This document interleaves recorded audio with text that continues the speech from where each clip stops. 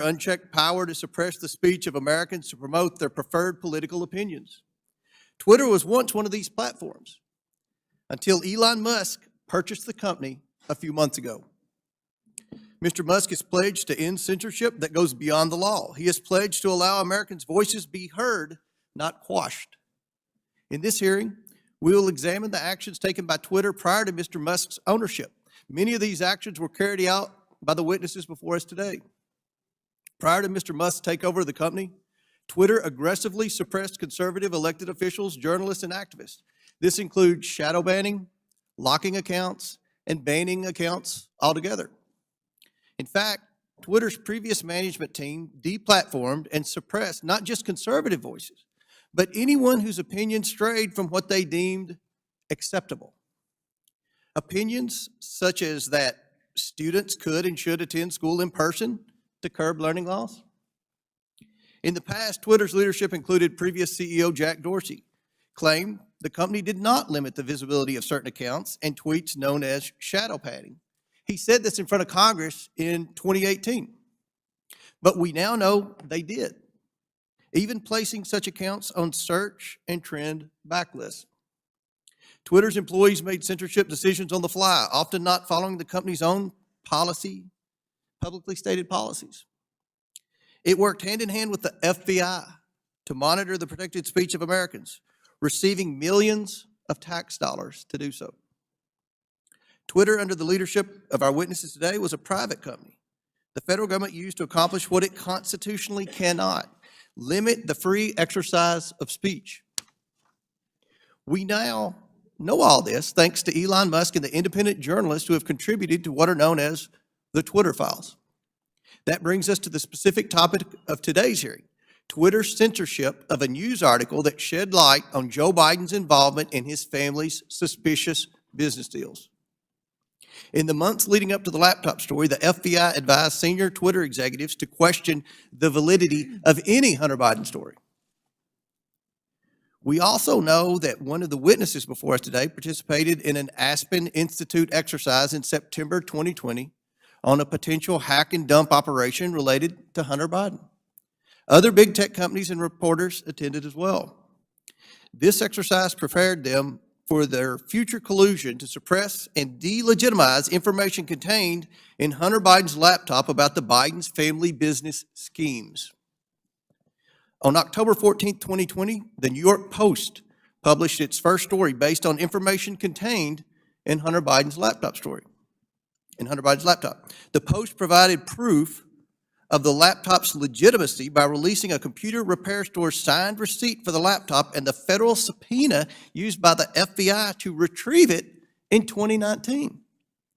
The article revealed that a top executive at Burisma, who was paying Hunter Biden $50,000 a month, had spent time with then Vice President Biden in Washington, D.C.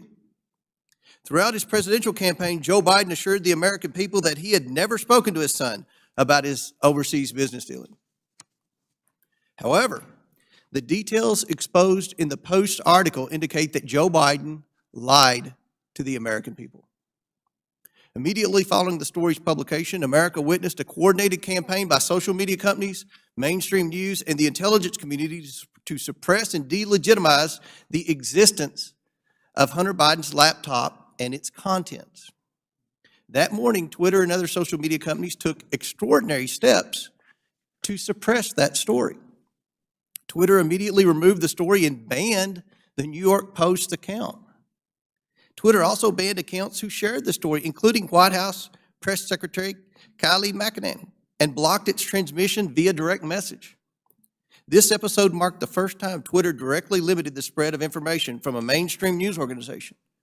And the New York Post would not get its account back for 2 weeks. Twitter would finally admit its mistake, but the damage had already been done.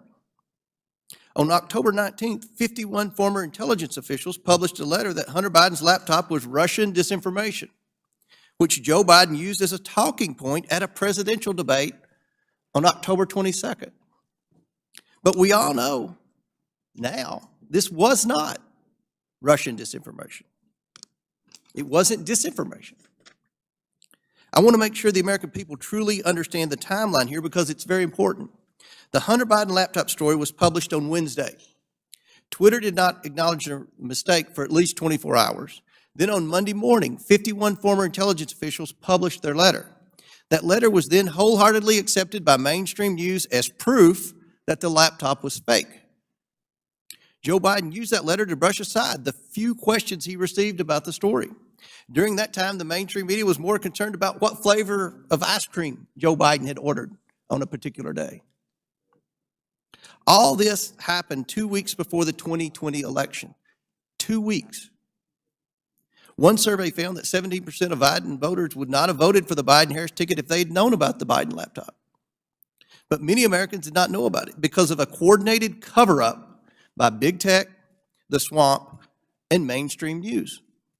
Now mainstream media outlets have verified the laptop, but the damage has been done.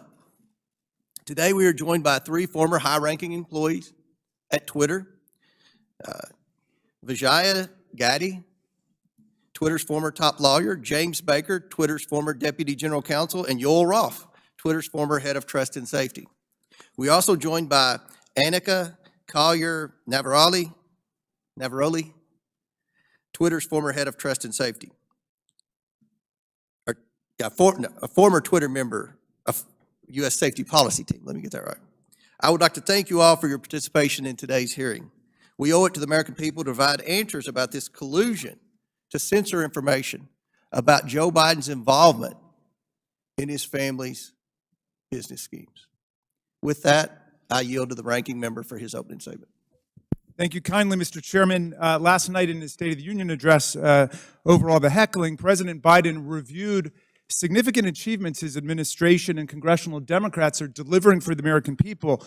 The lowest unemployment rate in over 50 years, a manufacturing boom in clean energy, semiconductors, and infrastructure, expanding health care for veterans and lowering prescription drug costs for seniors and people with diabetes, beating the opioid epidemic and addressing our national mental health crisis, historic action on climate change. But this morning, we return not to focus on advancing this robust agenda of progress, but instead to take up an authentically trivial pursuit, all based on the obsessive victimology of right-wing politics in America. The majority has called a hearing to revisit a 2-year-old story about a private editorial decision by Twitter not to allow links to a single New York Post article made for a 2-day period that had no discernible influence on anyone or anything. The New York Post published the article on its own pages, and it was carried by lots of other media outlets. It was widely discussed, including on Twitter itself, even during the brief moment in time when links weren't provided, and it was a fixture in right-wing media for the next 3 weeks before the election. I think even the chairman and other members of this committee were out on TV and social media talking about it. But instead of letting this trivial pursuit go, my colleagues have tried to whip up a faux scandal about this 2-day lapse in their ability to spread Hunter Biden propaganda on a private media platform. Silly does not even begin to capture this obsession. What's more, Twitter's editorial decision has been analyzed and debated ad nauseum. Some people think it was the right decision. Some people think it was the wrong decision. But the key point here is that it was Twitter's decision. Twitter is a private media company. In America, private media companies can decide what to publish or how to curate content however they want. If Twitter wants to have nothing but tweets commenting on New York Post articles run all day, it can do that. If it makes such tweets mentioning New York Post never see the light of day, they can do that too. That's what the First Amendment means. Twitter can ban Donald Trump for inciting violent insurrection against the Union, as he was impeached by the House of Representatives, and as 57 of 100 senators found he did. And it can also try to resurrect his political career.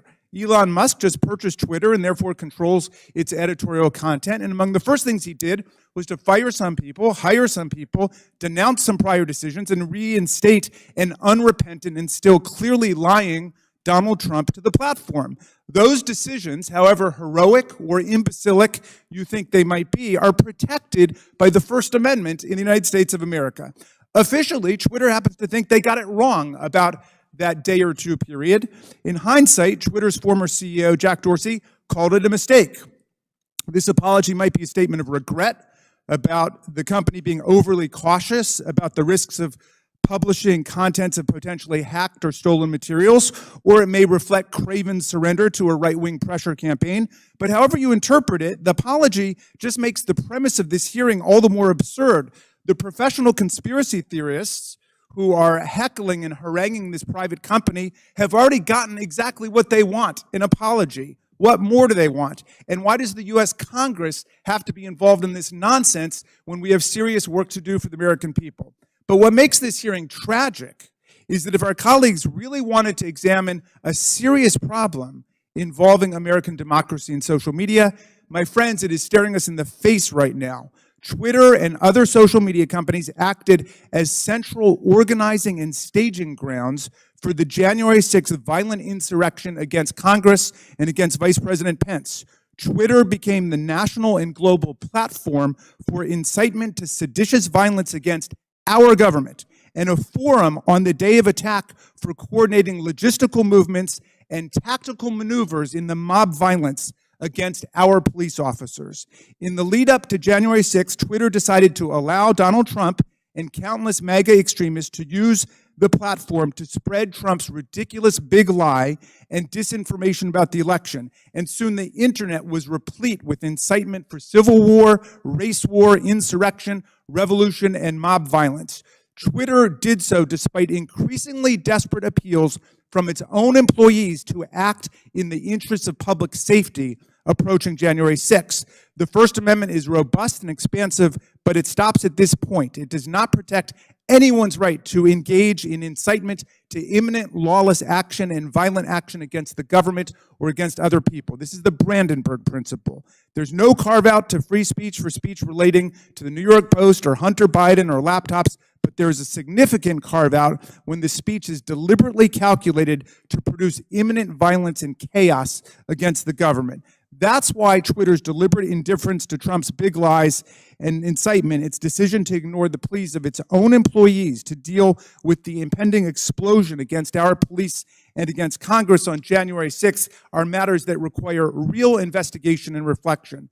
Rather than conspiring to suppress right-wing MAGA speech, as my colleagues astonishingly claim, Twitter and other media companies knowingly facilitated Trump's spread of disinformation, or what his own sycophantic Attorney General William Barr would come to call bullshit, and gave voice to his followers' glorification of violence and calls for civil war. Today, we will hear from Anika Collier-Navaroli, a former Twitter employee turned corporate whistleblower and patriotic hero who raised the alarm inside Twitter and numerous accelerating warning signs that she saw leading up to the violent and catastrophic attack on the Capitol on January 6, 2021. Ms. Navaroli is here today to publicly testify about how senior officials at Twitter resisted her efforts to put policies in place or to enforce existing policies to promote public safety and to defend our national security. Twitter management, however, did not want to cross Donald Trump. I don't know precisely how we will solve the problem of private social media platforms being used for the organization of coups and incitement of violent insurrections against the United States or Brazil or any other country. But this is a grave problem confronting democracy, not just in America, but all over the world. It is not a silly, concocted partisan issue. We must analyze it carefully and legislate effectively to address it. And we must never forget that the enemies of democracy, led by autocrat and war criminal Vladimir Putin, are spending hundreds of millions of dollars on social media propaganda and disinformation to destabilize democracy all over the world, even as they wage their genocidal, illegal, aggressive war against the people of Ukraine. How are we going to prevent the liberal democracies from being overrun by propaganda, disinformation, and violent incitement? Well, listen to Anika Collier-Navaroli, because she has something important to say. She poses a problem that would be worthy of a serious congressional hearing, and we should have one. Thank you, Mr. Chairman. I yield back. Gentleman yields back. I want to thank again the witnesses for appearing here today. Today's witnesses are former Twitter employees. Vijaya Gaddy, Twitter's former general counsel; James Baker, Twitter's former deputy general counsel; Yoel Roth, Twitter's former head of trust and safety; and Anika Collier-Navaroli, a former member of Twitter's U.S. safety policy team. I want to remind everyone you all are appearing under subpoena by your own request. Pursuant to Committee Rule 9G, the witnesses will please stand and raise the right hands. Do you solemnly swear or affirm that the testimony you are about to give is the truth, the whole truth, and nothing but the truth, so help you God? Let the record show that the witnesses all answered in the affirmative. We will begin the 5-minute question portion of our hearing today. The chair recognizes. Oh, apologize. Ready to get to the questions. We'll start with the opening statements, then we'll go to the questions. So each witness will get 5-minute opening statements, and we'll begin with you, Mr. Baker. Thank you, Mr. Chairman. Mr. Chairman, Ranking Member Raskin, and members of the committee, thank you for the opportunity to appear before you today. I hope that we will have a useful conversation about matters that are of great importance to the nation and the world. My main goals for this statement are simply to attempt to set the record straight with respect to certain false assertions that have been made about me in the public arena, and to offer a suggestion with respect to potential legislation in the area of social media regulation. As the committee is aware, however, based on the advice of counsel, I believe in good faith that I'm constrained today by my legal and ethical obligations as a former lawyer for Twitter, as well as by certain non-disclosure agreements. Within those constraints, however, I will endeavor to respond to the committee's questions as fully as I possibly can. And I believe I can make the following statements. First, I was not aware of and certainly did not engage in any conspiracy or other effort to do anything unethical, improper, or unlawful while I was at Twitter, period. I did not act unlawfully or otherwise inappropriately in any manner with respect to Hunter Biden's laptop. Indeed, documents that Twitter has disclosed publicly reflect that I urged caution with respect to the matter and noted that we needed more information to fully assess what was going on and to decide what to do. Hardly a surprising piece of advice from a corporate lawyer. Moreover, I'm aware of no unlawful collusion with or direction from any government agency or political campaign on how Twitter should have handled the Hunter Biden laptop situation. Even though many disagree with how Twitter handled the Hunter Biden matter, I believe that the public record reveals that my client acted in a manner that was fully consistent with the First Amendment. I think that the best reading of the law is that as a private entity, the First Amendment protects Twitter and its content moderation decisions. And I do not believe that the facts in the public record indicate that Twitter became a state actor as that concept is defined under existing precedent, such that the First Amendment would have constrained it. Second, I believe that at all times I executed my duties and responsibilities to my client, Twitter, lawfully and ethically. At no time was I an agent or operative of the government or any political actor when I worked at Twitter. To the contrary, I believe that I worked zealously and diligently within the bounds of the law in pursuit of my client's best interests. Third, I did not destroy or improperly suppress any documents at Twitter regarding information important to the public dialogue. At all times, I sought to help my client understand and comply with its legal obligations. It is worth noting that the public record indicates that after I left the company, attorneys or other unidentified third parties collected and/or reviewed the contents of at least some of the Twitter files prior to their release. Fourth, Twitter disclosed publicly emails between me and Yoel Roth regarding one of Donald Trump's tweets about COVID. I do not have access to my Twitter emails, so I do not know if or how I responded to Mr. Roth.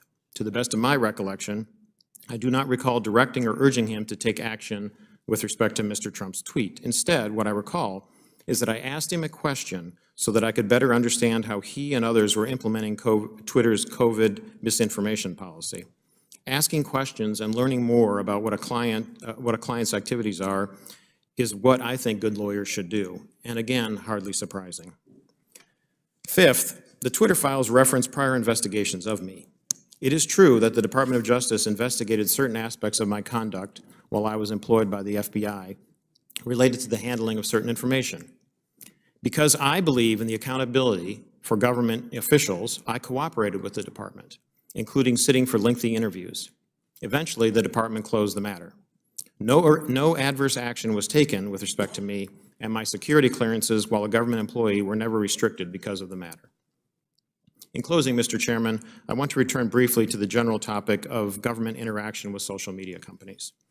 The law permits the government to have complex, multifaceted, and long-term relationships with the private sector.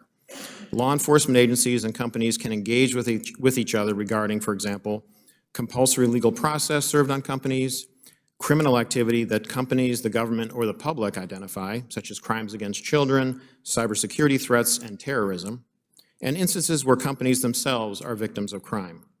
When done properly, these interactions can be beneficial to both sides and in the interests of the public. As you, Mr. Chairman, Mr. Jordan, and others have proposed, a potential workable way to legislate in this area may be to focus on the actions of federal government agencies and officials with respect to their engagement with the private sector.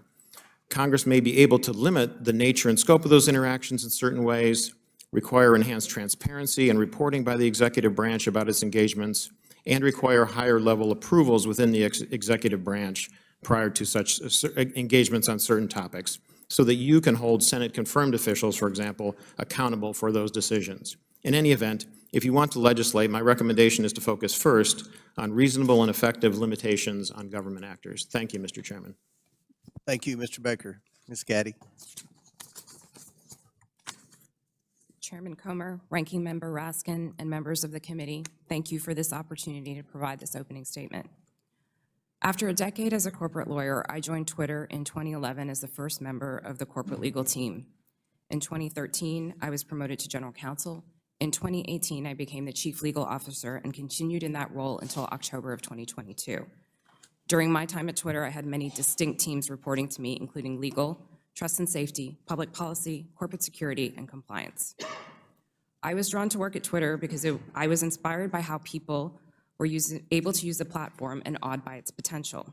Twitter enabled anyone to hear directly from any individual instantly. People from around the world were coming together on Twitter for an open and free exchange of ideas. The work was challenging and fulfilling. After Jack Dorsey returned as CEO in 2015, one of his top priorities became what we called the health of the public conversation. This was based on customer research, advertiser feedback, Twitter's declining revenue, user growth, and stock price. Teams across Twitter were focused on making the platform safer, better, and more profitable. As an executive of the company, I also was responsible for helping to achieve the corporate goals set by Mr. Dorsey, and I was accountable to him, the board of directors, and ultimately Twitter's public stockholders. As we prioritized the health of the public conversation, we did not lose sight of what Twitter was for most people, a place to talk about their favorite things. Topics that animated the platform range from K-pop to the World Cup to video games and movies.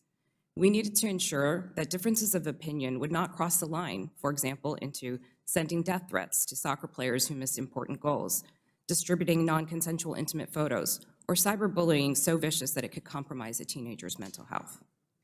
Twitter's platform rules covered a wide range of conduct and changed over time based on new behaviors and harms on the platform, and feedback from customers, regulators, governments, advertisers, researchers, and others.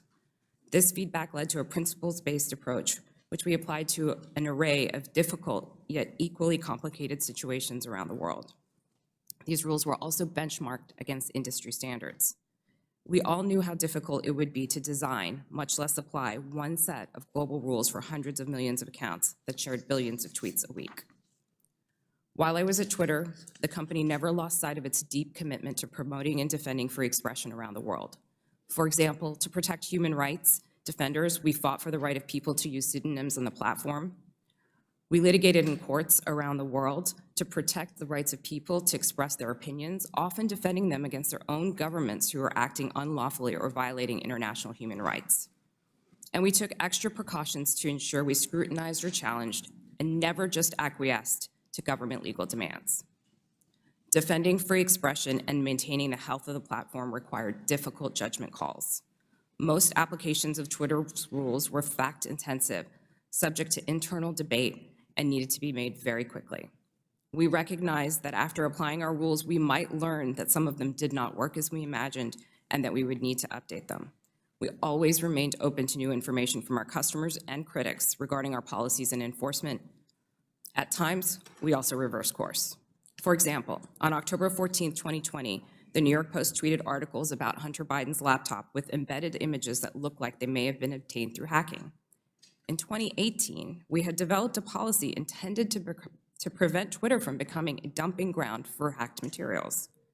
We applied this policy to the New York Post tweets and blocked links to the articles embedding those source materials. At no point did Twitter otherwise prevent tweeting, reporting, discussing, or describing the contents of Mr. Biden's laptop. People could and did talk about the contents of the laptop on Twitter or anywhere else, including other much larger platforms, but they were prevented from sharing the primary documents on Twitter. Still, over the course of that day, it became clear that Twitter had not fully appreciated the impact of that policy on free press and others. As Mr. Dorsey testified before Congress on multiple occasions, Twitter changed its policy within 24 hours and admitted its initial action was wrong. This policy revision immediately allowed people to tweet the original articles with the embedded source materials. Relying on its longstanding practice not to retroactively apply new policies, Twitter informed the New York Post that it could immediately begin tweeting when it deleted the original tweets, which would have freed them to retweet the same content again. The New York Post chose not to delete its original tweets, so Twitter made an exception after 2 weeks to retroactively apply the new policy to the Post's tweets. In hindsight, Twitter should have reinstated the Post account immediately. There is no easy way to run a global communications platform that satisfies business and revenue goals, individual customer expectations, local laws, and cultural norms, and get it right every time. Still, while I was at Twitter, we worked hard every day to make Twitter a healthy platform and ultimately a healthy business. Thank you for your attention. I look forward to your questions. Thank you very much. Mr. Roth. Thank you, Chairman Comer, Ranking Member Raskin, and members of the committee for the opportunity to speak with you here today. In nearly 8 years at Twitter, I worked in and led a division called Trust and Safety. Trust and Safety's core duty is content moderation, removing tweets that violate Twitter's terms of service and suspending users who repeatedly break the rules. This work is sometimes dismissed merely as censorship, but it represents a key way that Twitter and other companies live up to their responsibility to keep the users of their products safe. Much of this work is uncontroversial. For example, taking down accounts that engage in child sexual exploitation or promote terrorism. The gray area of this work, though, is when trust and safety teams have to make decisions about so-called lawful but awful material, content that may be legal in many jurisdictions, but isn't something most people would want to experience. Think of things like posting someone else's home address without their permission, or bullying somebody for a disability or for how they look. A free speech absolutist might say, yes, that kind of content is unpleasant, but it's not against the law.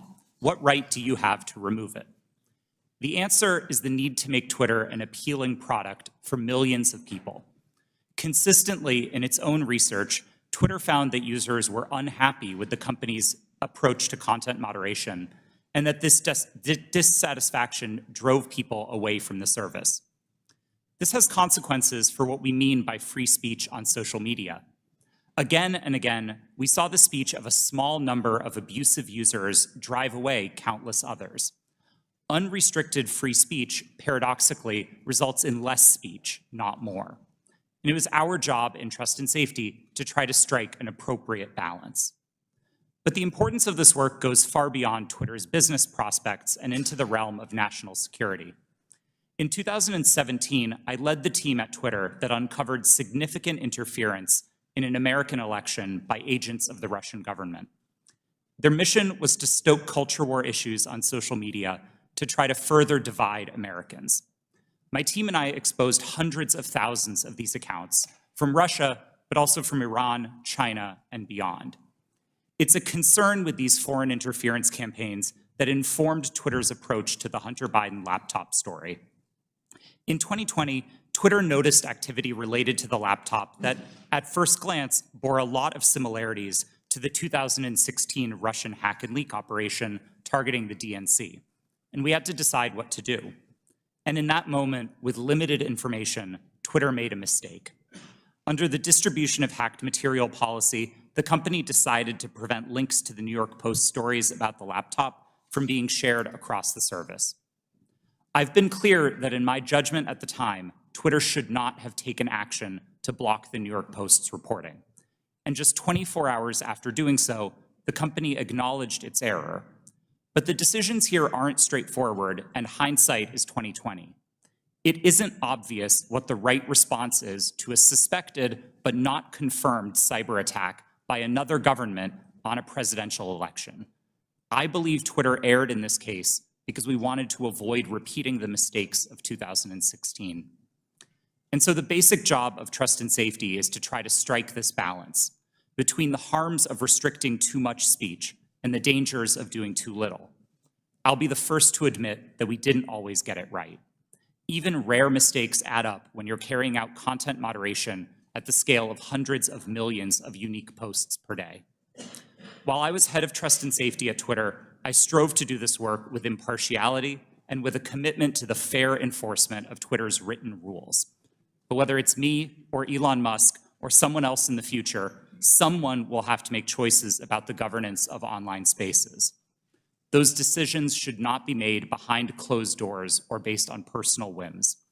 I hope that we can work together to find ways to bring greater trust and transparency to social media, and I look forward to answering the committee's questions about any of these topics to the best of my ability. Thank you. Ms. Navaroli. Good morning, Chairman Comer, Ranking Member Raskin, and members of the committee. Thank you so much for the opportunity to speak with you all today. I'm here because there is an urgent need for us to understand the impact that social media companies are having on our democracy. I will be very clear. I was not involved in the decision around Hunter Biden's laptop, but I was involved in decisions that were made leading up to, during, and after the January 6th attack on the Capitol. If we are going to talk about social media in the government, we need to talk about Twitter's failure to act before January 6th. I am here to tell you that doing nothing is not an option. If we continue to do nothing, violence is going to happen again. My background is as a trained lawyer and journalist, and my expertise over the past decade has been in the areas of media, technology, law, and policy, with a particular focus on social media and free expression. I joined Twitter in 2019, and by 2020, I was the most senior expert on Twitter's US safety policy team. My team's mission was to protect free speech and public safety by writing and enforcing content moderation policies around the world. These policies included things like abuse, harassment, hate speech, violence, and privacy. So if no other algorithm or no other human could decide if a tweet violated my team's policies, the safety team policy acted as the final moderators. If a high-profile individual like any member of this committee or President Trump tweeted something controversial, it was sent to my team's desk. Every day, we had to decide whether a particular piece of content equated to yelling fire in a crowded theater. My work at Twitter and subsequently at Twitch put me in the middle of key events in history. What I've learned from them is that social media played and continues to play a role in these events.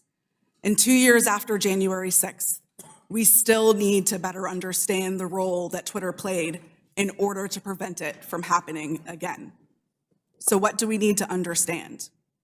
First, Twitter's leadership bent and broke their own rules in order to protect some of the most dangerous speech on the platform. I'm going to talk a little bit about what happened in the months leading up to January 6th. During this time, my team worked to try to minimize the threat of violence that we saw coming. After President Trump instructed the Proud Boys to stand back and stand by in a debate, we considered the danger that that statement would have if it was tweeted. So we crafted what we called a coded incitement to violence policy to address dog whistles like this. Instead of approving it, management bent over backwards to find ways to not approve it. On January 5th, when the policy was still not approved, I led a meeting where one of my colleagues asked management whether someone was going to have to get shot before we were allowed to take down tweets. Another colleague looked up live tweets and read them to management to try to convince them of the seriousness of the issue. Still, no action was taken.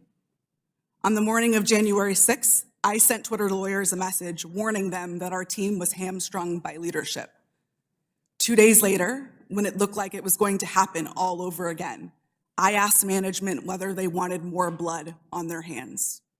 Only then did they act. The second problem is that there is way too much power concentrated in the hands of too few. With January 6th and many other decisions, content moderators like me did the very best that we could. But far too often, there are far too few of us, and we are being asked to do the impossible. For example, in January 2020, after the US assassinated an Iranian general and the US president decided to justify it on Twitter, management literally instructed me and my team to make sure that World War III did not start on the platform. No person, people, or company should have that kind of unchecked power or that kind of responsibility. The modern-day public conversation should not be susceptible to the whims of any one individual or any one company. Fixing the systemic issues that lead to bad decisions is not going to be easy, but people like me who have been in the trenches can help lead the way.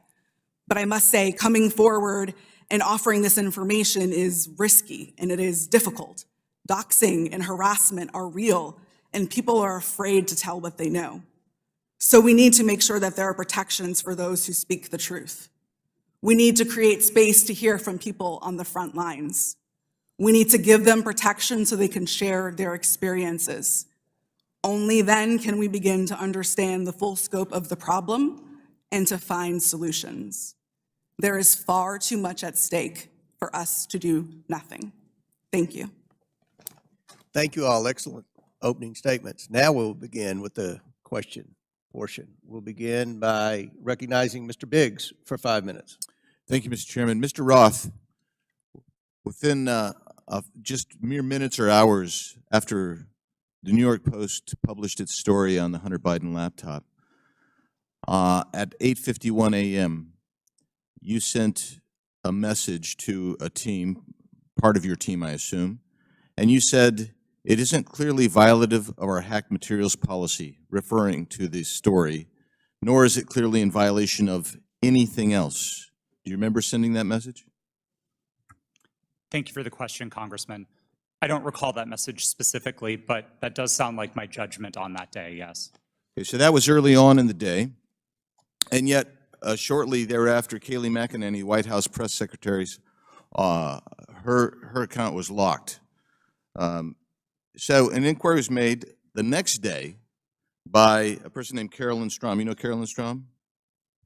Yes, sir, I do. Yeah, and Carolyn Strom asked what's going on here, and somebody named Elaine Ong Soto said the user was bounced by site integrity for violating our hacked materials policy. Do you remember that incident?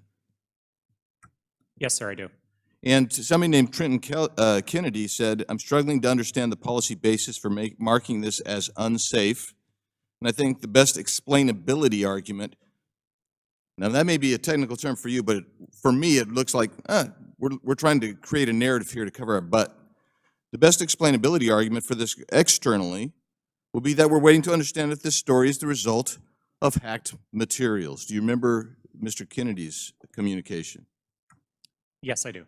Yeah, and so then we get into a whole series of things written by Mr. Baker going back and forth, and he says on that same day, now at 9:26, which is about a half an hour after your statement that you don't think that anything's been violated here, he says, "I've seen some reliable cybersecurity folks question the authenticity of the emails in another way."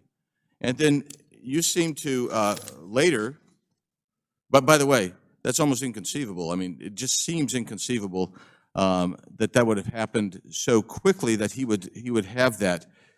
And then you sent out something right after that said, "The key factor informing our approach is consensus from experts monitoring election security and disinformation that this looks a lot like a hack and leak that learned from the 2016 WikiLeaks approach." I'm wondering if you can name for me today any of the experts that seem to have a consensus at 10:12 a.m.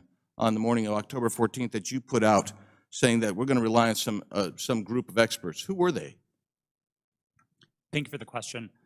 Twitter did not give me access to any of my documents or emails to prepare for this hearing, and so unfortunately, I can't give you a direct answer. Were there, Mr. Roth, were there experts? Were there people that you consulted that were cybersecurity experts between 9 a.m. and 10:15 a.m. on that day? My recollection is that we were following discussions about this incident as they unfolded on Twitter. So cybersecurity experts were tweeting about this incident and sharing their perspectives, and that informed some of Twitter's judgment here. But I want to emphasize, as I said in my statement, I didn't think that the evidence or those perspectives warranted removal, and I advocated against taking that action. I understand. Let's look at one other document.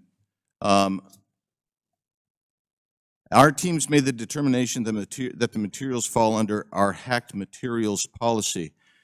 It's my understanding from reports and internal sources that normally a hacked material policy would require a government official or law enforcement determination that there had actually been a hacked account before that hacked policy were to be in place or imposed.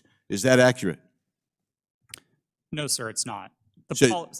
So the policy did not require that there be any kind of official finding by the government, by a government source? No, there were a number of different types of evidence that we considered under the policy. Certainly, government attribution would be a powerful one, but we also looked. So you for weren't other looking. signals. That wasn't determinative, is what we're saying. In that instance, we did not have any specific information from any government source. No. I'm going to read something that applies to this and several other things from the Twitter stack that you guys had. This might be an unpopular opinion, but one-off ad hoc decisions like this that don't appear rooted in policy are, in my humble opinion, a slippery slope and reflect an alternatively equally dictatorial problem. Quite frankly, that's what the essence of all four of your testimony. I realize you're trying to fight against it, but you exercised an amazing amount of clout and power over the entire American electorate by even holding them hostage for 24 hours, reversing your policy, and then they're like, well, we want to go back to the originals. That's 24 hours or 2 weeks that you imposed your will on the American electorate. I'll yield back, Mr. Chairman. Gentleman, time's expired. He went 30 seconds over. I'll give the ranking member an extra 30 seconds. You're very fair-minded, Mr. Chairman. Mr. Roth, let me start with you. Did I hear you correctly to say that there were thousands or even hundreds of thousands of counterfeit Twitter accounts set up by Russian propaganda and disinformation for Vladimir Putin to pump his poison into the bloodstream of American social media? Is that right?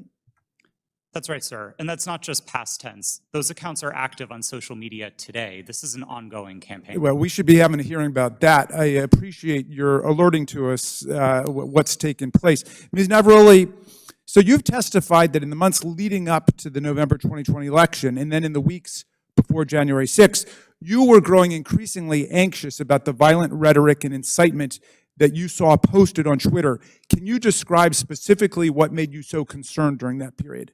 And did you raise your concerns with people at Twitter? Thank you for that question. As I said in my opening statement, after former President Trump in his debate said the statement, stand back, stand by to the Proud Boys, my team, in discussion with other teams at Twitter, realized that we had a gap in our policies and that could not be said on the platform because it would have gone too far. What we did see continue to happen was those statements, in addition to other coded incitement to violence or dog whistles, began to spring up on the platform. And so what was once fringe ideology or fringe statements that were calling for the overthrow of the government became a loud roar. And so we heard individuals beginning to say that they were locked and loaded, that they were ready for Civil War Part 2, that they were ready for another revolution, that they were ready for the day of the rope in very clear English on Twitter. And on the January 6th committee, we have tens of thousands of statements like that being made on Twitter and other parts of social media. So we got a little taste of what you were experiencing on a daily basis. Now, there was this meeting on January 5th at Twitter. I don't think it was called specifically to look at what was going to happen the next day. That just happened to be a regular meeting. But at that meeting, you and other employees raised urgently the problem of what you saw coming on January 6th. How did Twitter management respond to the concerns that you raised? That's a great question. And yes, that meeting was a regularly scheduled meeting. Within the meeting, I believe I referred to it in my testimony to the January 6th committee as I was at my wit's end. I had argued, I had asked questions, I had asked for clarification. We had found dangerous tweets within the meeting, and yet the individual who is the most senior leader within the team in that meeting told us that we were not allowed to take that content down and that we were not allowed to use the coded incitement to violence policy. The reason that she gave us mirrored what we had been told by the former head of trust and safety, Del Harvey, that individuals might be saying things like locked and loaded or stand back and stand by in ways of self-protection. That was not what we were seeing on the platform. So when you were seeing things like locked and loaded and Civil War Part 2 and race war and so on, were you warning your superiors at Twitter that you thought there was going to be real violence, that this was not hyperbole that was being spoken at that point? Absolutely. I specifically told Del Harvey herself that someone was going to get shot, as I testified to to the January 6th committee. You stated that Donald Trump described his own tweets as little missiles. Why did that stick in your mind? Yes, the quote that you're referring to, I don't remember exactly what news article that it was in, but it was a news article that I had read in which the former president said that he liked to send out his tweets like little missiles. To me, that sounded exactly like weaponization of a platform in his own words, and yet Twitter was not concerned. All right. Well, again, this bears a complete hearing on its own. This is a real issue, unlike something that happened a couple of years ago for 24 hours that has already disappeared in the sands of time. But this is facing us today. As you say, those right-wing violent forces are still out there, and the social media can still be used as a channel for incitement to violent action against state legislatures, school boards, the Capitol of the United States, Congress, and so on. How do we prevent this from happening in the future? And do you think that Twitter is dealing with this problem effectively now? As I said in my opening statement, we have to do something. There is too much at stake for us to continue to do nothing. And this question of how do we prevent it is a big one. Unfortunately, I do not believe that we are at a place that we can come to solutions because we do not know how these companies work. We must continue to hear from individuals like myself. We must have a seat at the table to be able to share our experiences, because our experiences and the ways that we have succeeded, the ways that we have failed, hold the key to our futures and the key to our democracies. All right, thank you, Mr. Chairman. I would just say I was skeptical about revisiting the whole New York Post thing, where there have already been congressional hearings and they've already apologized for their little lapse, but this is a serious issue, and so I'm glad we at least have the opportunity to begin to talk about it in public. And I yield back to you. Thank you. Gentleman yields back. I'll recognize myself now for questioning. The Biden family investigation begins with the story of how big tech, the media, former intelligence agents, and the Bidens themselves suppressed the story of Hunter Biden's laptop weeks before the 2020 election. Today, we're hearing from Twitter executives who buried the New York Post laptop story, claiming it violated the platform's hacked materials policy. In reality, the Twitter executives were hostile towards conservatives and biased towards anyone who opposed their points of view. For example, Mr. Roth, did you write this tweet? I regret the language that I used in some of my former tweets, but yes, I did post that. And I'll read the tweet so it's in the record. Yes, that person in the pink hat is clearly a bigger threat to your brand of feminism than actual Nazis in the White House. Mr. Roth, do you think all conservatives are Nazis? Certainly not, sir. What about the hundreds of people who worked in the Trump administration? Certainly not. Did Ms. Gaddy or any other lawyer at Twitter ever tell you to take down that tweet? No, Twitter did not have a practice of restricting employees sharing their personal viewpoints on the service. Okay. Turning back to the laptop, Ms. Gaddy, are you aware that Hunter Biden's lawyers, as recently as last week, wrote the Department of Justice about Hunter Biden's laptop? I've seen some articles about that. Yes, they did. And it appears that Hunter Biden's attorney is admitting that the laptop and emails on it are authentic. So, Ms. Gaddy, on October 14th, 2020, did Hunter Biden report to Twitter that he was the victim of a hack? No, I don't believe he did. Ms. Gaddy, when the New York Post initially broke the story about the laptop, did you call Hunter Biden's lawyer to ask if it was authentic? No, I did not. Isn't it correct that the Biden campaign had contact with Twitter in the run-up to the 2020 election? Not to my knowledge. And you're telling this committee that you didn't ask any Biden representative if the laptop was real or for Hunter Biden's attorney's phone number to confirm its authenticity? We did not speak to anybody related to that. Mr. Baker, are you aware that the FBI had Hunter Biden's laptop since December of 2019? I'm sorry, am I aware of that now? Well, were you aware then? Then, no, I don't believe, sir, that, to the best of my recollection, I don't think I knew But that. you're aware now. I've heard that now, yes. Mr. Baker, did you call any of your contacts at the FBI to ask whether or not they knew if the material had been hacked? I don't recall contacting them about that on that day. Mr. Roth, Ms. Gaddy, and Mr. Baker, it appears to me that you failed at your jobs. You were entrusted with the highest level of power at Twitter, but when you were faced with the New York Post story, instead of allowing people to judge the information for themselves, you rushed to find a reason why the American people shouldn't see it. In a matter of hours, you were deciding on the truth of a story that spans years and dozens of complex international transactions. You did this because you were terrified of Joe Biden not winning the election in 2020. That's what it appeared. I can assure you this committee will succeed in holding the Bidens accountable. So much of the evidence of wrongdoing from this family is located in that hard drive that you all led the American people to believe was Russian disinformation, when in fact it was not. Now, I agree with Mr. Baker's opening statement. The concern for me is the level of involvement the FBI had with not just Twitter, but all of our social media platform companies.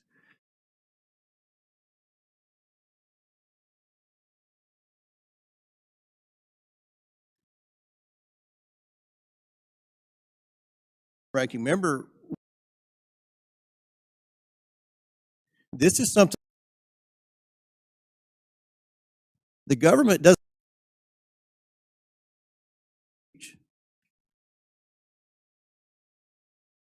What if there's a concern FBI and they put in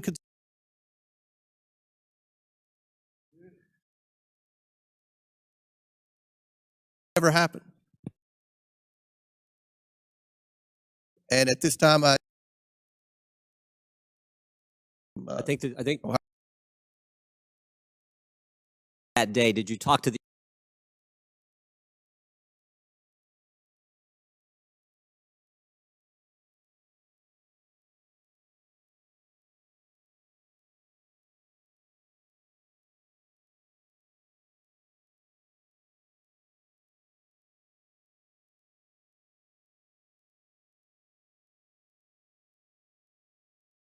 specific to the chairman? You said, I did not talk to the FBI about the Hunter Biden laptop story that day. I assume that day is October 14th.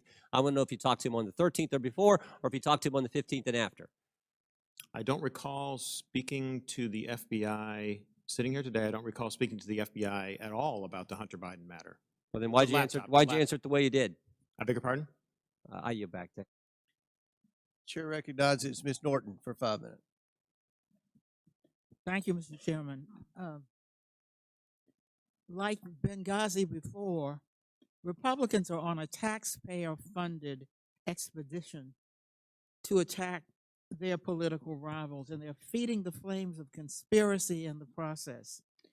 With the release of the so-called Twitter files, Donald Trump has seized the moment to further his own conspiracies about the 2020 election, writing in December, and I quote, "Do not throw the presidential election results of 2020 out and declare, do you throw the presidential election results of 2020 out and declare the rightful winner, or do you have a new election? A massive fraud of this type and magnitude allows for the termination of all rules, regulations, and articles, and even those found in the Constitution, end quote. Now, it bears repeating that this is the same man who incited an insurrection on January 6th, and just last week reposted a message on Truth Social that suggested his supporters will, quote, and I'm quoting him now, physically fight for him this time, and added, they got my 6 and we are loaded, and I mean loaded. This is a question for Ms. Navaroli. What did the phrase locked and loaded mean to you while you were at Twitter prior to January 6th? Yes, thank you for that question. The way that I read locked and loaded to be interpreted by the tweets that I saw coming on Twitter prior to January 6th was that individuals were loaded, were armed, and that they were ready to commit violence. Are you concerned that the use of this language will continue to incite and legitimize political violence leading to the next election? Absolutely. We are sitting exactly 1 month in which the exact same playbook was played in Brazil when we saw almost deja vu happening again. As I said in my opening statement, unless we do something, this will continue to happen again. Thank you, Ms. Navaroli. Mr. Roth, you are no stranger to conspiracies and their real-world consequences. If you don't mind, can you please describe for the committee how the release of the so-called Twitter files has affected your personal safety? Thank you for the question, Congresswoman. The Twitter files, I would note first and foremost, didn't just affect me, but affected much more junior employees at Twitter. Employees as far away as Manila in the Philippines were doxxed, had their families threatened, and experienced harm equal to or greater than what I've experienced. But concurrent with the Twitter files, Elon Musk also made the decision to share a defamatory allegation that I support or condone pedophilia. And this lie led directly to a wave of homophobic and anti-Semitic threats and harassment against me, of which Twitter has removed vanishingly little. And following the Daily Mail's decision to publish where I live, ultimately I had to leave my home and sell it. Those are the consequences for this type of online harassment and speech. Well, I must say, those are very real consequences. By legitimizing unsubstantiated conspiracy theories about the deep state, big tech, and government censorship for political gain, committee Republicans are holding a match to a powder keg. We all saw the consequences of this kind of rhetoric on January 6th, and we continue to see it play out as political violence and hate crimes grip communities around the country. And I yield back, Mr. Chairman. Lady yields back. Chair recognizes Ms. Mace for 5 minutes. Thank you, Mr. Chairman. The Twitter files were not just about Hunter Biden's laptop. Twitter files make it apparent Twitter worked overtime to suppress accurate COVID information. Dr. Jay Bhattacharya is a professor of medicine at Stanford who once tweeted an article he wrote about natural immunity. Thanks to Elon Musk's release of the Twitter files, we learned some of his tweets were tagged with the label of Trends Blacklist. Apparently, the views of a Stanford doctor are disinformation to you people. I, along with many Americans, have long-term effects from COVID. Not only was I a long hauler, but I have effects from the vaccine. It wasn't the first shot, but it was the second shot that I now developed asthma that has never gone away since I had the second shot. I have tremors in my left hand, and I have the occasional heart pain that no doctor can explain, and I've had a battery of tests. I find it extremely alarming Twitter's unfettered censorship spread into medical fields and affected millions of Americans by suppressing expert opinions from doctors and censoring those who disagree with the CDC. I have great regrets about getting the shot because of the health issues that I now have that I don't think are ever going to go away. And I know that I'm not the only American who has those kinds of concerns. Another example of what Twitter has done to censor folks is from Dr. Martin Koldorf, a Harvard-educated epidemiologist, who once tweeted, "COVID vaccines are important for high-risk people and their caretakers. Those with prior natural infection do not need it, nor children." The Twitter files reveal this tweet was deemed false information because it ran contrary to the CDC. So my first question this morning of Ms. Gaddy, may I ask of you, where did you go to medical school? I did not go to medical school. I'm sorry? I did not go to medical school. That's what I thought. Why do you think you or anyone else at Twitter had the medical expertise to censor a doctor's expert opinion? Our policies regarding COVID were designed to protect individuals. We were seeing You guys censored Harvard-educated doctors, Stanford-educated doctors, doctors that are educated in the best places in the world, and you silenced those voices. My next question is, did the U.S. government, I have another chart I want to show you, Ms. Gaddy. I have another tweet by someone with a following of a full 18,000 followers. This person put a chart from the CDC on Twitter. It's the CDC's own data, so it's accurate by your standards, and you all labeled this as misleading. You're not a doctor, right, Ms. Gaddy? No, I'm not. Okay. What makes you think you or anyone else at Twitter have the medical expertise to censor actual, accurate CDC data? I'm not familiar with these particular situations. Yeah, I'm sure you're not. But this is what Twitter did. They labeled this as inaccurate. It is the government's own data.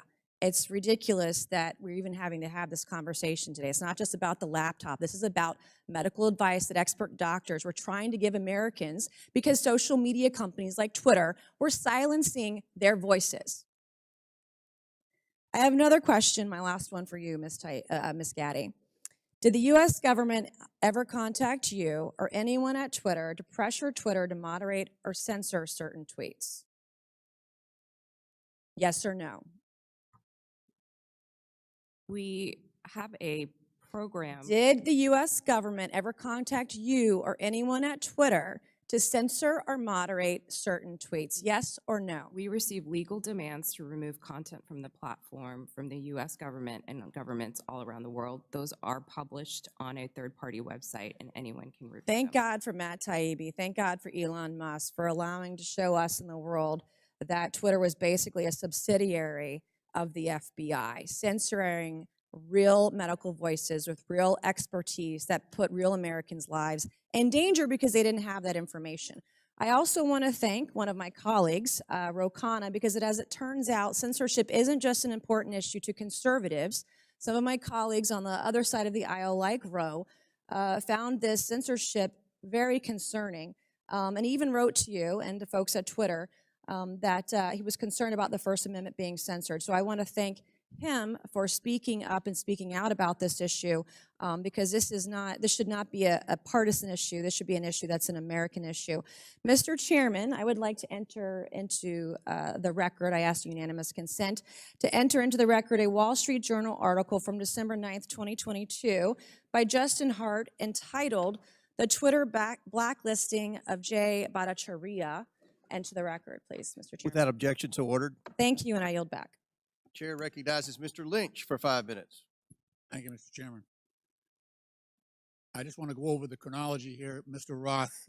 Back in 2016, Russia and Vladimir Putin engaged in what bipartisan Senate Intelligence Committee investigators called a, and I quote, aggressive, multifaceted effort to influence the outcome of that year's presidential election. The campaign included hacking of the systems of a major political party and leaking illegally obtained information, scanning U.S. election systems for vulnerabilities, and exploiting the weaknesses of social media platforms to spread disinformation to the American people.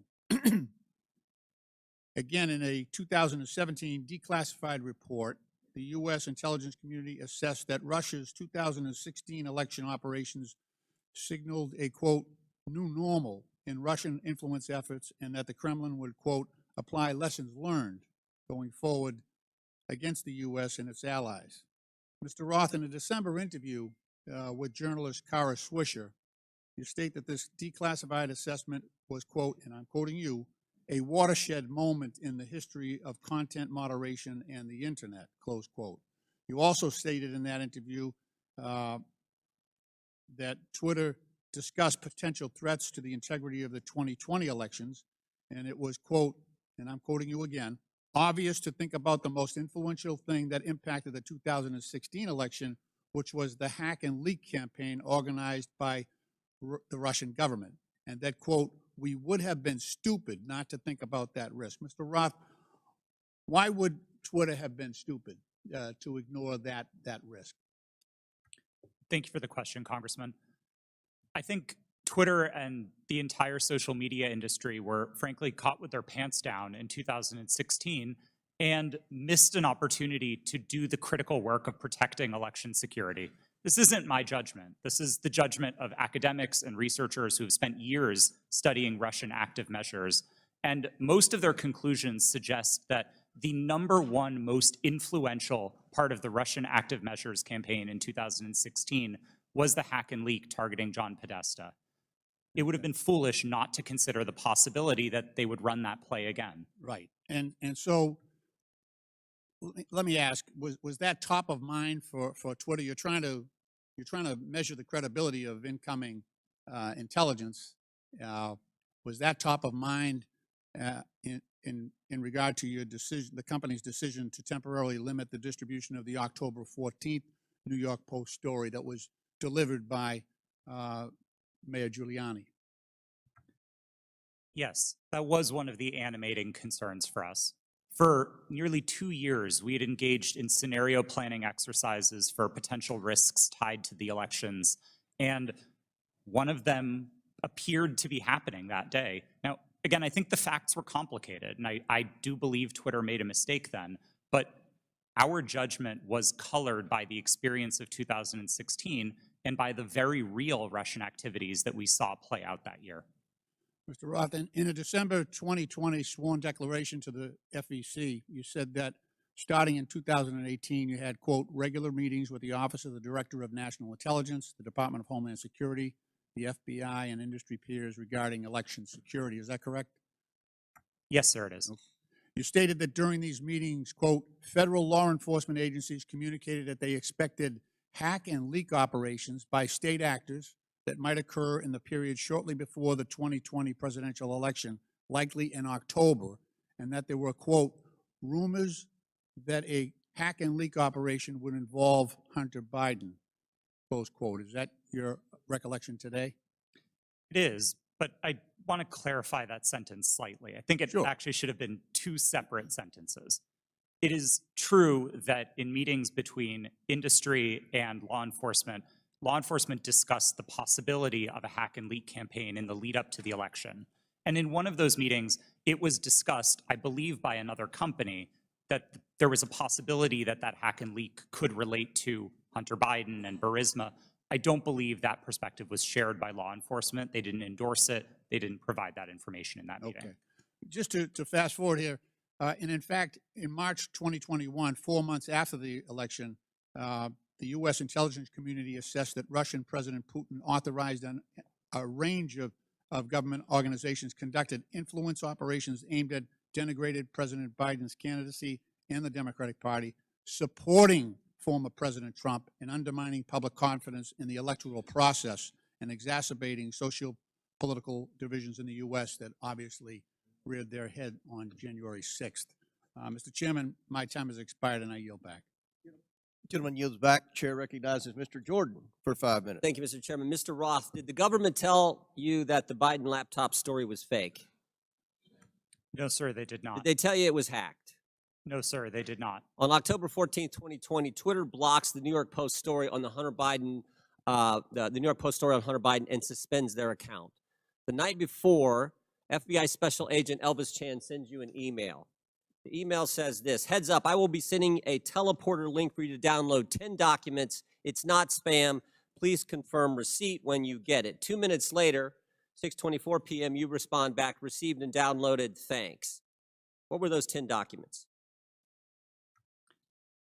Twitter didn't give me access to my laptop, but Special Agent Chan has said publicly, and the FBI has confirmed, that those documents did not relate to Hunter Biden, and that's my recollection of them. What did they relate to?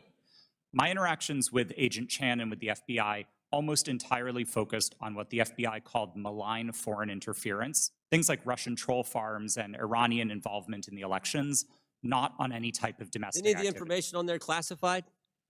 No, sir, I do not hold a security clearance, and so I would not have received any classified information. Who does hold a security clearance? I'll just go to the second email here. I'm just curious about this. What I propose is that 30 days out from the election, this is another email to you from Mr. Chan. 30 days, we get temporary clearances. You pick who they are. Who were the people at Twitter who had a security clearance? To be honest, sir, I'm not sure, and we never ultimately followed through on this plan to get temporary clearances. Did anyone at Twitter have a security clearance? It's my understanding that at least some current or former employees did hold clearances, but I wasn't certain about Ms. that. Gaddy, do you know if anyone took up Mr. Chan's offer to hand out security clearances 30 days before the 2020 election? Not that I'm aware. So we don't know how many people had security clearances. Twitter, do we know? Mr. Baker, Mr. Gaddy, Ms. Gaddy, anyone know how many people at Twitter had a security clearance in the 30 days prior to the election? I don't know the answer to that question, Ms. sir. Gaddy? I do not know. Mr. Roth, you don't know? No, sir. How about the last one? Ms. Navaroli, do you know? No. I mean, it seemed like the offer was to sort of just hand them out like candy. I just wondered who had them. No one knows? Okay. So the FBI didn't tell you that it was fake, didn't tell you that it was hacked. And Mr. Roth, did the story violate your policies? In my judgment at the time, no, it did not. Yeah, that's what you said. Said what I would propose, is you said it isn't clearly a violation of our hack materials policy, nor is it clearly a violation of anything else. So I think what a lot of people are wondering is if it didn't violate your policies and they didn't tell you it was fake, didn't tell you it was hacked, why'd you take it down? The company made a decision that found that it did violate the policy. It wasn't my personal judgment at the time that it did, but the decision was communicated to me by my direct supervisor, and ultimately, I didn't disagree with it enough to object to You know what I think happened, Mr. Roth? I think you guys got played. I think you guys wanted to take it deep down. We saw what the chairman put up where you said, everyone in the White House is a fascist.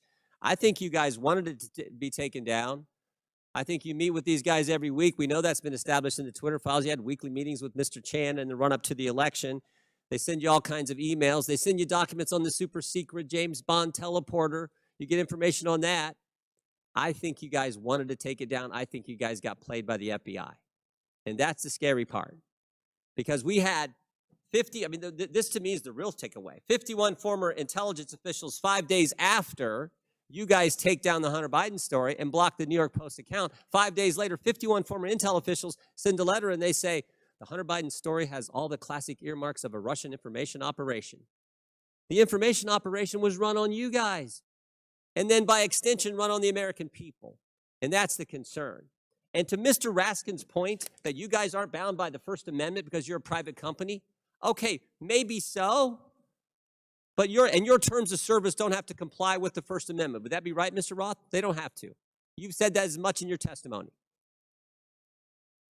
My understanding of the First Amendment is that it protects people and businesses from government, not Understand informs how the... what I'm in your terms of service. So here's what I want to know. Is this a violation of the First Amendment when the government, Mr. Chan, again, sending you an email saying, we think these accounts need to be looked at because they violate your terms of service? That's a different standard. So you got the government saying your terms of service, which don't have to comply with the First Amendment, but the government saying we don't think these accounts comply with your terms of service, please take them down. You see a problem there, Mr. Roth? Mr. Chairman, I'm seeing a flashing red light. I'm happy to answer the question. Do I think that that's a valuable use of the FBI's time? No, but I don't see in a request for review a problem under the First Amendment, no. I sure do. I thank the gentleman. I get back. Chair recognizes Mr. Conley for 5 minutes. Thank you, Mr. Chairman. My, what happens when you hold a hearing and you can't prove your point?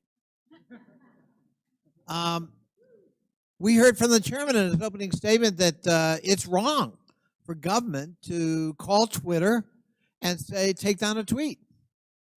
Did I hear that correct, Mr. Roth? That was my understanding, yes. Yeah. So on May 27th, 2020, President Donald J. Trump tweeted, and I quote, "Republicans feel that social media platforms totally silence conservatives." By the way, something that would come as news to you, apparently, Mr. Roth, because you're still the subject of conservative harassment. "We will strongly regulate," he went on to say, "or close them down before we ever allow this to happen," unquote. Ms. Navaroli, doesn't that sound eerily like a government official telling Twitter that there's a threat, we'll shut you down if we don't like the content? I am not familiar with the tweet that you have referenced. Well, but if I just told you that quote without telling you who said it, might it have some ominous overtones from your point of view if you're still at Twitter?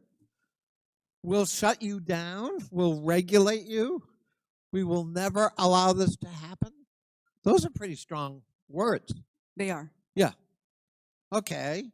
On September 8th, 2019, at 11:11 p.m., Donald Trump heckled two celebrities on Twitter, John Legend and his wife, Chrissy Teigen, and referred to them as the musician John Legend and his filthy-mouthed wife, unquote. Ms. Teigen responded to that email at 12:17 a.m. And according to notes from a conversation with you, Ms. Navaroli's counsel, your counsel, the White House almost immediately thereafter contacted Twitter to demand the tweet be taken down. Is that accurate? Thank you for the question.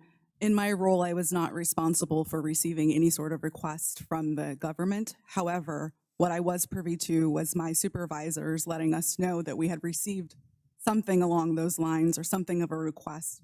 In that particular instance, I do remember hearing that we had received a request from the White House to make sure that we evaluated this tweet and that they wanted it to come down because it was a derogatory statement directed towards the president. They wanted it to come down. They made that request. To my recollection, yes. I thought that was an inappropriate action by a government official, let alone the White House.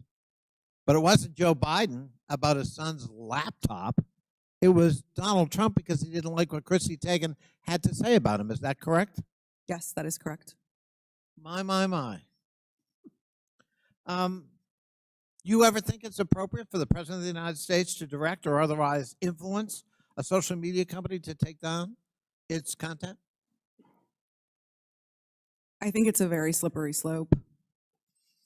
Mr. Roth, Ms. Gaddy, Mr. Baker, any evidence that Joe Biden's ever done that? Certainly none that I'm aware of, no. I don't recall anything like that. I'm sorry, that President Biden did what, sir?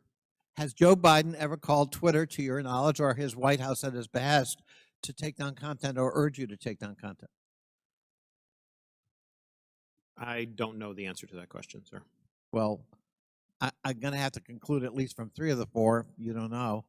There's no evidence he's ever done that, but there's plenty of evidence Donald J. Trump tried to do that.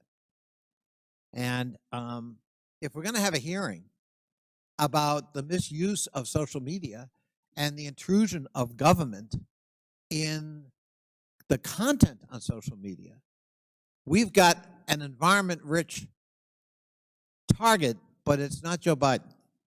It's Donald J. Trump, and of course, we don't want to talk about that. We don't want to talk about Russian bots and Russian fabrications using fake accounts on Twitter to a political purpose, and it's not to help elect Democrats. And we don't want to talk about 4 years of Donald Trump manipulating the truth and trying to manipulate social media and threaten it, or directly to try to shape it by taking down content because it was critical of him personally. And that's what we ought to be talking about as we move forward, not the subject of today's hearing. I yield back. Gentleman yields back. Chair recognizes Mr. Donalds for 5 minutes. Thank you, Mr. Chairman. Real quick, Mr. Roth, you've stated already that what happened with the New York Post story was similar to the hack and leak scenarios from 2016. You also said that you actually were opposed to deleting the New York Post story. Who advocated for the removal of the New York Post story? The company's decision to treat it as a violation. Mr. Roth, who at the company actually went over your recommendation? Because you're pretty high up. Who overrode you? The decision was communicated to me by my direct supervisor. Who was that person? Her name was Del Harvey. She was Okay. the vice president of trust and safety at the time. All right, thank you so much. Ms. Gaddy, real quick, you said to the chairman earlier, and I want to paraphrase what I heard earlier, is that Twitter had no contact with anybody from the Biden team. Is that correct to your knowledge?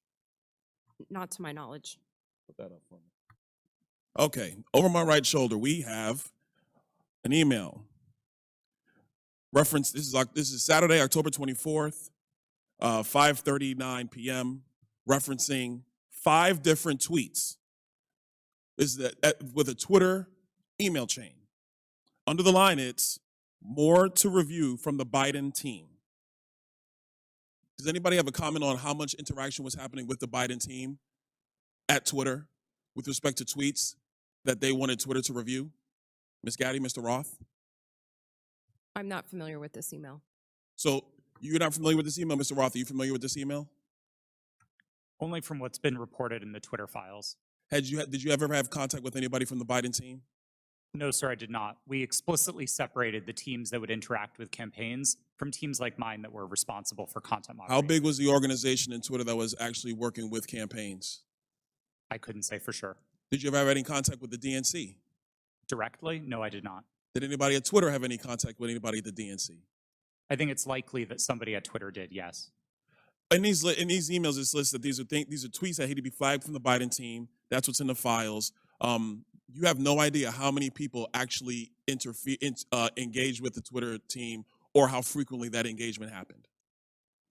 No, and again, that was by design. We kept those functions separate from content moderation so that we could impartially assess reports like this. Do you know how many tweets were actually flagged and taken down at the behest of the Biden team?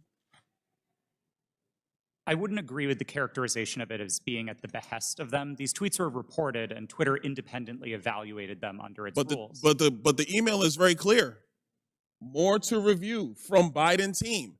The response 3 hours later at the bottom, hold this up real quick so we can see. The request at the bottom, it says, handled these. What does handled these mean? My understanding is that these tweets contained non-consensual nude photos of Hunter Biden, and they were removed by the company under. Hold on, real quick, Mr. Roth. How could you know so much about the content of these tweets? I mean, as far as I'm concerned, these are just web addresses. I don't know what's in these tweets. You have these things committed to memory that you know the content, but you don't know who you talk to at the Biden team?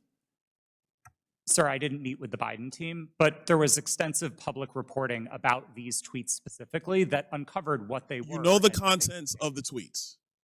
It was obviously at Twitter, but you have no idea how often people who worked in your organization had with the Biden team during the end of the 2020 presidential election. I would emphasize that the people who interfaced with the campaigns were not part of my team or organization. I would know what the interactions were if they were on my team. It was a different part of the organization, not mine. Let me ask you a separate question, and I'll ask it of you too, Mr. Baker. Have you guys been able to quantify the amount of in-kind contributions associated with taking down the New York Post story? Because the New York Post story was down for 2 weeks, give or take. Do you have any understanding of how much that story was limited by Twitter and also by other social media companies?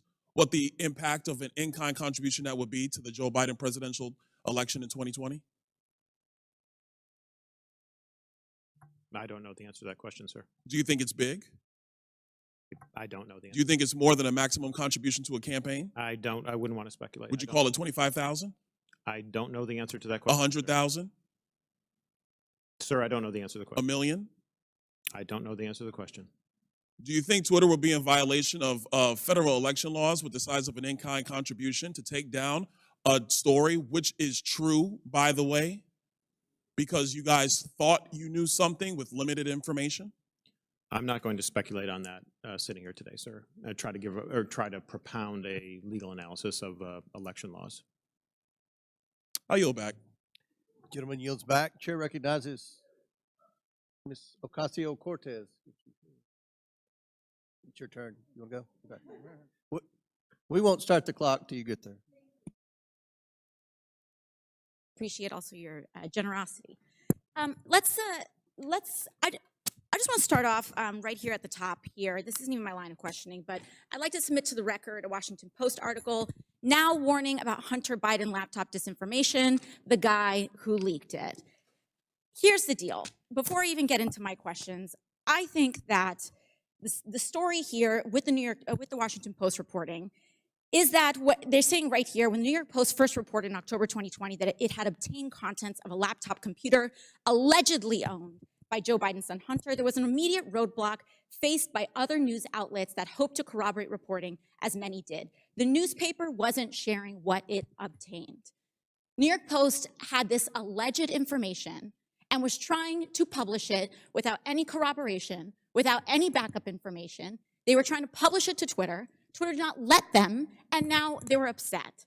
I believe that political operatives who sought to inject explosive disinformation with the Washington Post couldn't get away with it. And now they're livid. And they want the ability to do it again. They want the ability to inject this again.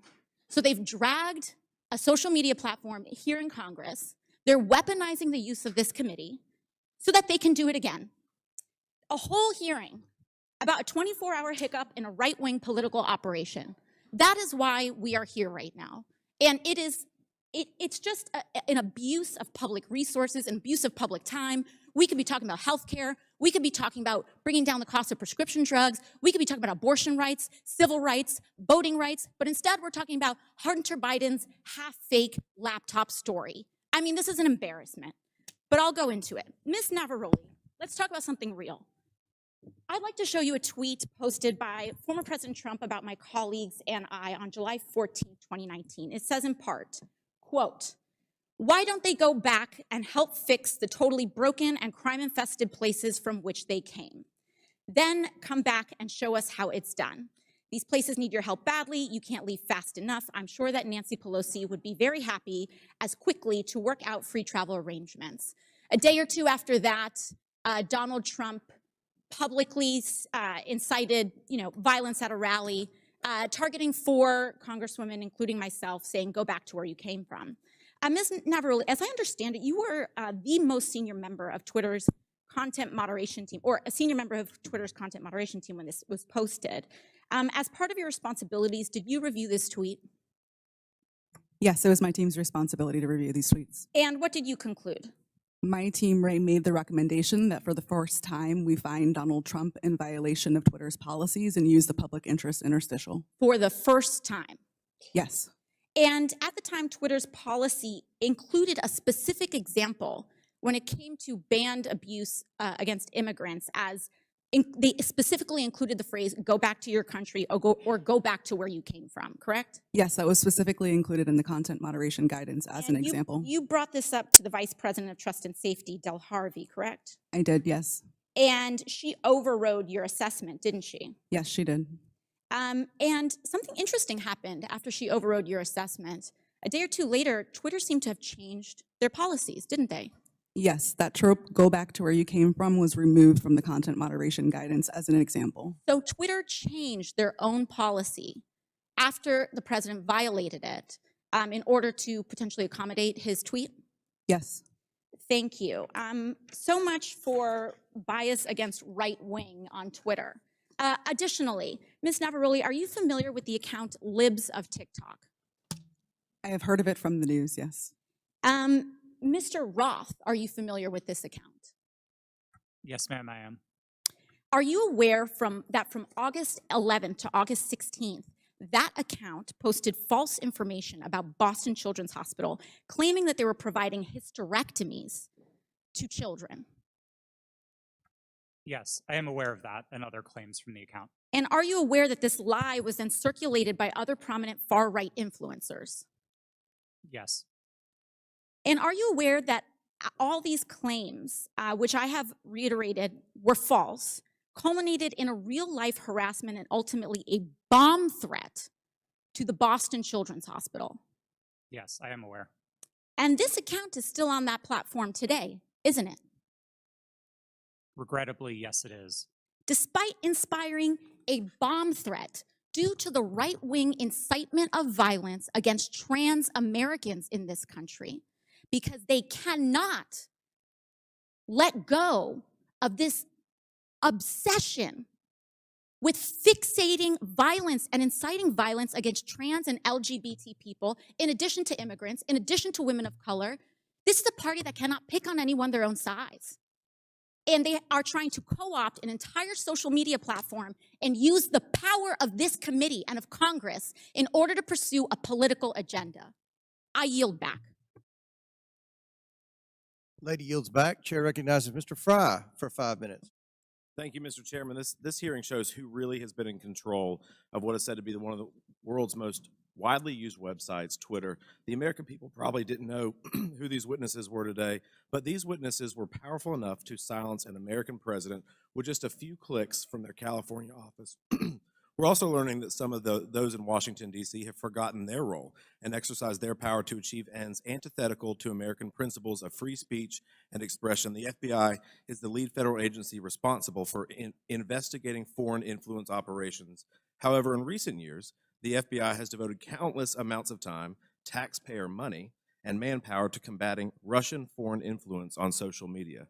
The FBI, as one reporter noted, acted as a, quote, doorman to the vast program of social media surveillance and censorship encompassing agencies across the federal government, from the State Department to the Pentagon to the CIA.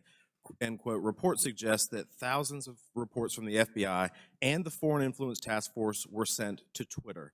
This isn't what the American people are paying for. This isn't what we trust the FBI to do. FBI agents shouldn't be sitting at a desk in Washington, D.C., scrolling through Twitter and emailing with social media companies. An email from one Twitter employee to another reads, quote, the FBI San Francisco Emergency Operations Center sent us the attached report of 207 tweets they believed may be in violation of our policies, end quote. Another email revealed that there are, quote, some folks in the Baltimore field office and at headquarters that are just doing keyboard searches for violations. Mr. Roth, Twitter usually found little evidence that the accounts the FBI flagged had ties to foreign influence. Is that correct? In part, but we received many reports from the FBI, particularly related to malign foreign interference, that were highly credible and were constructive. So I would say it was a bit of a mixed bag. And you pushed back to the FBI when they would send you a list of American-based accounts. Is that correct? Politely, but yes. Mr. Roth, it appears that Twitter employees were under pressure by the FBI and other government agencies to validate these theories of foreign influence. Would you agree with that? No, I wouldn't agree with the word pressure. The FBI was quite careful and quite consistent to request review of the accounts, but not to cross the line into advocating for Twitter to take any particular action. So flagging American accounts, in your view, is not foreign or theories of foreign influence. There's not pressure there just by flagging it to you. Again, domestic accounts. I don't think it's a great use of the Bureau's time, but I wouldn't characterize how they communicated with us as pressure. Mr. Roth, you enjoyed these meetings with the FBI, it seems, based on the tweets behind me or the communications behind me. In internal communications at Twitter, you said, definitely not meeting with the FBI, I swear. Is that correct? I believe I was joking with a colleague at the time, but yes. But I can assume that you were meeting with the FBI when you were communicating with your colleague. Is that correct? Yes, one of my job responsibilities was meeting with law enforcement about election security. And just so I'm clear, the person you're communicating with here says, very boring business meeting that is definitely not about Trump. I assume that's also sarcasm. Yes, that's my assumption. And we can assume that Twitter was having these meetings with the FBI about President Trump, correct? No, sir. The meetings that I was a part of with the FBI were almost entirely and exclusively focused on malign foreign interference, so accounts being operated outside of the United States by other governments, not on the accounts of Americans. So what is the basis of this communication then where you talk about not meeting with Trump or not meeting about Trump? Again, I think those comments are sarcasm, but the context for this interaction was the need to mark my calendar private after another Twitter employee joined one of those meetings with the FBI unexpectedly. And so I had to implement additional security measures around my calendar. This was a fairly banal interaction with a colleague. Mr. Chairman, I yield the rest of my time to Mr. Jordan. Can I ask Mr. Jordan? I thank the gentleman for yielding. Mr. Roth, was there ever any visibility filtering that was hard-coded by Twitter employees into accounts of specific users?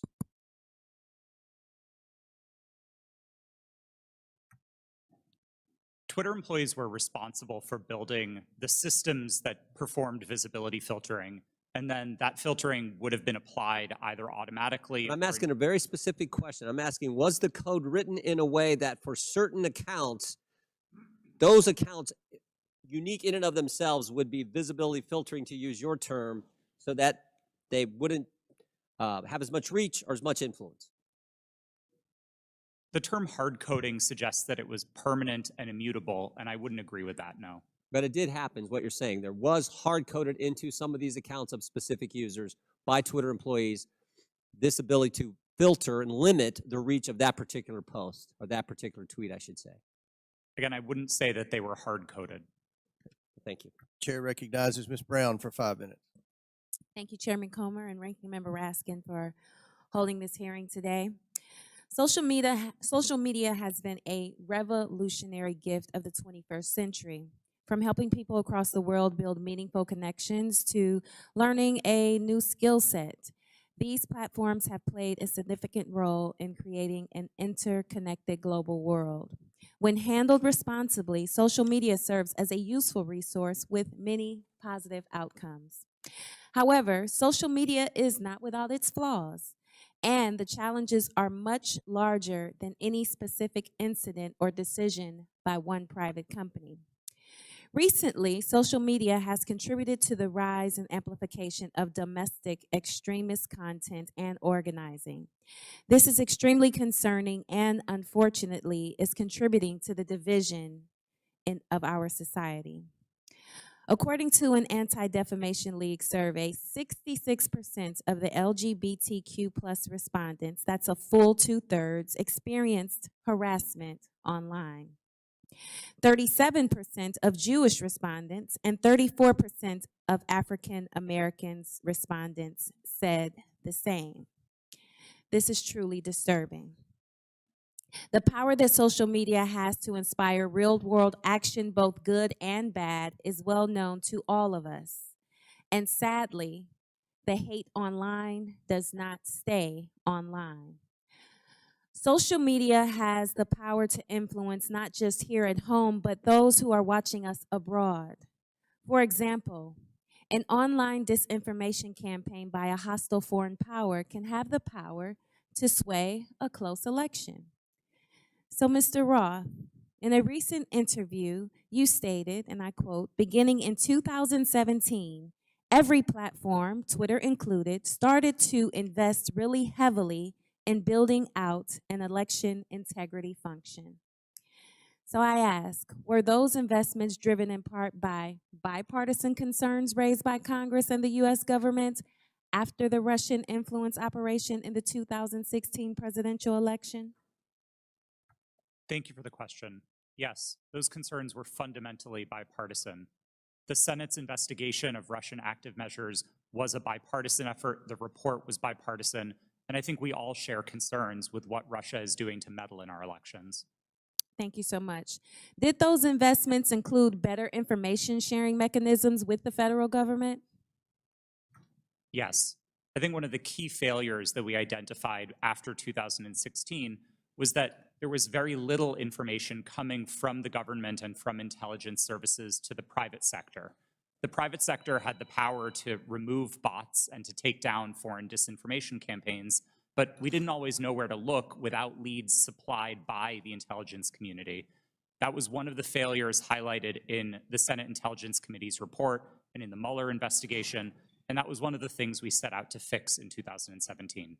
Thank you for that. And Mr. Roth, were those communication channels useful to Twitter as it worked to combat foreign influence operations? Absolutely. I would say they were one of the most essential pieces of how Twitter prepared for future elections. Thank you so much. So clearly, we must come together as a committee to stand up and protect our country from foreign election interference and disinformation. I sincerely look forward to spending more time with this committee, working to understand how to fight back against our adversaries and strengthen our democracy. And with that, Mr. Chairman, I yield back. Thank you very much. Chair recognizes Ms. Green for 5 minutes. Thank you, Mr. Chairman. Mr. Baker, Ms. Gaddy, Mr. Roth, and Ms. Navaroli, you can consider your speech canceled during my time because you canceled mine. You see, you permanently banned my personal Twitter account, and it was my campaign account also. So let's talk about election interference, shall we? January 2nd, 2002, you permanently banned my Twitter account. This was the account that I would put my campaign ads on, raise money on, fight back when attacked with lies, and be able to talk to my voters in my district. But you banned it. And then let me explain. My account was not reinstated until November 21st, 2022. That was after my election on November 8th.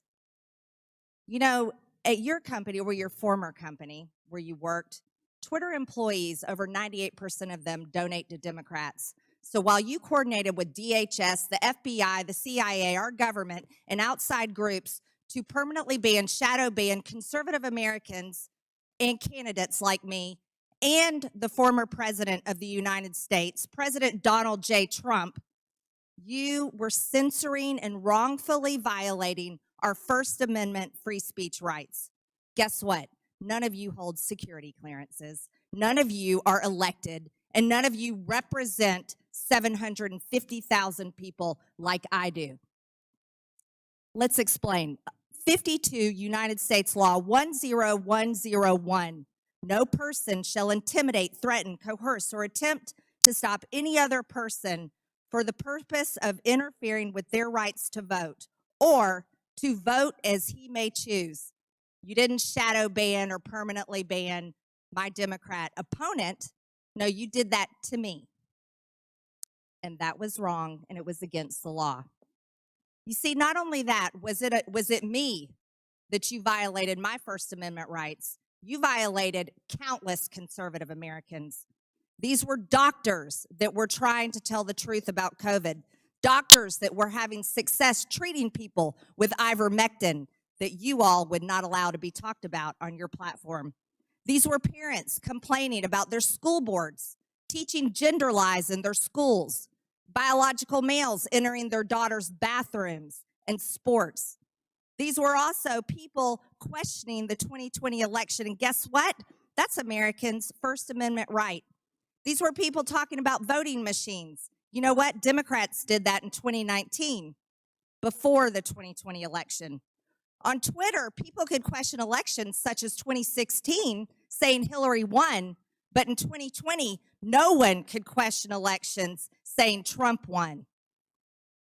You abuse the power of a large corporation, big tech, to censor Americans. And you want to know something? Guess what? I'm so glad that you're censored down. I'm so glad you've lost your jobs. Thank God Elon Musk bought Twitter. And you know what? Let's talk about something a little bit further. It's amazing to me, Mr. Roth, as the head and trust of safety at Twitter, your ability, or should I say inability, to remove child porn. Now, here's something that disgusts me about you. In your doctoral dissertation entitled Gay Data, you argued that minors should have access to Grindr, an adult male gay hookup app. Minors? Really? You know, Elon Musk took over Twitter and he banned 44,000 accounts that were promoting child porn. You permanently banned my Twitter account, but you allowed child porn all over Twitter. Twitter had become a platform, you said, connecting queer young adults. You also wrote on Twitter in 2010, can high school students ever meaningfully consent to sex with their teachers?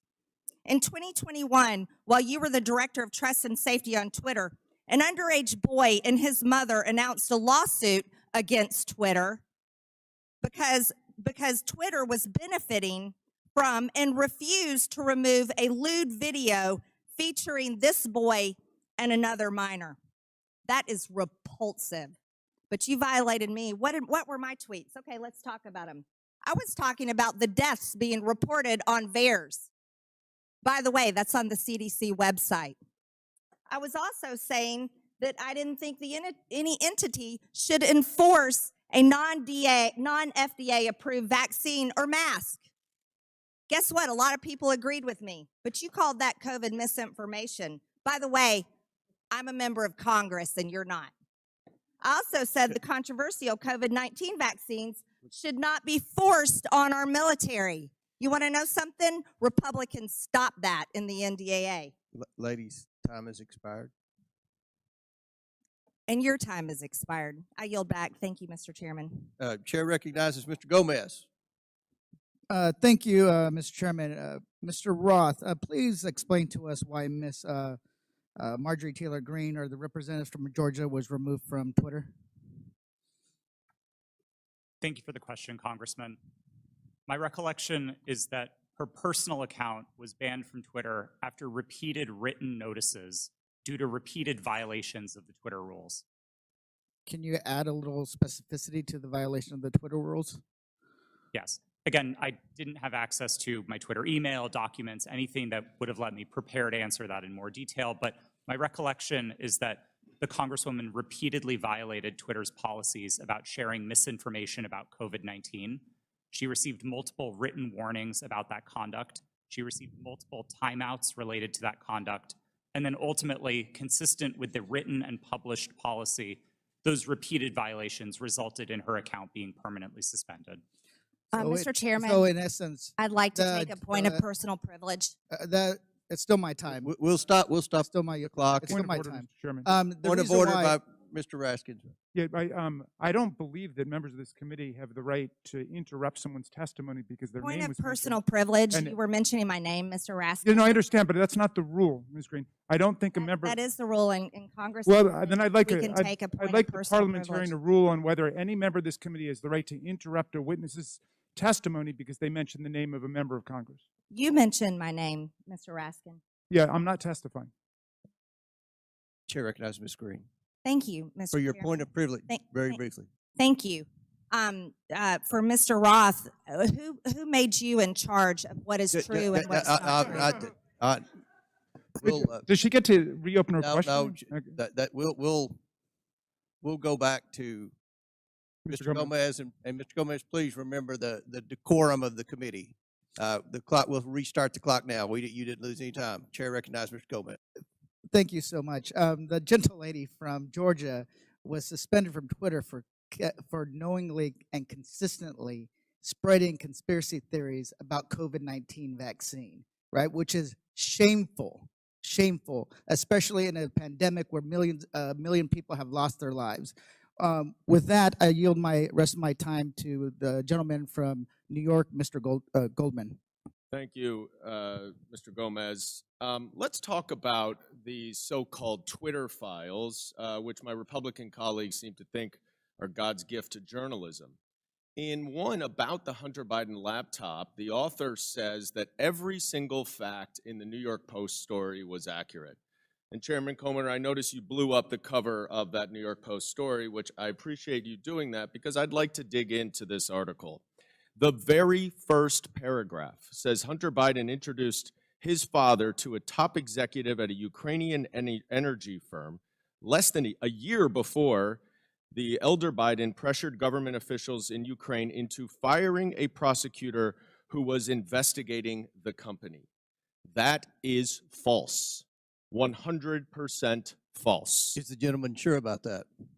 Yes, in fact, I am sure about that. And as the lead counsel in the first impeachment investigation, we proved that he was actually fired because he was not prosecuting corruption, not that he was fired because he was prosecuting corruption. Corruption of that the president's son's company. I'm sorry, would the gentleman yield corruption of the president's son's company? I'd like to reclaim my time.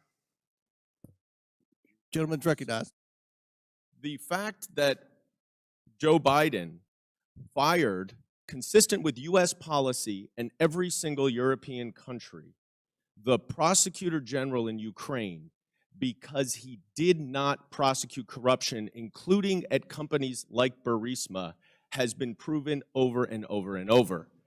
And if you want to know who actually prosecuted Burisma, Chairman Comer, you should talk to the British authorities, because they were the ones who were prosecuting Burisma, and they couldn't get any cooperation from the Ukrainian prosecutor general. So that's why he was fired. So right off the top, the very first paragraph of this so-called bombshell story is completely false.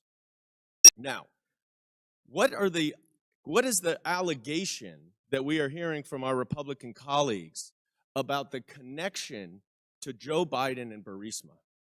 It is an email from a Burisma employee thanking Hunter Biden for organizing a meeting with the Vice President Biden.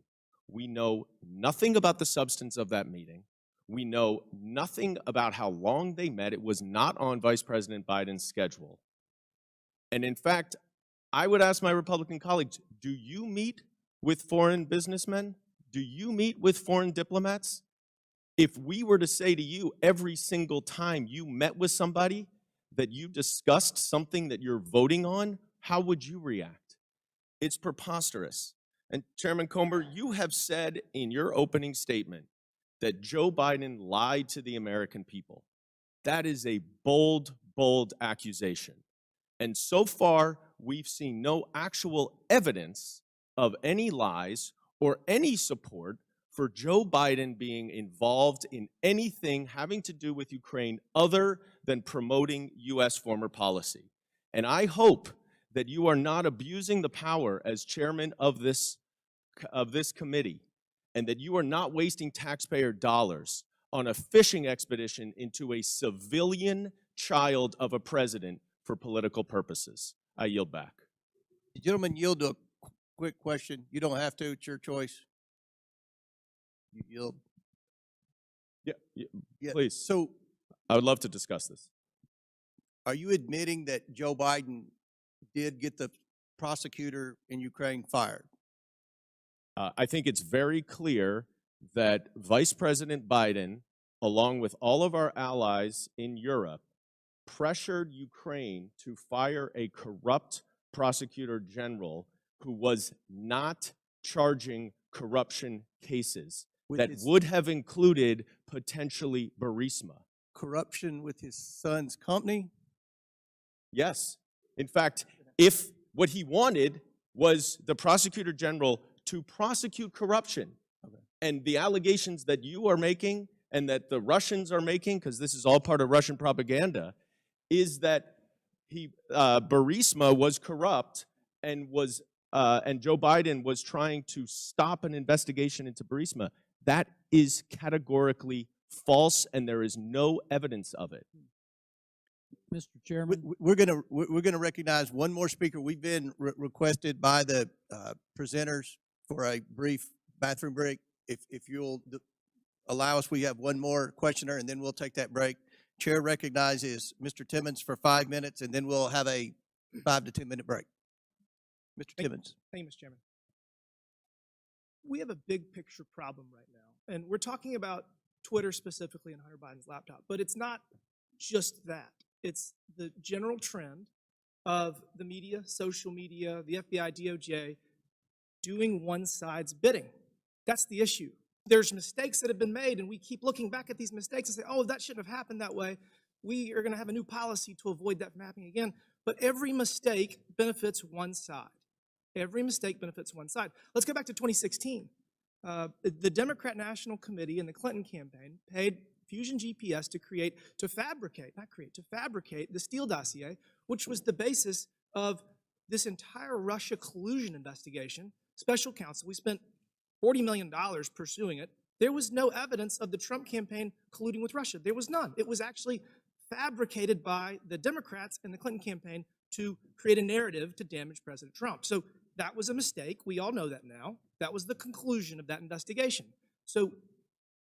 And as a side note, that's why Adam Schiff is no longer on Intel, because he lied about that investigation. He said, as the chair of Intel, I have all this information. He abused his position, and that's why he was removed from Intel. So next, we go to 2020. Another mistake.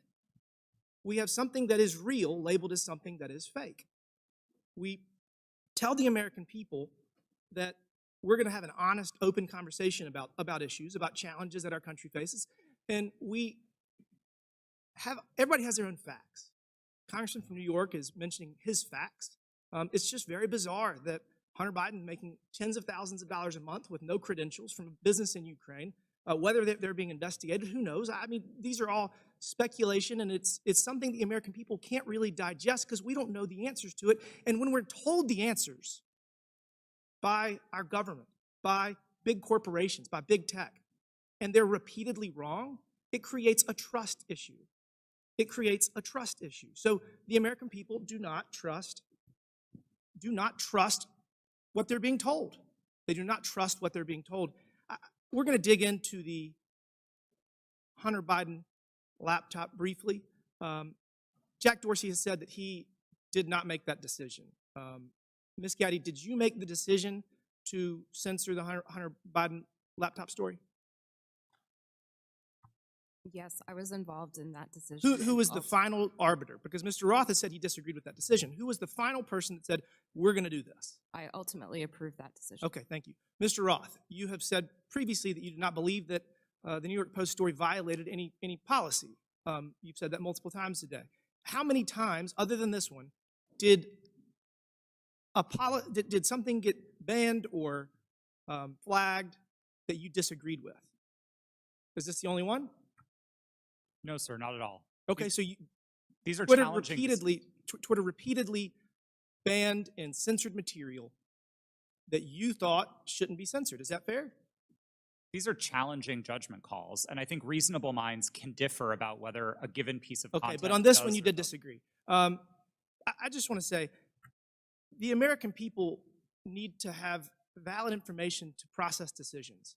I would argue that denying the American people the substance of Hunter Biden's laptop story was Hunter Biden's laptop was wrong. You got photos and text messages of Hunter Biden committing multiple felonies, which was never actually criminal. There were no criminal charges. Must be nice. Hunter Biden and James Biden were negotiating deals with Chinese Communist Party agents, one of whom Hunter Biden classified as the spy chief of China. We have evidence at least one of Hunter's deals with Chinese Communist Party linked entities. Joe Biden was given a 10% equity stake in the joint venture. You have evidence that the Bidens were trying to sell America's natural resources to the Chinese, and this is my personal favorite. Evidence that the Bidens and a Chinese energy company owned by the Chinese Communist Party had leased office space no further than 3 miles from where we're sitting right now. And the man running for president had his own office in that office space, his own personal office. You think the American people deserve to know that? I do. I think that there's a lot of smoke surrounding the Biden's relationship with the Chinese Communist Party. There's a lot of smoke surrounding the Biden's relationship with Ukraine. And they deserve to have the facts to make a decision for themselves. You all got it wrong in 2016 with Russian collusion. You got it wrong with Hunter Biden's laptop in 2020. You got it wrong regarding COVID at every turn. The American people deserve better. Will the gentleman yield for a question? Gentleman yield. Will the gentleman yield for a question? Gentleman yield. Yes. And Mr. Raskins. Mr. Baker, did you talk to any of the 51 former Intel officials who sent the now famous letter on October 19th, 2020, saying that the Russian, the story in the New York Post had all the classic earmarks of a Russian information operation? Have you talked to any of those 51 prior to that letter being sent on the 19th or after? Sir, I can't remember who's on that group, but Clapper, Brennan, Morrill. I've talked to those people during the course of my career, yes. Have you talked to them in your time at Twitter? I can't remember who's on that list, so I'm No, afraid. how about the 3 I just mentioned, Clapper and Brennan? Okay. All right. Who I just mentioned? Mr. Chairman, regular question, order. Last regular. question, but feel free to answer. Then we'll recognize Mr. Raskins. Well, I was going to ask the gentleman before he left whether he's denying the Russian disinformation propaganda campaign that we've heard about from witnesses, or he's just denying Russian collusion, which was something that Mr. Mueller specifically did not address in his final report. He said collusion is not a legal concept. He was looking just a conspiracy. And he said there wasn't substantial enough evidence to charge conspiracy, but there were dozens of contacts between Donald Trump and the Russians that were documented in that report. That's all I wanted to say. Chairman, if I could- Chair recognizes Mr. Jordan, then we'll recess for. Just to restate the question that's on the table to Mr. Baker. Did he talk with Mr. Clapper, Mr. Brennan, or anyone else that he knows of on that who signed that? Point of order, letter? Mr. Chairman. Whose time is this? now? This going was on? Chairman's time. remaining 3 seconds of. He doesn't Mr. have Timmons. remaining time. Okay, He's gone over by a minute. we're over. Mr. Baker, feel free to answer the question if you want, and then we'll take a recess. Mr. Jordan, I don't recall discussing that publication that they did about the Hunter Biden laptop with any of those people. We'll stand in recess for 5 minutes. When we return, Mr. Garcia will begin our questioning. We're in recess for 5 to 10 minutes.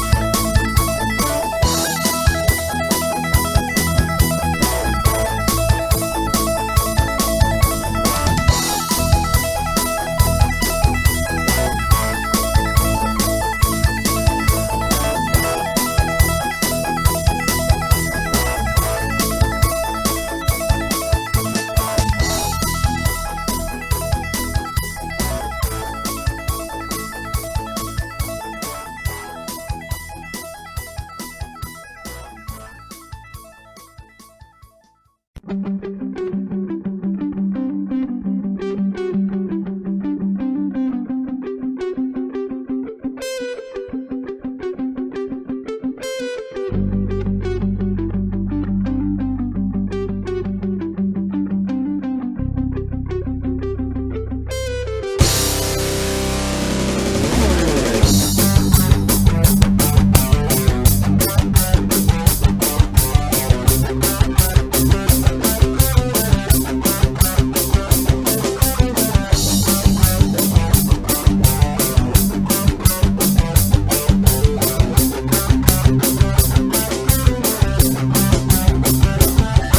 know it's a long day. You're doing great. We really appreciate it. Now we'll resume questioning, and Chair recognizes Mr. Garcia for 5 minutes. Thank you, Mr. Chairman. Thank you, Mr. Chairman. I want to thank our witnesses, and I just want to start off also by just apologizing to our witnesses, particularly Mr. Roth, for just the homophobic rant and comments that were recently just made from the gentle lady from Georgia. That was really shameful. And I know that we're here to talk about serious issues, and we're having conversations about Grindr and other issues, which is not really what this hearing is about. So apologize to all of our witnesses. Want to note that I am someone that you would probably call a Twitter super user. I use the social platform constantly. I communicate regularly. It's how I get my news. It's how I find out what's happening in popular culture. And I admire what Jack Dorsey, Evan Williams, and Christopher Stone actually tried to build as a company. I wish I could say the same for what the platform is today. I think to me and to many other users, we've seen the site currently degraded.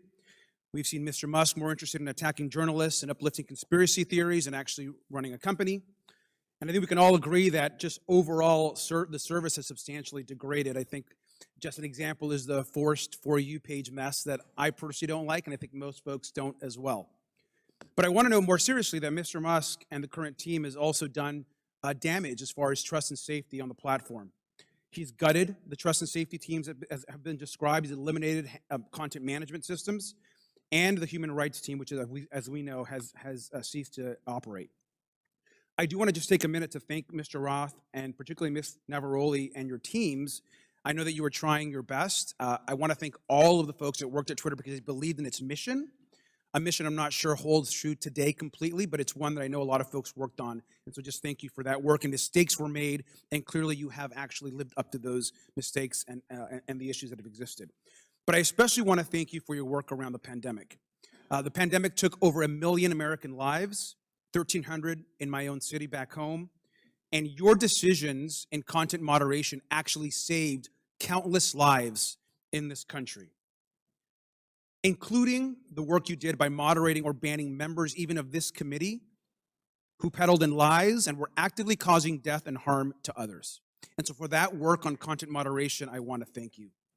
And I want to go back to something that Mr. Roth said briefly. You had mentioned earlier in this hearing that you thought that currently there's still systemic election interference and interference happening.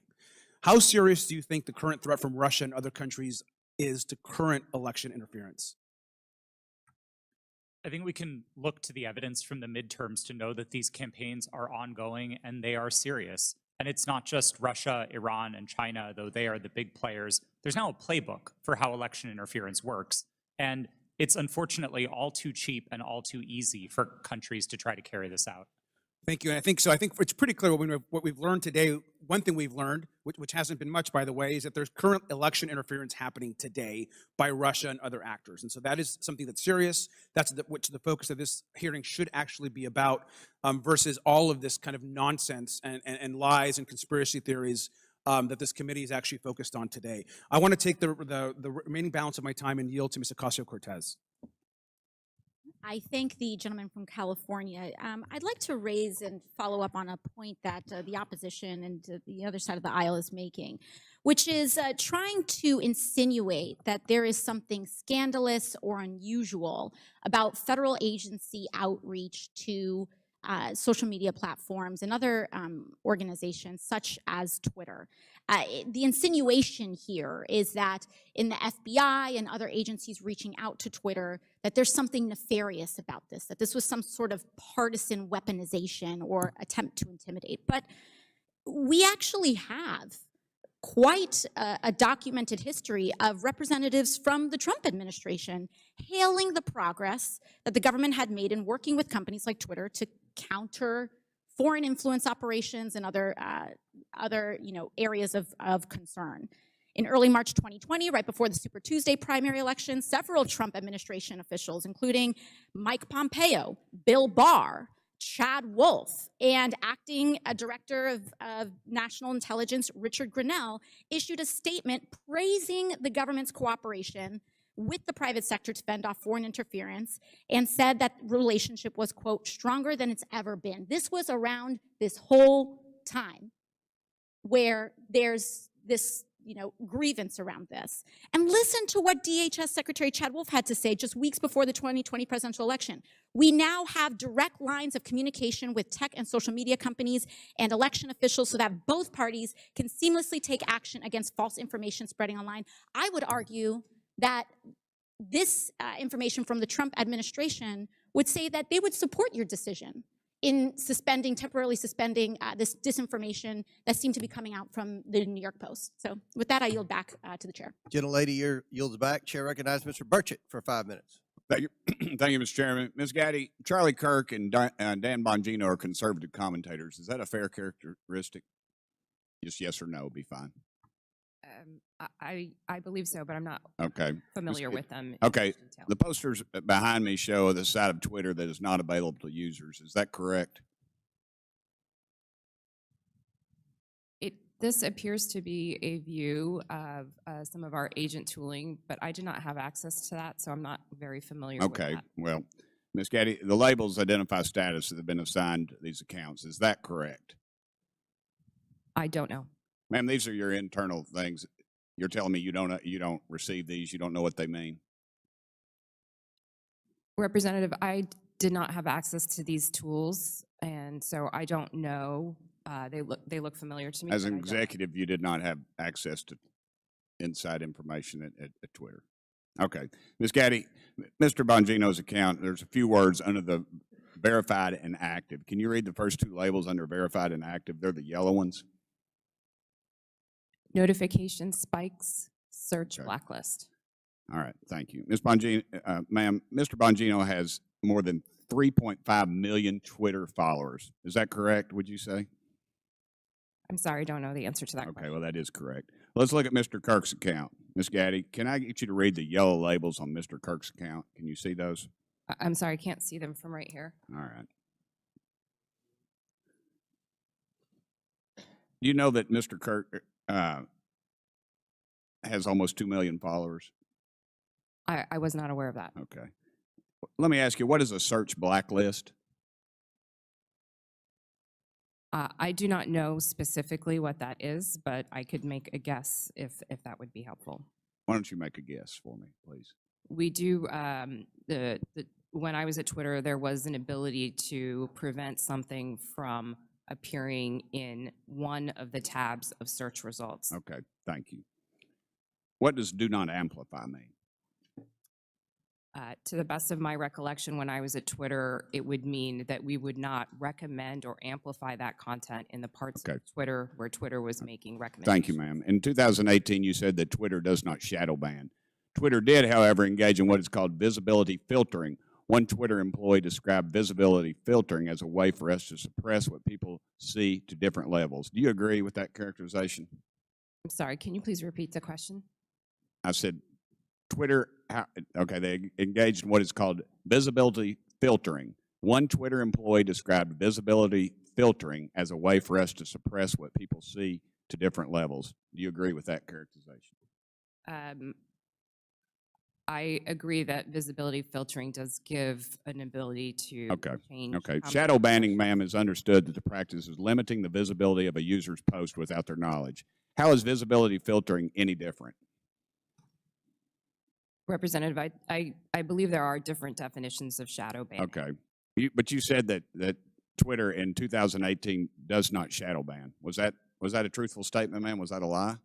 At that time, I'd specifically defined shadow banning to mean something different than visibility filtering. You also said that Twitter does not shadow ban based on political viewpoints or ideology. Do you stand by those comments? While I was at Twitter, to the best of my knowledge, we did not do that. Okay. Mr. Roth, on January 22nd, 2017, you tweeted that there were actual Nazis living in the White House. Do you still stand by that comment? Yes or no?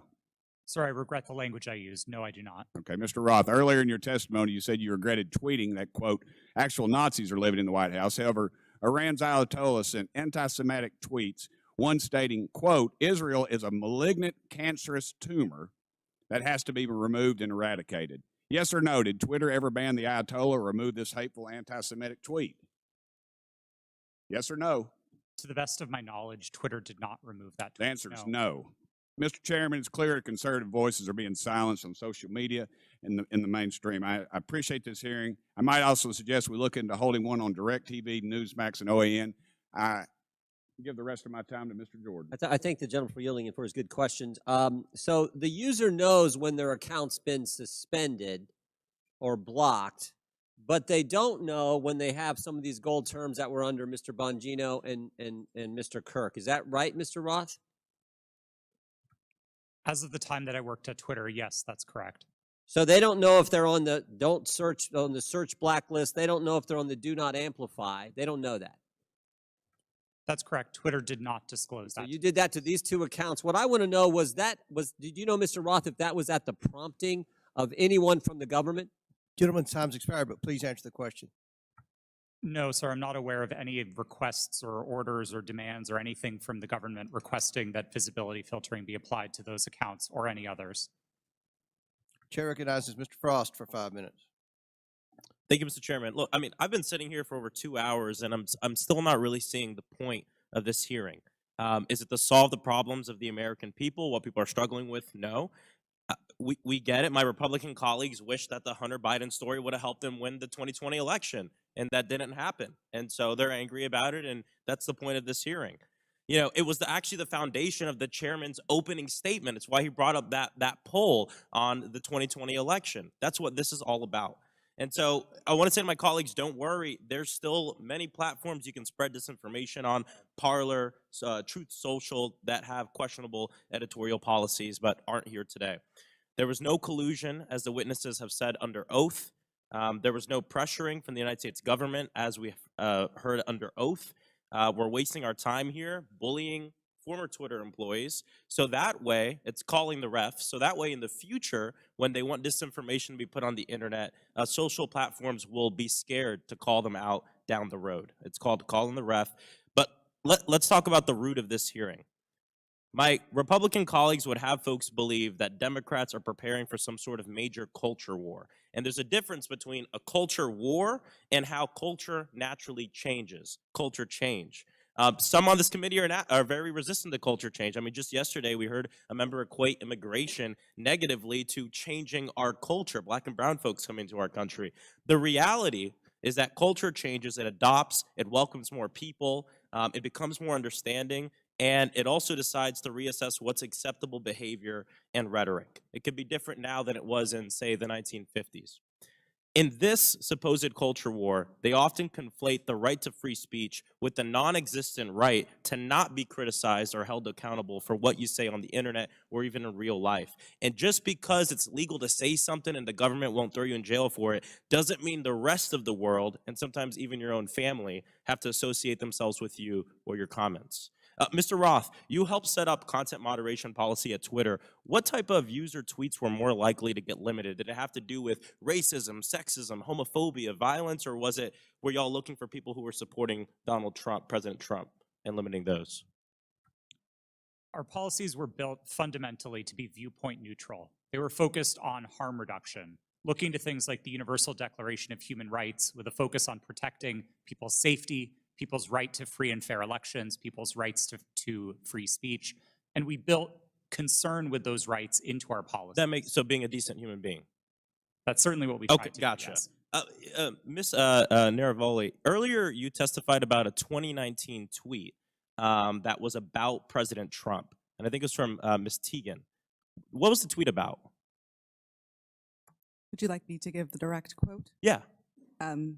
Please excuse my language, this is a direct quote, but Chrissy Teigen referred to Donald Trump as a pussy-ass bitch. Okay. Free speech. And what happened after Ms. Teagan posted her tweet? What did the White House do? What did the Trump White House do? From my understanding, the White House reached out to ask that this tweet be removed. It was my team's job. This fell underneath the policy for abusive behaviors, and we evaluated underneath our insults policy. At that time, up to 3 insults were allowed, and so it was our job to determine how many insults were included within that phrase. So the Trump White House reached out, not an agency, but the White House reached out and requested that you remove the tweet. From my understanding, yes. Okay. Mr. Roth, you mentioned a serious problem of foreign interference in our elections. Did you see that mass interference work more in support of right-wing candidates like President Trump in 2016 or President Biden in 2020? Thank you for the question. It's an important one, and I don't think there's a clear or easy answer to this. We saw Russian operatives playing both sides and often playing them against each other. One of the most enraging interactions that my team saw were accounts operated out of the same Russian troll farm arguing with each other. And they were manufacturing drama both on Democratic sides and on the Republican So it's still a huge issue. Absolutely. 100%. Well, there you have it. There's issues of big tech. There are serious issues we need to litigate. Hunter Biden's laptop is not one of them. And like many of my colleagues have said, we need to talk about these issues, how January 6th maybe could have been prevented if Twitter had taken action due to the hateful speech, and how we have foreign interference in our elections. Why are folks on this committee so obsessed with Twitter's editorial decision on Hunter Biden's laptop? Would they hold the same hearings of the editorial decisions of Fox News and Newsmax? Free speech is about the government limiting speech around about the public. My governor, Ron DeSantis, is doing that right now. I have a venue in my district that he's revoking the liquor license of, trying to close because they had a drag show. We have teachers who are not able to teach the curriculum that they want because they disagree with Ron DeSantis and his view of the world. That is limiting free speech, and I'd love to see this committee bring in some of these governors who are abusing their power, like Governor DeSantis in my state of Florida, to limit the free speech of people. I yield back. Gentleman yields back. Chair now recognizes Mr. Gosar for 5 minutes. Thank you, Mr. Chairman, for this important hearing. Thank you for our witnesses for appearing as well. I want to be clear. Despite claims in witness testimonies, government cannot deputize the private sector for actions that would be otherwise be restricted by the Constitution. In this case, the censorship of lawful speech. Now I want to direct you to a tweet over my shoulder sent by President Trump on October 5th, 2020, before Twitter banned him from the platform. This was after President Trump had become infected with COVID and received treatment at Walter Reed Medical Center. It says in part, "Don't be afraid of COVID.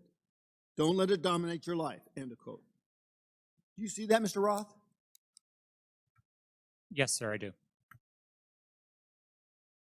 Less than an hour later, you received an email from James Baker at Twitter, reproduced behind me as well, saying, quote, "Why isn't this POTUS tweet a violation of our COVID-19 policy, especially the don't be afraid COVID statement," end of quote. Isn't that correct, Mr. Roth? Yes, I believe that's the email displayed. Now, Mr. Baker, was it your understanding that the Twitter COVID-19 policy was people should be afraid of COVID? Sir, my recollection. Yes or no? Could you repeat the question, sir?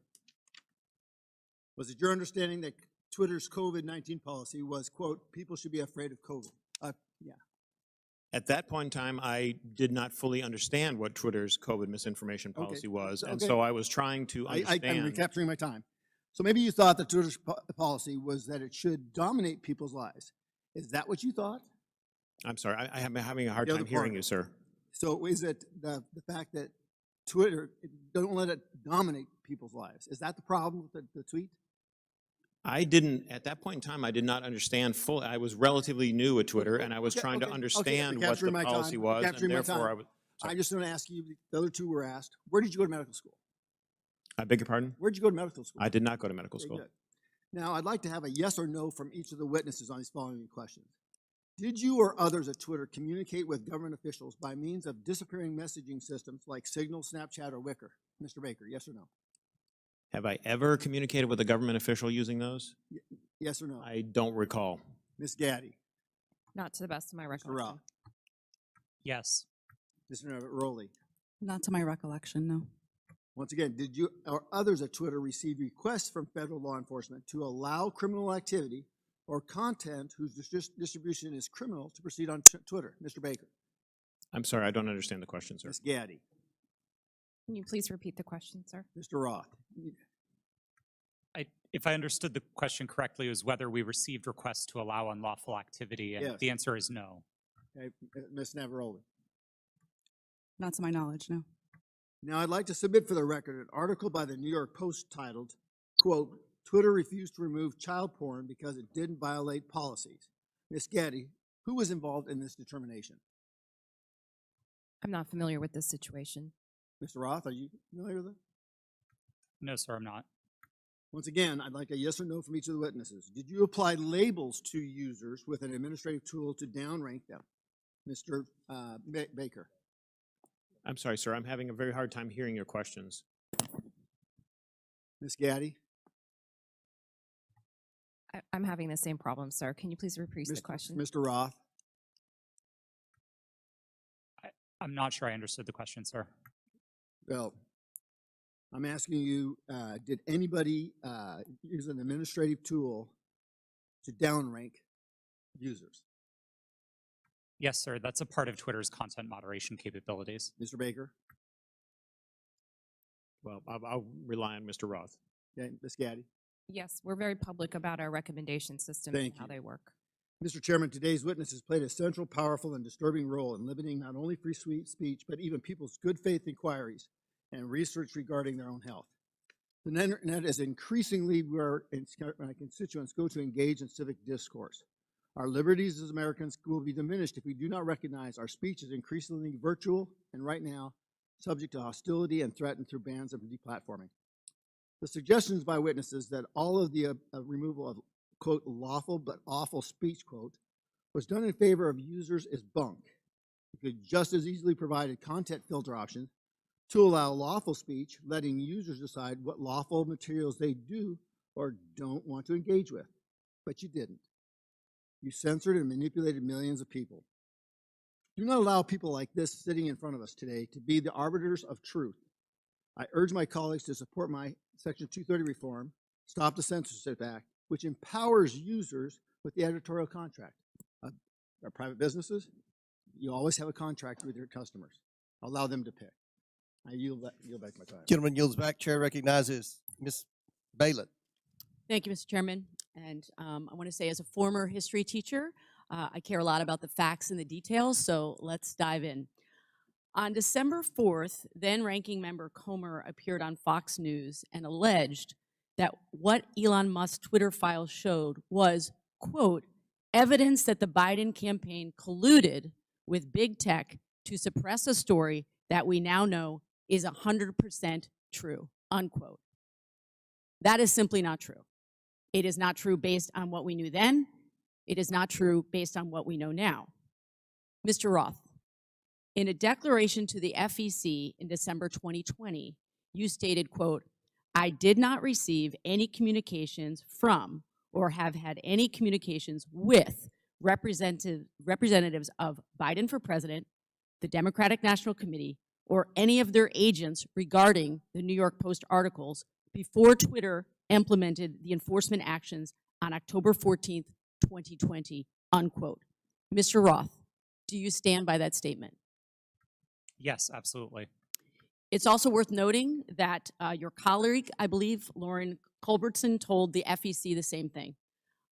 Ms. Gaddy, did anyone from the Biden campaign or the Democratic National Committee direct Twitter to remove or take action against the New York Post story? No. Mr. Baker, same question to you, please. Not to my knowledge, no. So, the evidence is clear. Neither the Biden campaign nor the DNC had anything to do with Twitter's decision-making about the New York Post story. My Republican colleagues are using what are otherwise innocuous emails to suggest that there was somehow collusion between Twitter and the Biden campaign. For example, in one email, and this is the same one mentioned in Mr. Donald's questioning earlier, in one email selectively used by Elon Musk, one Twitter executive sends another a series of hyperlinks on October 24th, 2020, with the comment, quote, more to review from the Biden team. For the record, this is tweet number 8 in the first installment of the so-called Twitter files. So, Ms. Gaddy, are you familiar with this email? No, I'm not. Okay. So, just to be clear, this email has nothing to do with the New York Post story. It is dated October 24th, 2020, after Twitter had both made and reversed its decisions about the New York Post story. Mr. Baker, do I have that right? Based on, I think, the exhibit that was shown earlier, that sounds correct, yes. So, Ms. Gaddy, can you clarify for the record, if you're able to, what's happening here? Can you please be more specific about With this email? I don't believe I was a recipient of that email or reviewed it during my time at Twitter, so I'm sorry I don't have familiarity with that situation. That's okay. Mr. Baker? To the best of my understanding, these were tweets that the campaign had concerns about. I don't know the details of those, and they were referred to Twitter as, I'm not sure exactly why, but I can't get inside their heads, but they were referred to Twitter, and Twitter reviewed them, and someone, again, going off the exhibit from earlier, said they were handled. I don't know what that means in terms of whether they took any action or didn't take any action, but at least they addressed the matter. So Thank I you. believe Thank you, Mr. that's what Baker. I construe from that email. Appreciate that. So, from my understanding of everything that we've heard today, it's really not uncommon for outside entities, including, as we've heard, Mr. Trump's campaign, to request that Twitter remove content that violates the company's terms of service. Is that correct, Ms. Gaddy? That is very common globally. Thank you. So, to the best of your ability to answer, Ms. Gaddy, were any decisions approved or acted upon based on the political party making the request? No, our teams were trained to enforce our rules consistently and fairly without regard to any sort of political ideology. Thank you. So I believe that what's happening here is my Republican colleagues know that the premise of this whole hearing is misleading. There is no evidence that the Biden campaign had anything to do with the Hunter Biden New York Post story. And the evidence we do have simply shows that the Biden campaign did what the Trump campaign and millions of Twitter users do routinely: flag content and ask Twitter to conduct its own review to determine whether it violates Twitter's own rules and policies. I yield back. Lady Yield, Chair recognizes Mr. Palmer for 5 minutes. Thank you, Mr. Chairman. I'd like to submit a June 22 study conducted by Princeton University called Powered by Twitter, the Taliban's Takeover of Afghanistan. Without objection, so ordered. This study covers the time frame of April to September of 2021, which is 4 to 5 month period between President Biden's official announcement of America's intentions to withdraw and the chaotic end of the American troop presence in Afghanistan. The study found that the Taliban weaponized Twitter and that Twitter's moderation policies failed. There were more than 126,000 accounts in the Taliban support network, and 83% of these Taliban-associated accounts were created before 2021, well before Twitter could claim that these accounts represented a government. These accounts shared graphic images and video and decomposing bodies and rampantly spread disinformation about the facts on the ground in direct violation of Twitter's public policies. Taliban tweets were shared millions of times in the summer of 2020. The study also found that 3/4 of Taliban content was produced by only 20 accounts, which is suggestively straightforward. By the way, the U.S.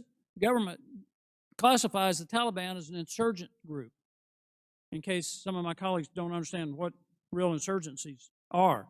Mr. Roth, why wasn't Twitter more effective at curtailing the clear-cut content violations by Taliban Twitter accounts? Thank you for the question, sir. At the time that you referenced, I wasn't responsible for Twitter's work on counterterrorism. Do you have any idea why Twitter would allow clear-cut violations by an insurgent group? And by the way, they carried out multiple suicide attacks during the time frame they were sending out these tweets, killing dozens and injuring hundreds. It's my understanding that Twitter's policies at the time distinguished between some of the more violent portions of the Taliban and some of the more political portions of it. I'm not rendering judgment on that stuff's still up on Twitter. And I just wonder how many content moderators were assigned, if any, to check on these accounts. Additionally, it appears that Twitter was profiting from Taliban's presence on the platform in the lead up to the overthrow of the Afghan government. Twitter placed ads from U.S. companies, including Amazon, Disney, McDonald's, and on the Twitter accounts of the Taliban news organization and their spokespersons and their senior leaders. Ms. Gaddy, did Twitter make money off placed ads on Taliban Twitter accounts on August 26, 2021, when 13 U.S. men and women died in a suicide bombing? I have no knowledge of this matter. You don't have any knowledge about whether or not these ads were up? I do not.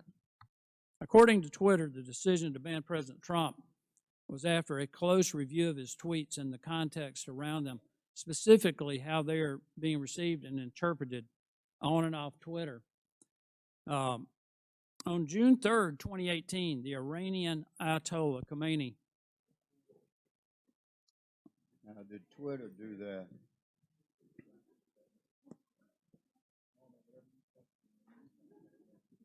Sounds like the Green New Deal to me.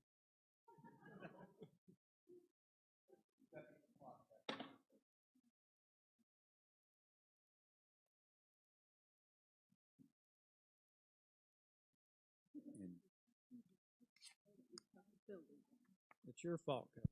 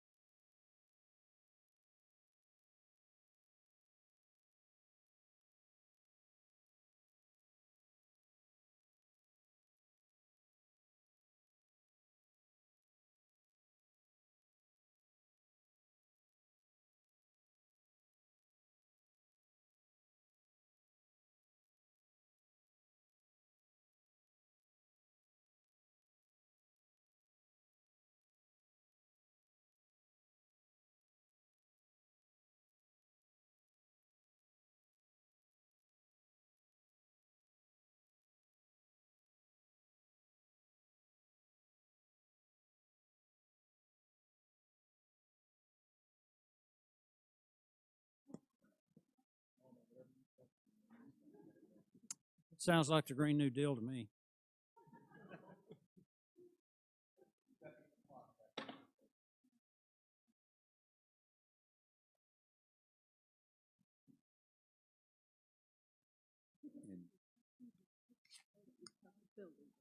It's your fault, Kevin.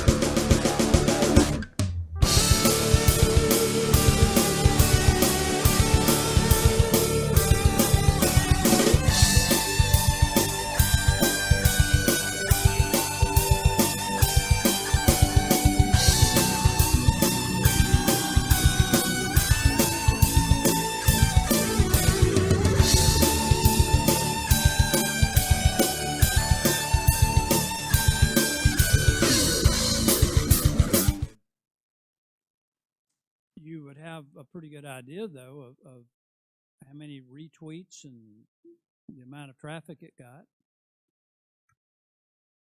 Only from what I can see in that illustration. Why does the Iranian leader who has explicitly pledged to eradicate the Jewish state of Israel get to remain on Twitter? Mr. Roth. Like all of Twitter's users, the Ayatollah is subject to the same set of rules. And while I can't speak for Twitter's decisions today, I can say that Twitter took a number of enforcement actions against the Ayatollah's account, the same way that we would against. That's still up. You understand how hypocritical this is, right? You banned a sitting U.S. president and a sitting member of Congress, Marjorie Taylor Greene, while a man who has pledged death to America and can openly call for the death of millions of Jewish people and yet not be removed from Twitter. You understand how that looks? How hypocritical that is? I'm asking Mr. Baker, Ms. Gaddy, Mr. Roth, Ms. Navarro. That's amazing. But it shows the hypocrisy at Twitter. I want to pivot here, Mr. Chairman.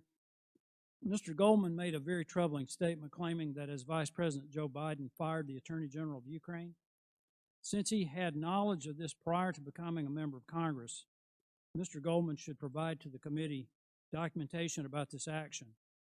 We should know who authorized Vice President Biden to take this action against the Ukrainian Attorney General. We need to know, was there an investigation to justify the firing of the Ukrainian Attorney General? And if yes, who conducted it? He needs to provide all details involving this action, including Vice President Biden's threat to withhold $1 billion of U.S. funding if the Ukrainian AG was not fired, and who authorized Vice President Biden to make that threat. I would request that the committee look into this, and I yield back. Gentleman yields back. Chair now recognizes Ms. Lee for 5 minutes. Thank you, Mr. Chair. This has been an incredibly electric hearing. It'd be funny if it weren't real life. I understand my colleagues on the other side of the aisle want to be victims so very badly. But Ms. Navaroli, if I understand you correctly, public criticism and allegations of anti-conservative bias are actually making Twitter and other social media companies less willing to enforce their own policies against political conservatives, correct? Yes, that was my understanding based on research that was done at Twitter. Meaning the same Republicans insisting on making themselves a victim is working? Could you repeat the question? The same Republicans, folks on this panel who are insisting on making themselves victims in this conversation about Twitter censorship and other accusations they've made, is this working because of the conservative bias and the implications of it? Or the allegations of conservative bias? In other words, are the allegations of conservative bias making it harder for those in Twitter or those who are working there to enforce these policies against folks who incite hate speech or make it? Thank you for rephrasing that question, and thank you for asking it. Yes, these allegations are very much having an impact on the leadership within every social media company, as they hope to not receive allegations of being biased or in any way being politically leaning. Thank you. I'm not the only lawyer in the room, so you all know that while the Constitution does provide us the right to free speech, there are, of course, limitations. As Ms. Navaroli pointed out, we cannot yell fire in a crowded theater. Compromising freedom of speech may seem dangerous until we weigh that compromise against the men and women massacred in Buffalo, for instance, or the many other places where radicalized violent extremists found their motivation to kill on social media. This isn't about oppression. It's about public safety. This isn't about censorship. It's about protecting our democracy from misinformation. Ms. Navaroli, it was your job to decide whether someone was yelling fire in the theater. Could you describe the coded incitement to violence policy Twitter did not implement?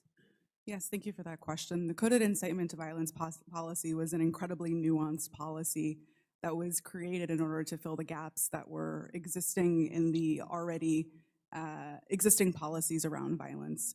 The policies around violence were explicit. So these were calls that said, I'm going to, I want to, I plan to, I wish to those sorts of incitements would have come down. Things like stand back, stand by, things like I am locked and loaded and ready for a civil war were dog whistles that were not covered underneath the policy. Thank you. Could it have saved lives if it were implemented on January 5th, 2021, or possibly in November of 2020? I can't speculate as to what might have happened, and I do wish we would have acted. Thank you. Ms. Gaddy, the very same words that were plastered across Twitter were shouted at the January 6th insurrection. What threats do Americans face now that Elon Musk has removed all guardrails and welcomed back Donald Trump to the platform? Thank you for the question. I'm actually not really familiar with what the content moderation policies of Twitter are today. Thank you. Social media platforms like Twitter must own up to their responsibility in spreading violence and chaos. I'd argue so too do members of this panel and institution. Thank you. I yield the balance of my time to Mr. Raskin. Thank you very much. Mr. Roth, I want to go back to the whole question of your finding hundreds of thousands of fake accounts set up by Vladimir Putin and the Russian Internet Research Agency, I think they called it, which was the propaganda arm in 2016, and I suppose to this day. Some have been suggesting on the other side of the aisle that it's illegitimate for the FBI or any representative of the federal government, presumably even Donald Trump, who did a lot of this, to contact private media entities in order to apprise them of anything, whether it might be the penetration of organized crime or child pornography or foreign malign influence. And I'm just wondering if you would give us a sense of how much work is actually being done, and I was going to check with you and Mr. Baker about that.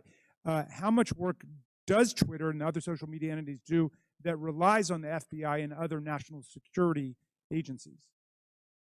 Thank you for the question. There is a considerable amount of work to address foreign disinformation at Twitter and also at other companies. And this work was reliant in part on intelligence shared with companies by law enforcement and by the intelligence community. I would regard that work as essential. At Twitter, we had dozens of people working just on these questions of election interference. Those teams no longer exist under Mr. Musk. And Mr. Baker, if you could. Thank you, sir. Just generally, I mean, it's a matter of public record that the FBI has worked with the public, including private entities, for decades. Indeed, they've had for some number of years now an office of, I think it's called Office of Public Sector Engagement. This is part of what they do in order to fulfill their responsibilities and to do their jobs to protect the country. Yield back. Chair recognizes Mr. Armstrong for 5 minutes. Thank you, Mr. Roth. I'm going to continue down that line of questioning. So when you testified, you were just talking about working very hard to keep foreign troll farms from using Twitter and to engage in malign foreign interference. This sounds like a fairly robust undertaking. You said between 2016 2020, you had different teams stood up to do this. Constant vigilance? Yes, sir. That was the phrase that we used. Yeah. And these types of attempts are constantly evolving. They're trying to find new ways to penetrate your system, so you have to be engaging with it on a and being willing to adapt on a constant basis. Yes, sir. That's right. And now we forward to 2020, and earlier you had testified that you were having regular interactions with national intelligence, Homeland Security, and the FBI. Yes, I did. And primarily to deal with foreign interference? Primarily, but I would say almost misinformation and all of that. exclusively. But you had said earlier, like your contact with Agent Chang was primarily with foreign interference? Yes, that's right. All right. And these were emails, were there meetings? Yes. Twitter met quarterly with the FBI Foreign Interference Task Force, and we had those meetings running for a number of years to share information about malign foreign interference. Agents from Homeland Security or intelligence, or just primarily the FBI? Our primary contacts were with the FBI, and in those quarterly meetings, they were, I believe, exclusively with FBI personnel. And you had multiple former FBI agents on the payroll. I mean, Mr. Baker, you have 10 years experience with FBI, DOJ? I was, well, with DOJ, it's 2 decades roughly, but I was just, for the record, I was never an FBI agent. Okay. Yeah. And Twitter has such a close relationship with at least one FBI agent that that agent could start emails with, hey, Twitter folks, and could actually advise your company about violations of your own terms of service. Mr. Roth, I think it's safe to say that you had a consistent dialogue with the FBI for the weeks and months prior to the New York Post. Is that fair? I had ongoing conversations with the FBI for years, I would say, about election And security. in response to Mr. Fry earlier, you said you would not categorize the FBI communications as pressure. No, I would not. However, Twitter's director of policy wrote to you in 2020 that Twitter has seen a sustained effort by the intelligence community to push Twitter and that Twitter should keep a solid front against these efforts. He specifically cited Elvis Chan, an FBI agent in San Francisco. Now, on August 11th, 2020, Agent Chan sent you 3 documents in prep for a meeting and said the documents pertain to APT-28, a hacking unit connected with Russian military intelligence.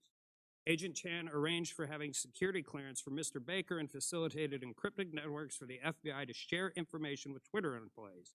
And on October 14th of 2020, you stated that this feels a lot like somewhat of a subtle leak operation. Earlier today, you testified that you were following national experts on Twitter, national security experts on Twitter, as a reason to take down the New York Post story on Hunter Biden's laptop. Yes, sir, I did. So after 2016, you set up all these teams to deal with Russian interference, foreign interference. You're having regular meetings with the FBI.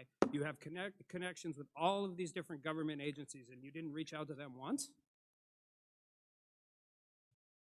Is that question in reference to the day of the New York Post Yeah. article? That's right. We generally did not reach out to the FBI to consult on content moderation decisions, especially where they related to domestic activity. It's not that we wouldn't have liked that information. We certainly would have. It's that I don't believe it would have been appropriate for us to consult with the So, FBI. in December of 2020, you did a declaration to the Federal Election Commission that the intelligence community expected a leak and a hack operation involving Hunter Biden. Recently, Mark Zuckerberg confirmed that the FBI warned Meta that there was a high effort of Russian propaganda, including language specific enough to fit the Hunter laptop Biden security story. You're talking to these people for weeks and months, years prior to this leaking. They have specifically told you in October that there's going to be a leak potentially involving Hunter Biden's laptop. They legitimately and literally prophesized what happened. And you didn't contact any of them? No, sir, I did not. Did they reach out to you?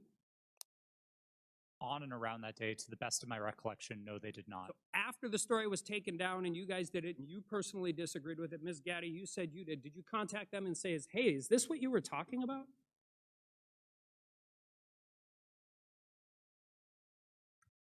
If that question was directed to me, no, I did Ms. not. Gaddy, did you talk to anybody from the FBI?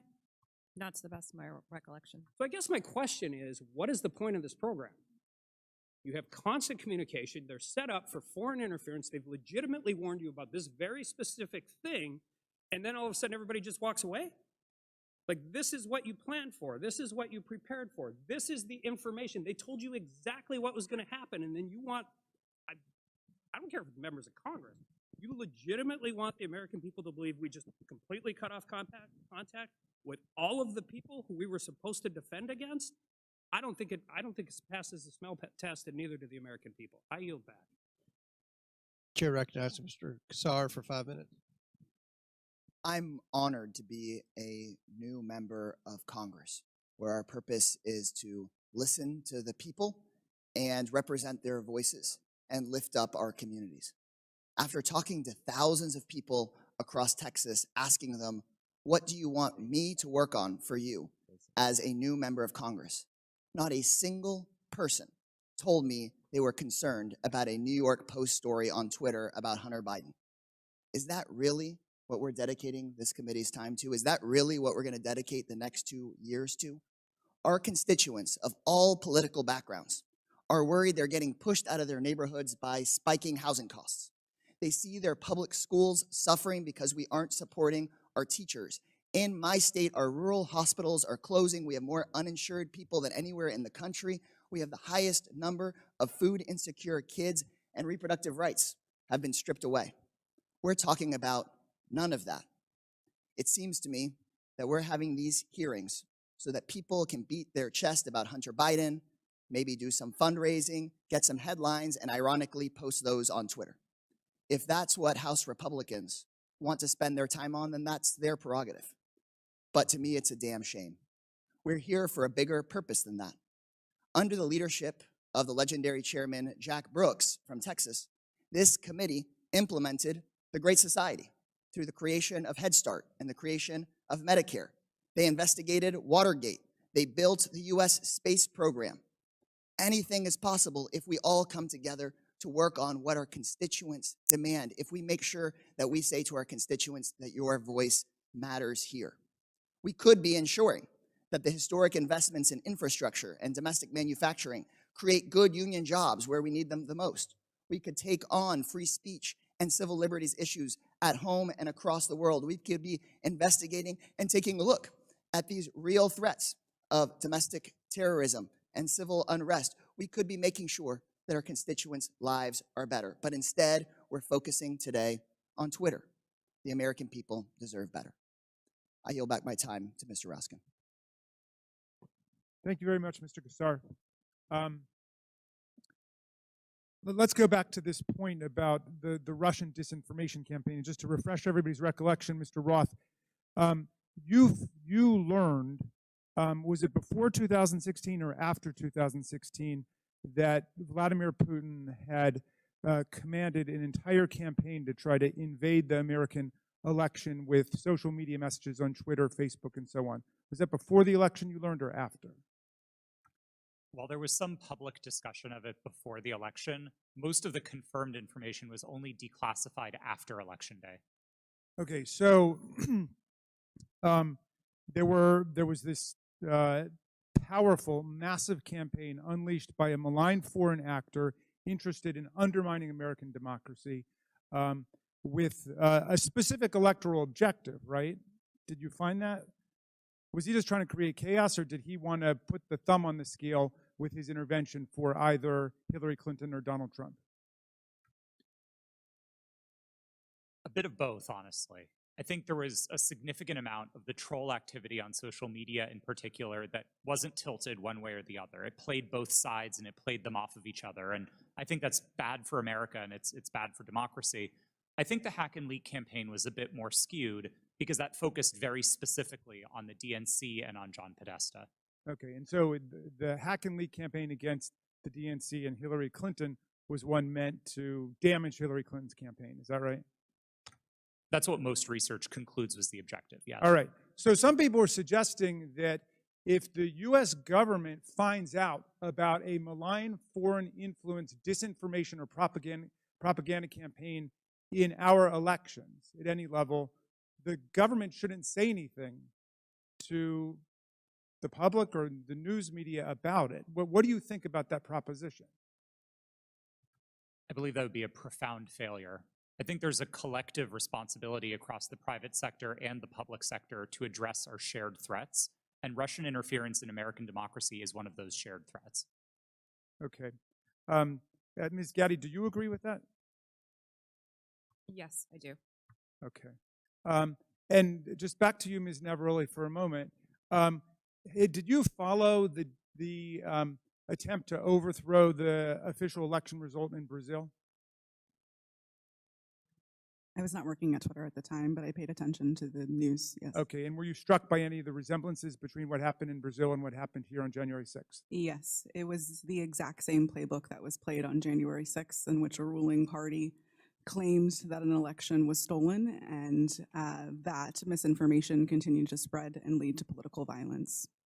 Thank you. I yield back, Mr. Chairman. Chair recognizes Mr. Fallon for 5 minutes. Thank you, Mr. Chairman. If there was ever, if there's ever a time where our government becomes the sole arbiter of truth, then we've lost the United States. Twitter's become the virtual town square. It now has the power to transform public opinion like no other medium in history, with their algorithms shaping and molding the public mind to their own ends. Mr. Roth, to the best of your knowledge, what percentage of your colleagues when you worked at Twitter donated to Democratic causes or candidates in 2020? I don't know, sir.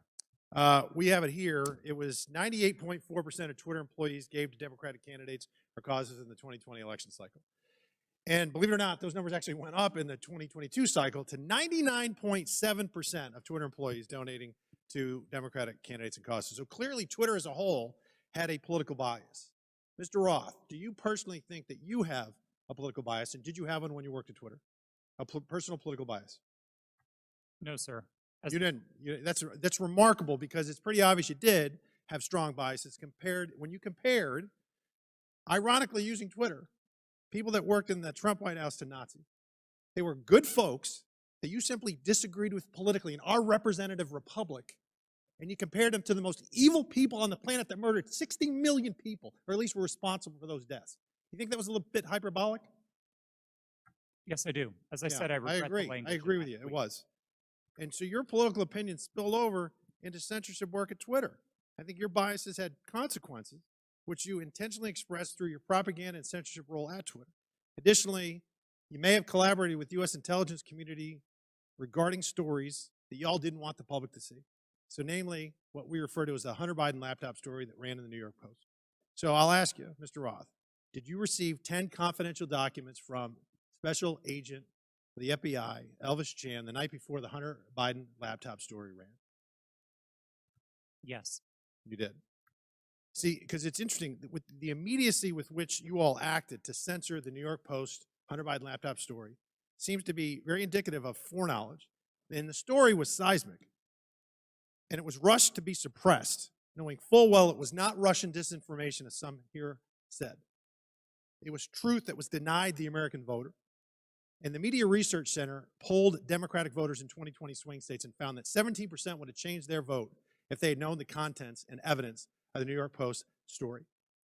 President Trump lost key states, Georgia, Pennsylvania, Arizona, and Wisconsin, by collectively just over 100,000 votes. And if this is accurate, this poll, 3.2 million votes could have swung. And he only needed a teeny fraction of those 3.2 million. That decision almost certainly changed the result of the 2020 presidential election. Did you have any idea the contents of the New York Post story, Mr. Roth? Only what I read in the New York Post that day. And then it was killed by Twitter, and the mainstream media followed. So I found this interesting. In 2019, candidate for President Joe Biden said, and I quote, "I have never spoken to my son about his overseas business dealings." And yet, the evidence in that story and on that laptop revealed that two of Hunter's Mexican business associates, Miguel Magnati and Miguel Velasco, visited the White House in February 2014, and he was later photographed. Joe Biden was photographed with him in the White House. Also in October 2015, Hunter arranged a video conference with his dad, Joe Biden, the sitting vice president, and Carlos Slim, the Mexican billionaire. And then unbelievably in 2015, Hunter introduced his father, then vice president, to Vadim Pazarski, an executive at the now infamous Burisma Holdings Company, where Hunter would later magically make millions as a board member despite having no experience whatsoever in the energy sector. Joe Biden lied. He created the firewall, and then he was exposed because of this story and other information. He lied to the American people, and Mr. Roth, you withheld information on the eve of a presidential election, and you protected that lie. And I hope for the sake of the country that men like you that do those things, men and women, never get to put in such power, in positions of power again. And Mr. Chairman, I'd also like to see if, I'd like to ask unanimous consent to enter into the record a tweet from Ranking Member Raskin. The tweet reads, "It's horrifying to see images of Border Patrol agents whipping Haitian refugees at the Texas border. Not exactly the feeling I get from Without objection, it's ordered. Thank you. Gentleman, I yield back. Yep. Oh, well, I just think that's misinformation, or at least it was a mistake. And Twitter left it up for a week, or not a week, a year, a full year. Gentleman yields. I yield. Mr. Baker, in top of page 2 in your written testimony, you said, "I did not destroy or improperly suppress Whose time is it? any documents at Twitter regarding information important to the public dialogue." The way you worded that, it sounds like there is some Chairman, kind how of- much extra time is he going to get during this hearing? You finish He the had question, he and had then you time. take it Let to him Mr. repeat the Jordan. question, and then his time will be expired. And It please expired answer. before he started. Clearly, it's up to the chairman, so why don't you let him answer? Mr. Baker, on top of page 2 of your written testimony, you said, "I did not destroy or improperly suppress any documents at Twitter regarding information important to the public dialogue." The use of the term improperly suppressed suggests there was some kind of suppression done in a proper way. I just want to know what that was, and is this referring to your work at Twitter when the Twitter files were first released just a few months ago? Unfortunately, sir, I think I'm constrained from answering that question any more fully than in my testimony because of attorney-client privilege. So unfortunately, I'm just going to have to leave it at that. I thought that's been waived. Not the privilege, not the privilege. The non-disclosure agreement, my understanding, has been waived, but not the attorney-client privilege. Gentlemen, time's I expired. do not have anything in writing to indicate that the Twitter has waived privilege with respect to that matter. Chair recognizes Ms. Crockett. Thank you, Mr. Chair. MAGA Republicans can't let go. That should be the name of this hearing. I'm glad that seemingly we have now accepted that President Joe Biden won the election, even though now we are blaming President Trump's loss on Twitter. Can we finally let it go? This is why Democrats are reinforcing that in this hearing, we should be talking about the threats to our democracy. That's the real threat, not an old article that seemingly couldn't reach the viewership it sought through its own platform to disparage and attempt to skew the election in favor of a twice impeached former president who lost a secure and fair election. As a Texan who served in the House and fled the state as MAGA Republicans there pushed an agenda just as insidious as the foreign interference we experienced in the 2016 election, we should be talking about what they don't want to talk about as they continue to cut you off as you try to talk about things such as interfering with our democracy, and how there has been an inciting of political violence against individuals as well as our democracy as a whole.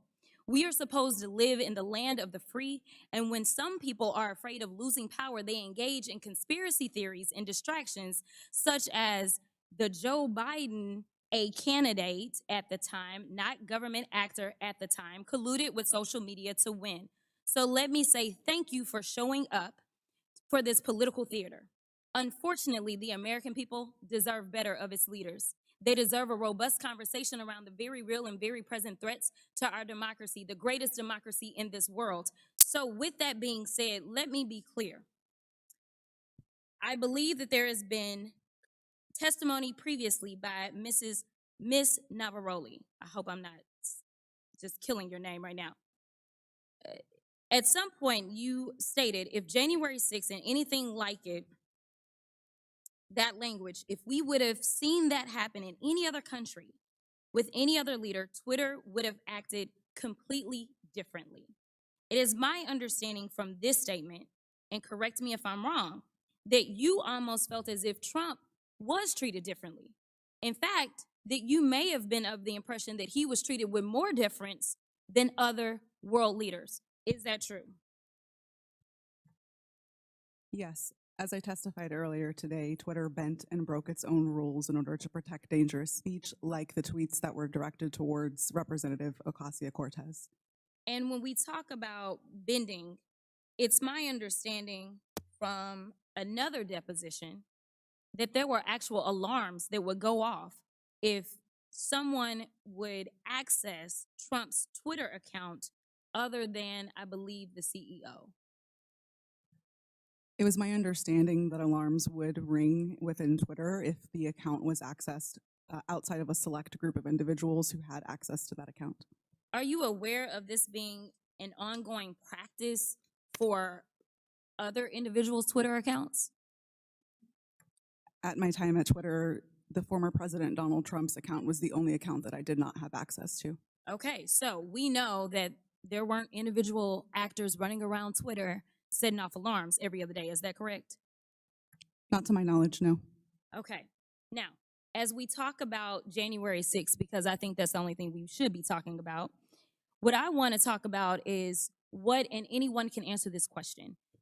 Did you see a correlation between a rise in homegrown domestic white supremacy online as it correlates to leading up to January 6th? I can answer that. So some of the things that we were seeing specifically on Twitter related to white supremacy fan fiction. I mentioned earlier in my testimony that we saw things like people wishing that the day of the rope would occur. That comes from things like the Turner Diaries, which are, again, white supremacy fan fiction. You would also agree with me that it was clear that white extremists were seemingly triggered and activated to take action against our very democracy here at home by some of the activity that was going on Twitter, correct? Yes, I believe so. Now, just to make sure that we can summarize what we allegedly are here to talk about, you all would agree with me when I say that there was no physical damage or destruction to structures, limb, or life as it relates to this article, yet we do know that there was actual harm, physical harm, as well as destruction that occurred as a result of January 6th, correct? Yes, people died on January 6th. Thank you. With that, I'll yield the remainder of my time to Chairman Raskin, or Ranking Leader Raskin. Thank you.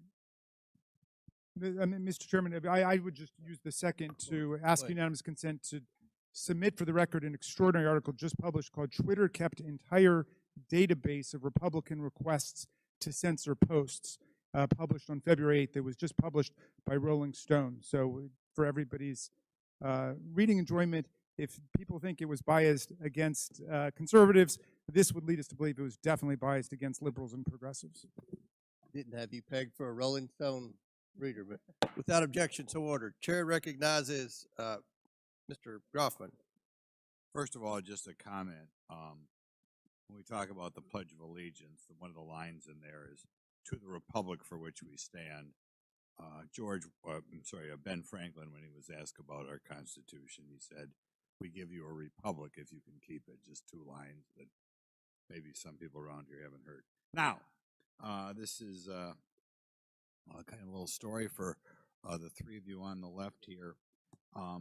In January of 2021, the Christian magazine called the Daily Citizen tweeted about President-elect Joe Biden's announcement that Dr. Rachel Levine was his nominee for Assistant Secretary of Health.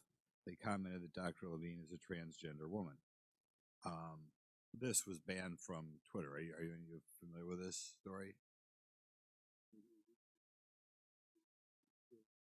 I'm not familiar with it, sir. Do you have any reason why it would have been banned?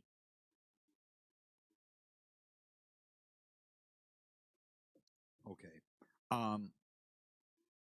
There are local talk radio hosts in my area, well-known media hosts out of the Madison, Milwaukee, Green Bay media market, widely listened to.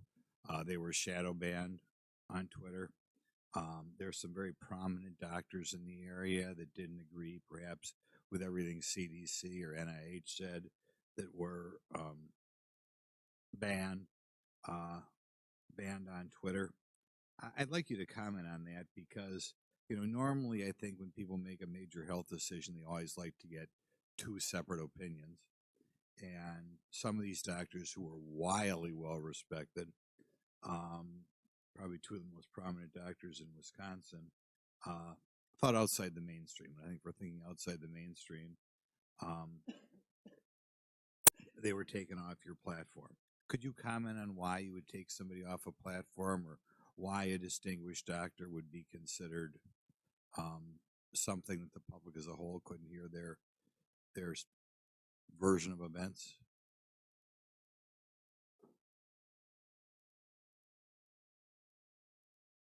No, you're not aware that ever any doctors who commented outside the mainstream version of what was going on with COVID, going on with the vaccine, going on with treatments, that there were people who disagreed with the NIH recommendations and you took them off of Twitter? You're not familiar with that?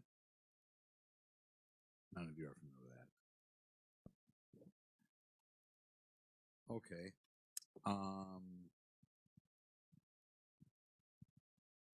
I'll yield some time to Jim Jordan then. I thank the gentleman for yielding. Mr. Baker, Mr. Roth earlier said he thought it was a waste of time for the FBI to be sending you accounts that they thought violated Twitter's terms of services and Twitter's policy. I was just curious, did you ever tell Twitter executives or FBI acquaintances that the FBI had no legitimate interest in enforcement of Twitter's policy?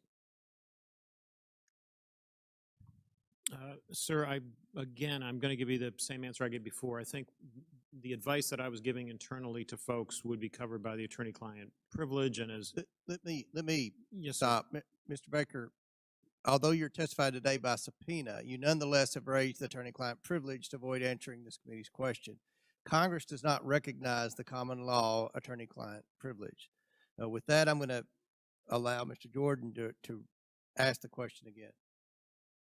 Well, there's been two questions I've asked that he's refused to answer. So let me, if I could, Mr. Chairman, I'll ask both again. I'll go back to the one asked a couple minutes ago. Top of page 2 of your testimony, you said, quote, "I did not destroy or improperly suppress any documents at Twitter regarding information important to the public dialogue." I would like to know what you're referring to that you, in your mind, properly suppressed, and when that took place, specifically if it took place during the time that the Twitter files were first being released just a few months ago. Well, again, sir, as I think we've notified the committee and we've had these conversations with Twitter as well to try to resolve this issue prior to coming up here today, I don't have anything in writing that clears me in my ethical responsibilities to my former client with respect to answering questions that I think fall squarely within the attorney-client privilege. So unfortunately, I don't think I can go beyond what I've said there already, sir. Unfortunately, Mr. Baker, your assertion that the attorney-client privilege, it's overruled as to this particular question and answer. So will you please answer the question by Mr. Jordan? Point of order, Mr. Chairman. State your point. Well, as I understand it, because we just went through this in the January 6th committee where multiple witnesses asserted attorney-client privilege, including people who weren't covered by it at all. Ultimately, that's for a court to decide. So I don't think there's anything we can do within the committee at this point, unless I'm missing something. We'll give you one more chance to answer the question. If you don't answer it, then we'll have to deal with it after the committee hearing. Mr. Baker, could you Yes, answer sir, the question, I please? apologize, but I believe I have ethical responsibilities to my former client, and I don't think I can go beyond what I've said already, unfortunately. Yeah, I just said that.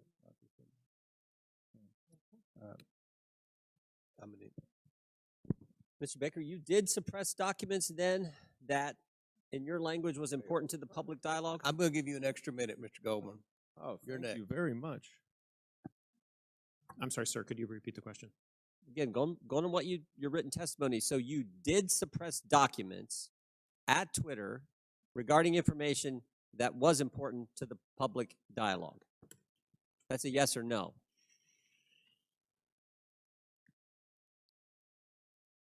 I'm going to answer the question with the following sentence, which is right after that. At all times, I sought to help my client understand and comply with its legal obligations. Okay. Gentlemen's time's expired. I recognize Mr. Goldman for 6 minutes. Thank you, Mr. Chairman. I understand that Mr. Palmer was asking some questions about some of my assertions about the removal of the Ukrainian prosecutor general. First, let's be clear, I did not say that Vice President Biden fired Mr. Shokin. It was official U.S. and European policy to encourage Ukraine to fire him, which they did. But he is right about one thing. What I say is not evidence, and neither is what any of our Republican colleagues say on the other side of the aisle. They may not like what these witnesses say, but the testimony of the witnesses is the evidence, not baseless statements without firsthand knowledge. But I urge Mr. Palmer, if he wants to understand what actually happened, to read the 300-page report that we published on the first impeachment investigation. There's a lot in there about Mr. Shokin. Luckily, though, he doesn't even have to do that. You can just read the New York Post story itself, because in that story, Shokin admitted that he never opened an investigation into Burisma. He claims to have had, quote, specific plans to do so. Yeah, sure. For 2 years, Rudy Giuliani had been peddling Victor Shokin's bogus story, including with agents of Russian intelligence. And Chairman Comer, if you question that, I urge you to look up Andrei Derkach. So who was the sole source of the hard drive to the New York Post? Rudy Giuliani. And for these reasons, many journalists were highly skeptical. One reporter at the New York Post itself refused to put his name on the story. Fox News's Brett Baer said, quote, "The whole thing is sketchy," unquote.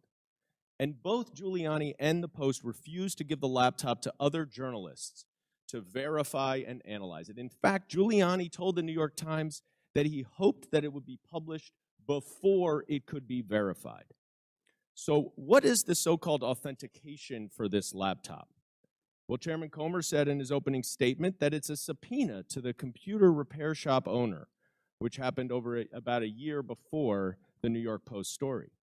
But that is not the same hard drive that Rudy Giuliani received months later from that repair shop owner and passed along to the New York Post after he was in possession of it for several months. Now, Mr. Baker, based on your understanding of Russian malign influence campaigns, does Russian intelligence have the capacity to manipulate a hard drive? Yes. So it is possible that some of the materials on a hard drive could be authentic, and some could be altered, manipulated, or even added to the hard drive. Is that right? I believe so, yes. Mr. Roth, you have testified today that Twitter was keenly aware of the hacking efforts by Russia in connection with the 2016 election. Is that right? Yes, sir. And those efforts, I believe you said, and correct me if I'm wrong, by Russian intelligence to interfere in our electoral process continued up and through and including the 2020 election. Is that right? Russian efforts certainly continued through the 2020 election and even through the midterms. I couldn't say specifically if it was military intelligence, as was the case in 2016, but certainly the Russian government was involved. So let's run down what Twitter knew about this hard drive and this story when it was published. First, the sole source of the hard drive was Rudy Giuliani, who had been working closely with Russian intelligence agents throughout 2020. Second, Russian intelligence interfered in the 2016 election and was actively trying to do it again. And third, numerous journalists, including at the New York Post and Fox News, raised suspicions about the hard drive, and they refused to allow an independent analysis and verification of it. Now, Mr. Baker, based on your experience in law enforcement, wouldn't this give anyone concerned about Russian interference in our elections serious pause? Well, I think as reflected in the public record, at the time, I thought there were great concerns on that side of the equation, because in part with respect to all the things that had happened since 2016 with respect to the hack and leak or hack and dump issues, there were facts that indicated that the computer might have been abandoned and so on, but which made it a very difficult case, which is why we're sitting here today talking about it. Right, and there was a 24-hour delay in continuing to spread the publication of it, isn't that right? Yes. Okay. You know, that is exactly what 51 former intelligence officials, many from Republican administrations, even the Trump administration, said in that letter that is being distorted by Mr. Jordan and others at this hearing. Let me quote one paragraph of what they say. "We want to emphasize that we do not know if the emails provided to the New York Post by President Trump's personal attorney, Rudy Giuliani, are genuine or not, and that we do not have evidence of Russian involvement. Just that our experience makes us deeply suspicious that the Russian government played a significant role in this case." And unless Twitter, like Special Counsel Mueller concluded about the Trump campaign in 2016, wanted to welcome Russian interference in an election, all of you sitting here today were entirely correct to be highly concerned about the legitimacy of this story. I yield back. Chair recognizes Mr. Higgins for 5. Thank you, Mr. Chairman. I'm going to be yielding some time to my colleague, Mr. Jordan, here momentarily. But for the record, Mr. Baker, Ms. Gotti, Mr. Roth, Mr. Navaroli, are you here under the advice of counsel, and do you have counsel present? Yes, sir. That was a yes? Yes, sir. Yes, sir. Yes, I do. Yes, I was subpoenaed That's to good to appear. know. I'm glad y'all have counsel present. Mr. Chairman, for submission for the record, I'd like consent to submit the Twitter files dated December the 8th, posted by the New York Post regarding the suppression of conservative commentators. Like that submitted. Without objection, so ordered. Mr. Chairman, thank you. I'd like to also submit for the record a timeline of events with cited sources outlining strong evidence of the Biden family organized criminal actions would certainly indicate that we've crossed the threshold of reasonable suspicion. I'd like this timeline submitted for the record. Excuse me, Mr. Chairman, where is that from, that timeline? Timeline in my hand, boss. I'll get it to you shortly. Bottom line is that the FBI had the Biden crime family laptop for a year. They knew it was leaking. They knew it would hurt the Biden campaign. So the FBI used its relationship with Twitter to suppress criminal evidence being revealed about Joe Biden 1 month before the 2020 election. You, ladies and gentlemen, interfered with the United States of America 2020 presidential election, knowingly and willingly. That's the bad news. It's going to get worse because this is the investigation part. Later comes the arrest part. Your attorneys are familiar with that. Mr. Chairman, I'd like to spend 5 hours with these ladies and gentlemen during depositions surely yet to come. But for right now, I'll yield the balance of my time to my colleague, Mr. Jordan. I thank the gentleman for yielding. I think he made the right point. And I would just respond to to our colleague from New York. You know who knew the laptop was real was the FBI. They had it for, or maybe they had it for a year and just said, you know what, we're going to put it on the shelf, we're not going to look at it. But if anyone knew it was real, it's them. That's why I asked the question, again, back to my colleague from New York, what he was talking about. That's why I asked the question earlier. I said, did anyone at the FBI or Mr. Baker know, did Mr. Baker talk to any of those 51 former intel officials who sent the letter saying this has all the classic earmarks of a Russian misinformation operation? Maybe they could have checked with the FBI because the FBI had the actual laptop in their possession. So I appreciate the gentleman from Louisiana. I think it's a great point that he made. Mr. Roth, I'm going to come back to you on something we were at a few hours ago. And we're talking about this visibility filtering, which in my mind I understand to be something short of suspending and blocking the account, which the user then knows has happened because there's a notification in a public way, like you did to Ms. Green when you suspended her account. But there's other things, this search blacklist, this do not amplify, that are some kind of filtering that account that the user doesn't know about. And I asked the question earlier, was there any bit of this visibility filtering that was hard-coded by Twitter employees into the account of specific users? And you said, you hesitated for a while, and you said, well, you wouldn't use the term hard-coded, but it seemed to me like something like that went on. Can you elaborate? Thank you for the question. Twitter's visibility filtering system, as has been reported in the Twitter files, is based on applying labels to user accounts. And so in that sense, if the application of a label is what you meant by hard-coded, yes, Twitter systems did apply those designations to those accounts.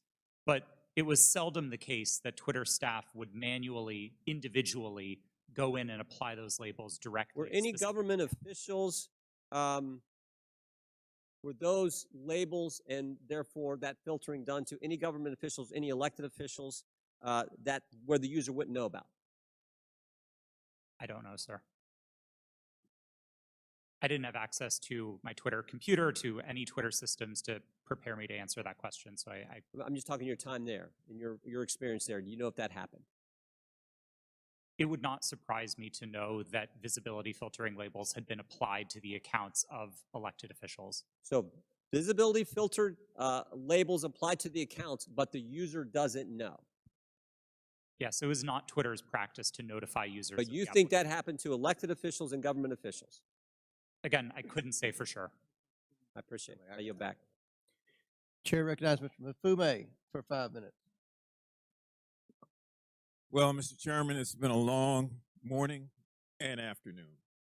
And at this point in time, there's an adage that says everything that can be said has been said, except that not everyone has said it.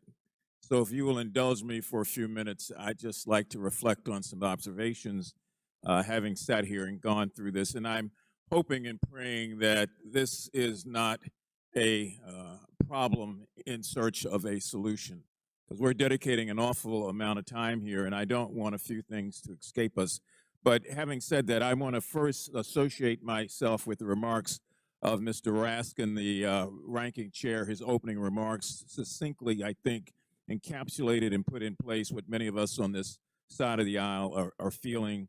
And I also, as a point of personal privilege, would like to just express how many of us share the concern of the gentlewoman from South Carolina who indicated her ongoing medical condition, which she said she might have to live with the rest of her life. That just got me for a moment, and I wanted to make sure that that's on the record. Now, I would disassociate myself with her remarks when she said, as did the gentlewoman from Georgia, God bless Elon Musk. For me, it's God bless my country, God bless my family, God bless my friends. Mr. Musk can take care of himself.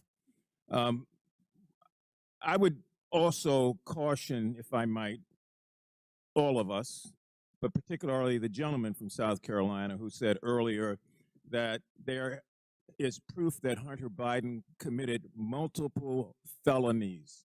The gentleman said that without offering anything for the record. And I know we're all covered by congressional immunity in terms of when we're on the floor and when we're in these committees, but sometimes we probably don't want to feed into hot rhetoric. I mean, we campaign in that kind of poetry, but we are elected to govern in prose. And when you do that, there's a different sense of responsibility that goes with all of us. Mr. Roth, I listened to you, and I feel bad that you were attacked. And, you know, you had to sell your home, you had to move your family. And I just want to remind you and remind myself that there are members of this committee who are also always under attack because of their race or because of their surname or because of their political affiliation. That kind of reckless incitement, I think, is best dealt with when you have content moderation. Otherwise, we gin up the rhetoric. The people who can't control themselves oftentimes don't, and then we see violence occurring against whether it's members of Congress through threats or persons like yourself in the private sector.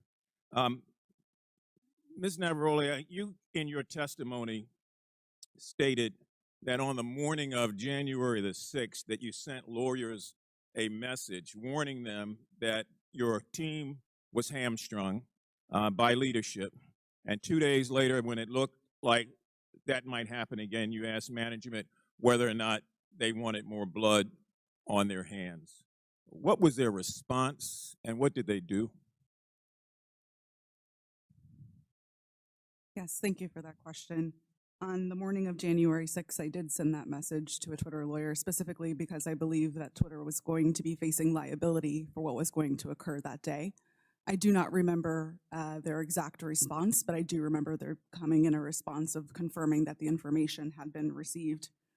Would you repeat the second question that you asked? I wanted to know what was their response. What did they do? Nothing.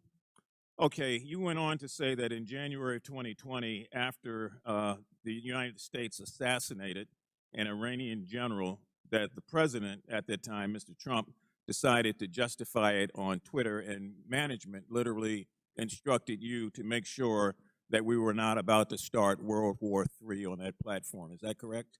Yes, that did occur. And what happened after that? It was up to me and my team to create what we called enforcement guidance, so a document that explained how we would apply our policies specifically related to content moderation in that specific instance. I believe the document was relating to foreign policy discourse. So my point here about content moderation on the front end prevents some of the crazy things we see on the back end. Mr. Chairman, I have from the Anti-Defamation League their latest report on murder and extremism in the United States, oftentimes fueled by the lack of content moderation, that I would ask unanimous consent be entered into the record. And I also have the National Threat Assessment done by the Secret Service of our country.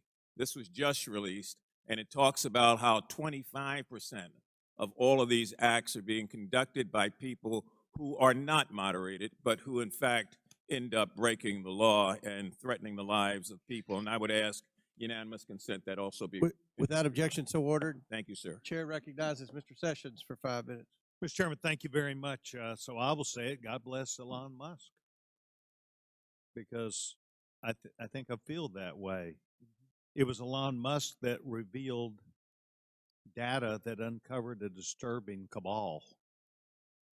Let's be clear, we're here today because Twitter got caught, not because people wanted to admit mistakes got made, or perhaps because they got bought.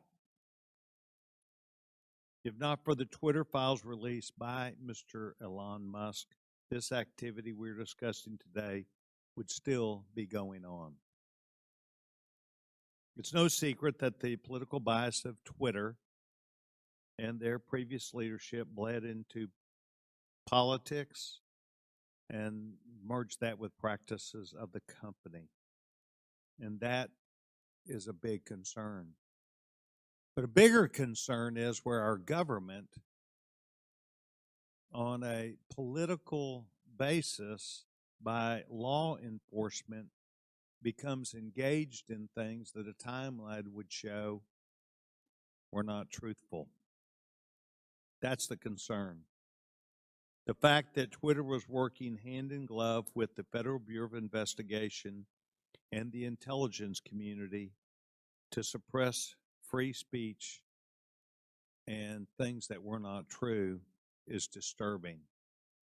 That is why we are here today. So, Mr. Roth, I would engage you if I could for a minute. By the way, I want to compliment all 4 of you. You've been here all day. This is hard to do. You've kept your cool. To the best of your ability, you're expressing honesty. I admire that. Mr. Roth, can you please tell me about the meetings with the FBI? How many? Where did they take place? How do they accomplish what they wanted? Thank you for the question. Yes, sir. Twitter met with the FBI, I would estimate, several dozen times over the course of multiple years. These meetings happened in person, in the Twitter office, in the offices of other technology companies, and at times they happened virtually. We issued press releases about these meetings. They were not happening in secret. They were not anything that the public sector or the private sector strove to hide from anybody.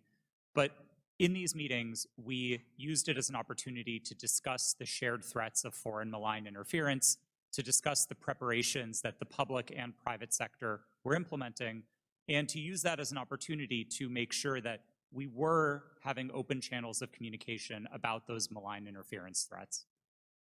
Ms. Roth, did you at any time believe that the Bureau might not be honest about the things they knew and the information that they shared and passed to you? I would say I have a personal healthy skepticism about any type of law enforcement, but no, it was never my experience that representatives of the FBI were anything but forthright in those discussions. Do you believe that they, today, in looking back, misled you? I don't believe so, no. So you believe that the things which they told you, in looking back, are truthful even today? To the best of my recollection, yes. So the chance for FBI numerous times, dozens of times, to meet with you, did you put out information of the substance when you said you provided the public with information? Did you discuss what those meetings were about? I believe the public statements were fairly high level and talked about preparations for upcoming elections in the United States. Any internal records or meeting minutes would be on my Twitter computer, which I don't have access to. And does that reside, to the best of your knowledge, currently at Twitter? Yes, sir. I returned all Twitter property to the company when I chose to Yes, leave. and that would be a requirement, generally speaking. Yes.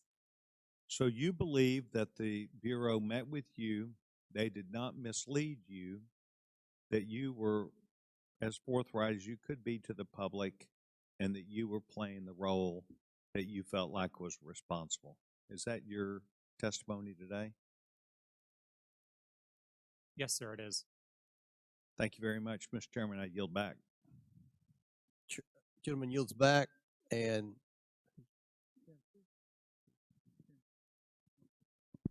Stansford. Yeah. Oh, yeah, yes, I'm sorry. Thank you, Mr. Chairman.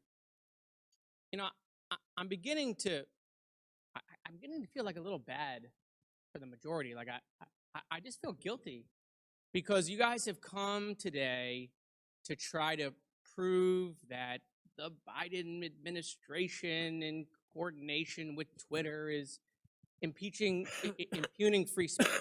And the problem is that Donald Trump, he is just this thing that hangs around your neck. Because at every turn, he undermines whatever credibility you want to have on this subject.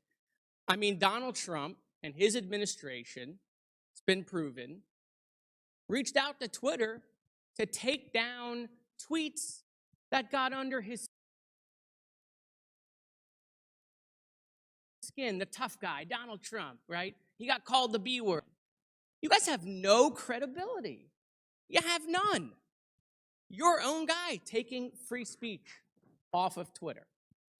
You know, I also don't understand this bipolar thing that you're doing with Joe Biden. So every day you guys tweet out, Joe Biden is boring, he's sleepy. Every day you say it on TV. Now you want to tell the American people Joe Biden is an international super mastermind along with his son Hunter. I mean, it's just bananas. You know, the Trump family is getting billions of dollars of loans from foreign governments by using their White House relationships. Any questions? Any questions on that? No, I didn't think so. You want to know if the Trump family made any money selling PPE during the pandemic out of the West Wing? Any questions about that? No, I didn't think so. But let's move on to Hunter Biden's laptop. Your leaker, I always love this, by the way. You guys are against leakers unless they're leaking things you like. Your leaker, Matt Isaac, and I love, you know, have you seen this guy? I mean, he's like a Radio Shack dot matrix guy who copied files off a private citizen's hard drive. Okay? That's your entire theory is based off of.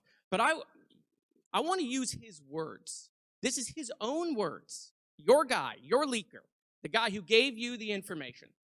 There have been several attempts by several individuals to modify and insert fake data.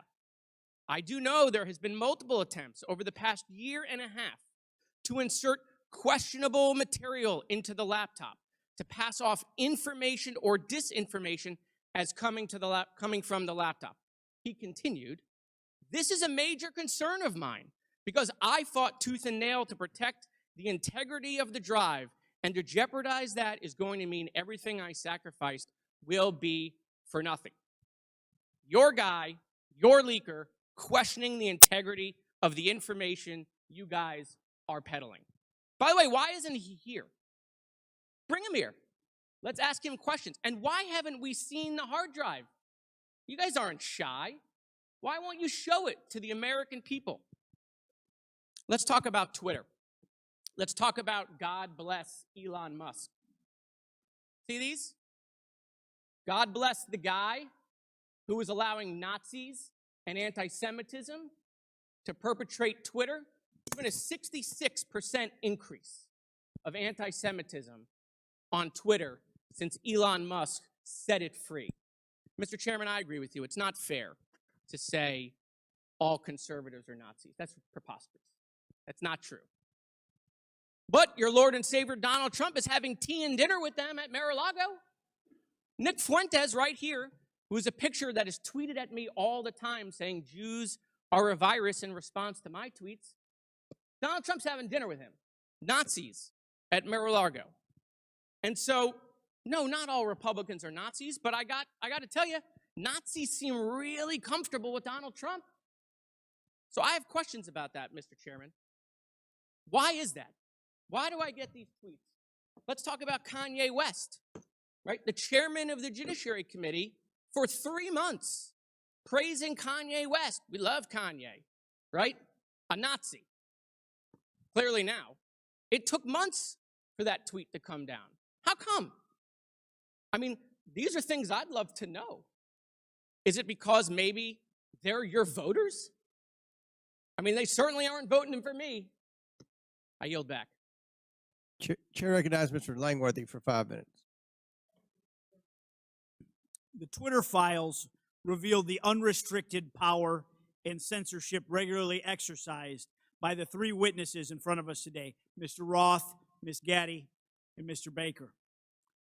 Now, Ms. Navaroli, in your opening, you stated that too few people and companies have too much power. Well, I think you're right.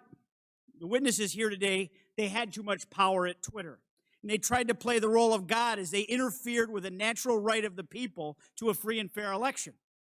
Twitter knowingly suspended the New York Post's account, one of the most reliable conservative voices in the country, in fear that an honest story would swing the most divisive election in American history into the hands of their enemy, former President Donald Trump.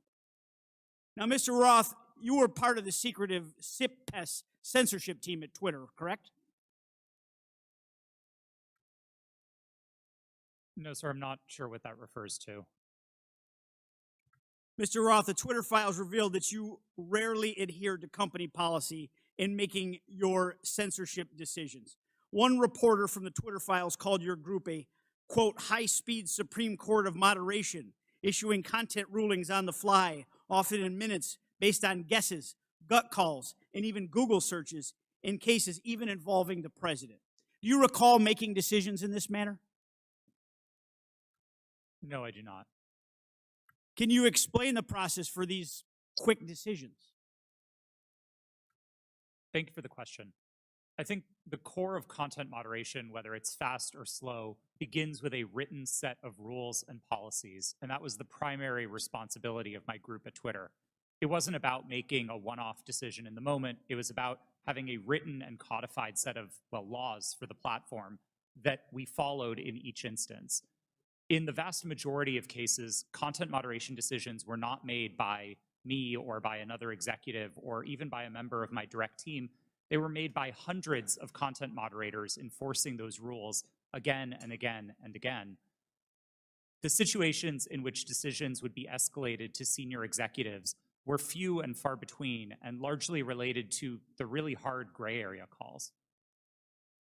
So, Mr. Roth, as part of the, quote, Supreme Court of Moderation at Twitter, did you have the final call over political censorship decisions? No, sir, I did not. Then who had the final call on these decisions? There was a team of people, some of whom represented on this panel today, others not, who were involved in trying to make these decisions, but a portrayal that any one person held sort of supreme or ultimate authority over these decisions would misrepresent what the process was. So your team labeled high-profile accounts as VITs, standing for very important tweeters. What was the threshold for being labeled as a VIT?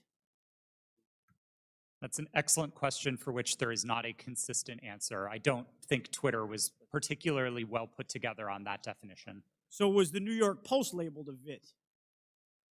I believe the New York Post's account is verified, and verification conferred some of that status of being a VIT, but again, the definitions here are a little squishy. Now, is it true that the Twitter comms director, Trenton Kennedy, said in regard to the Post story, I'm struggling to understand the policy basis for marking this unsafe? Yes, it's my understanding that Mr. Kennedy said that. Was the New York Post story regarding Hunter Biden's laptop marked unsafe regardless of uncertainty? It is true that Twitter marked links to that story as unsafe in a number of our systems, which resulted in restricting people's ability to tweet it. That was the decision that Twitter reversed 24 hours later. Well, it's clear from this panel that too few people had too much power. The New York Post Twitter account was suspended in an attempt by Democrats and big tech to go ahead and play God and interfere in a natural, free, and fair election in the free flow of information in this country. The censorship is unbounded. The New York Post has been a reliable source for decades, including their coverage of the nursing home scandals in New York during the pandemic. Now that you and many others are gone from the company, there is hope that this platform will once again be a place where voices can be heard and respected, and it can return to be a town hall for all points of view, no matter if you agree with them or not, sir, and that our elections will never again be controlled by big tech. I yield back. Will the gentleman yield to Jordan? Mr. Jordan. Okay, thank you. Mr. Roth, in Missouri v. Biden, your declaration to the FEC, you said, I also learned in these meetings with the government that a hack and leak operation would involve Hunter Biden. Mr. Chan has testified in his deposition in that same case. In my estimation, we never discussed Hunter Biden specifically with Twitter. Who told you about Hunter Biden in these meetings? Gentleman, time's expired. My recollection is that a representative of another tech company may have mentioned it, but those meetings were several years ago. I truly don't recall. Okay. Chair recognizes Ms. Stansberry for 5 minutes. Thank you, Mr. Chairman. And I want to just start this afternoon by thanking our panelists who have been sitting here all afternoon, and many of the members of the public who are with us. I see a lot of tired faces out there, and I want to thank you all for spending your day with us. But I also want to start out by asking, what are we doing here in this committee today? Why are we here? Why is this committee devoting a day-long hearing to a political conspiracy theory that was planted in the media by Rudy Giuliani to support Donald Trump's re-election campaign? Of all the topics we could be focused on in this committee to support the American people, how people are going to put food on their table at the end of the day, how we're going to address the economy, how we're going to address critical issues that are on people's minds every day. We are devoting an entire day to this conspiracy theory involving Twitter. Now, the mission of this committee is to root out waste, fraud, and abuse, and to conduct oversight on behalf of the American people. And if you need any evidence of waste, fraud, and abuse, how about the use of this committee's precious time, space, and resources to commit to this hearing? You know, I don't even understand why we're here right now, but I do want to clarify some key facts about what we've heard today. So I'm going to get into it for just a few moments. Ms. Gaddy, thank you for being here today. Mr. Baker, you have already stated publicly that Twitter's handling of this issue was a mistake. Is that correct? Yes or no? It's fine. Yes, that's correct. I don't think I have stated that publicly yet, but that is what the CEO of the company said. Yes, and at the time, only weeks before, one of the most consequential elections of our lifetime in 2020, Twitter made a decision based on policies put into place to protect the public from political disinformation and from foreign interference. Is that correct, Mr. Roth? Yes. In fact, the failure of Twitter and other social media companies to moderate political disinformation not only fueled its use in election tampering in 2018, but allowed for election denialism to run rampant in 2020, and that is exactly what led to the insurrection here on January 6th in the Capitol. So, Ms. Navaroli, I want to ask you, thank you for sitting here all day answering these questions. Do you believe that Twitter has put into place policies that would adequately protect free speech, but also protect the American people from another violent insurrection and the kind of hate speech that we are seeing run rampant right now on the platform?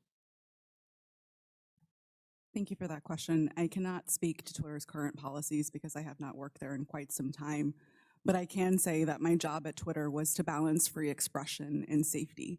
And one of the things that I constantly pushed for was for us to include more analysis within that simple balancing act. And instead of asking just free expression versus safety, to say free expression for whom and safety for whom.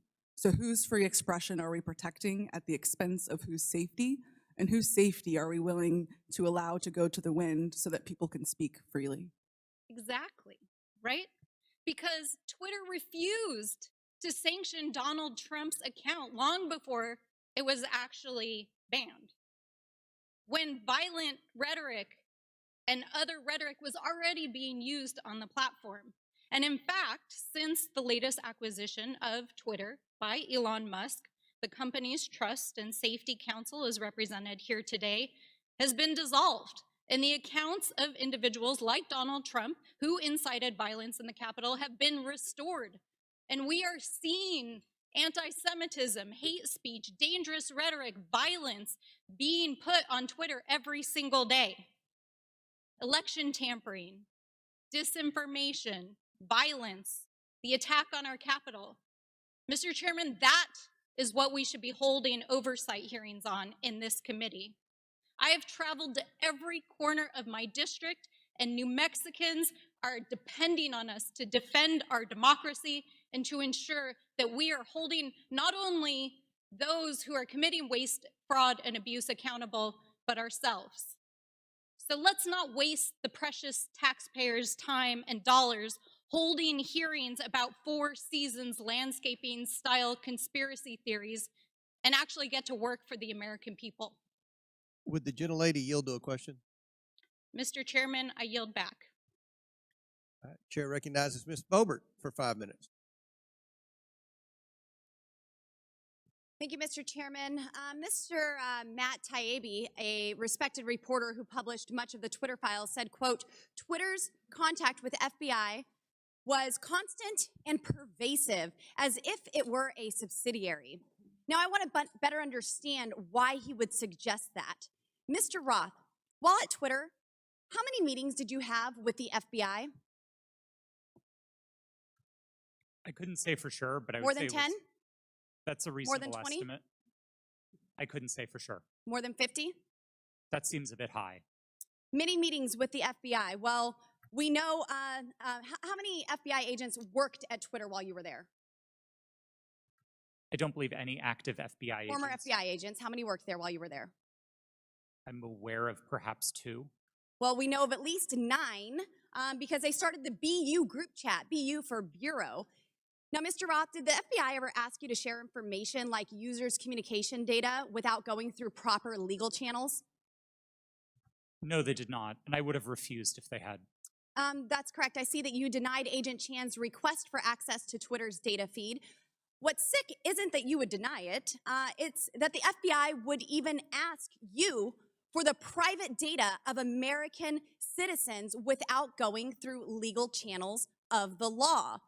Now, I want to remind you, Mr. Roth, that you are under oath. Did the FBI ever ask you to do anything that was illegal or questionably legal? I'm not a lawyer, but certainly not to the best of my recollection or knowledge. Now, from the hearing that I've been a part of today, it's almost impossible to tell where the FBI ends and where Twitter begins. We have Mr. Baker here, a former FBI agent, and there seems to be a revolving door between the FBI and Twitter itself.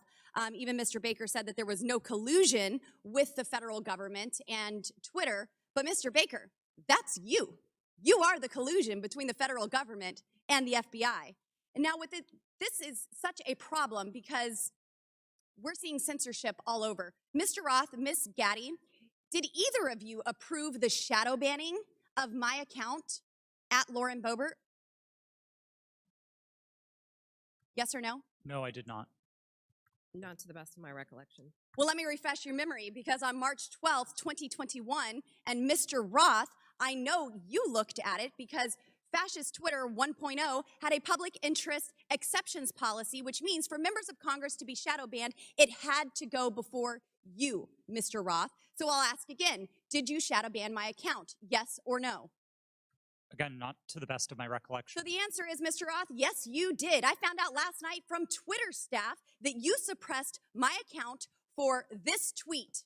It's a freaking joke about Hillary Clinton being angry that she couldn't rig her election. It's a joke, but in response, being the sinister overlords that you all are, you placed a 90-day account filter so I could not be found.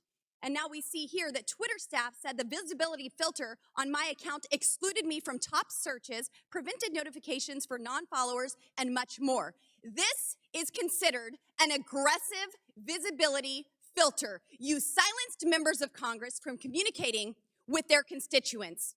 You silenced me from communicating with the American people over a freaking joke. Now, who the hell do you think that you are? Election interference?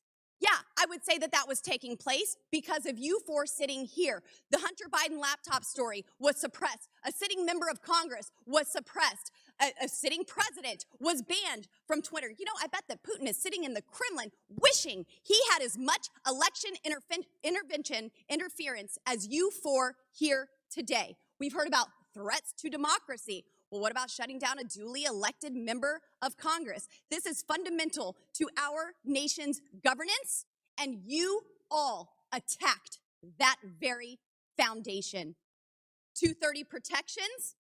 Well, those are for publishers, not for editors. And it's clear you were not acting as publishers, you were acting as editors. And Mr. Chairman, I think it's far past time that we remove 230 protections for big tech platforms who are abusing this protection. And let me just say, I'm not angry for myself. I'm not angry because I was silenced. I can reach out to Elon and to his staff, and I can see what's happened. And I can sit here today and hold you all in account. I am angry for the millions of Americans who were silenced because of your decisions, because of your actions, because of your collusion with the federal government. They can't reach out to Elon. They can't sit here today and hold you into account. We don't know where the FBI ends and Twitter begins. But I do want to thank Mr. Elon Chairman, we're Musk over for 17 firing seconds. you four and saving free speech and even Twitter. Mr. Chairman, I yield. The lady yields, went over 24 seconds. I'll give Ms. Porter 24 extra seconds. Well, I appreciate your indulgence, Chairman Comer, but I won't need it. So today's hearing gavelled in at 10 a.m.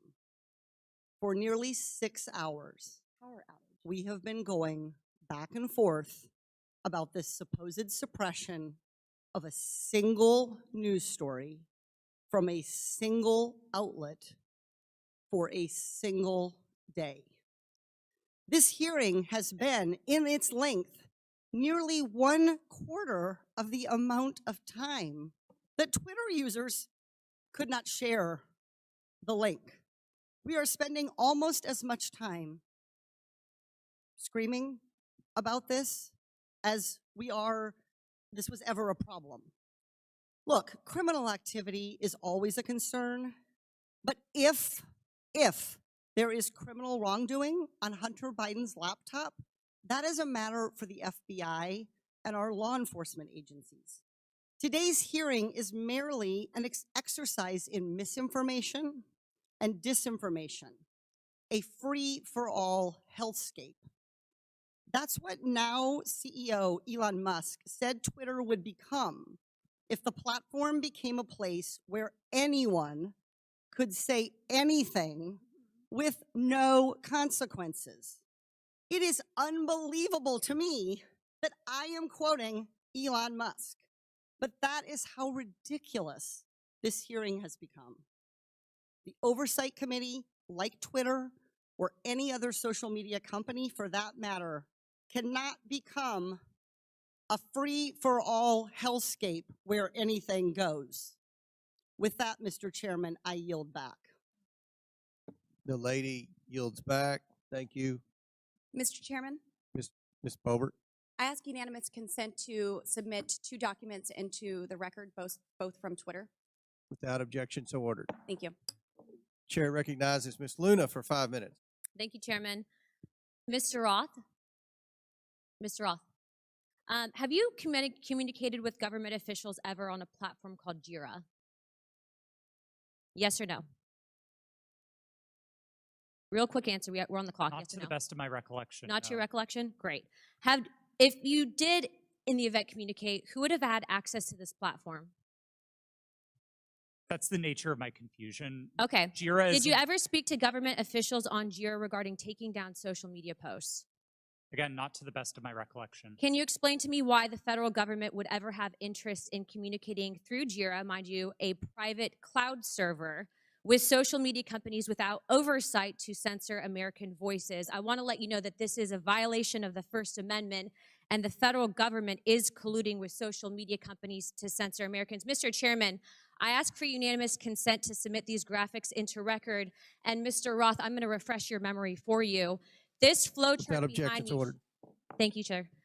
This flow chart shows the following federal agencies, social media companies, Twitter, leftist nonprofits, and organizations communicating regarding their version of misinformation using JIRA, a private cloud server. On this chart, I want to annotate that the Department of Homeland Security, which has the following branches: Cybersecurity and Infrastructure Security Agency, also known as CISA, Countering Foreign Intelligence Task Force, now known as the Misinfo, Disinfo, and Malinformation, MDM. This was again used against the American people. The Election Partnership Institute, or Election Integrity Partnership, EIP, which includes the following: Stanford Internet Observatory, University of Washington Center for Informed Public, Graphica, and Atlantic Council's Digital Forensic Research Lab, and potentially, according to what we found on the final report by EIP, the DNC. The Center for Internet Security, CIS, a nonprofit funded by DHS, the National Association of Secretaries of State, also known as NASS, and the National Association of State Election Directors, NASED, and in this case, because there are other social media companies involved, Twitter. What do all of these groups, though, have in common? And I'm going to, again, refresh your memory. They were all communicating on a private cloud server known as JIRA. Now, the screenshot behind me, which is an example of one of thousands, shows on November 3rd, 2020, that you, Mr. Roth, a Twitter employee, were exchanging communications on JIRA, a private cloud server, with CISA, NASS, NASED, and Alex Stamos, who now works at Stanford and is a former security officer at Facebook, to remove a posting. Do you now remember communicating on a private cloud server to remove a posting? Yes or no? I wouldn't agree with the characterization. I don't care if you agree. This is your stuff. Yes or no, did you communicate with a private entity, the government agency, on a private cloud server, yes or no? The question was if I Yes or no? communicated Yeah, to I'm on time. Yes or no? Ma'am, I don't believe I can give you a yes or no Well, answer I'm to going that to tell you question. right now that you did, and we have proof of it. This, ladies and gentlemen, is joint action between the federal government and a private company to censor and violate the First Amendment. This is also known, and I'm so glad that there's many attorneys on this panel, joint state actors. It's highly illegal. You are all engaged in this action, and I want you to know that you will be all held accountable. Ms. Gaddy, are you still on CISA's Cybersecurity Advisory Council? Yes or no? Yes, I am. Okay. For those who have said that this is a pointless hearing, and I just want to let you guys all know, we found that Twitter was indeed communicating with the federal government to censor Americans. I'd like to remind you that this was all in place before January 6th. So to say that these mechanisms weren't in place and to make it about January 6th, I want to let you know that you guys were actually in control of all of the content, and clearly we have proof of that. Now, if you don't think that this is important to your constituents and the American people from those saying that this was a pointless hearing, I suggest you find other jobs. Chairman, I yield my time. Mr. Chairman, point of order. Chair. Yeah, I just want to call to the attention of the chair and members Mufulay, yes. that You're we're getting recognized. awfully close to witness intimidation, and I would ask the chair to intervene. I'm sorry, I didn't hear what you said, Mr. Mufulay.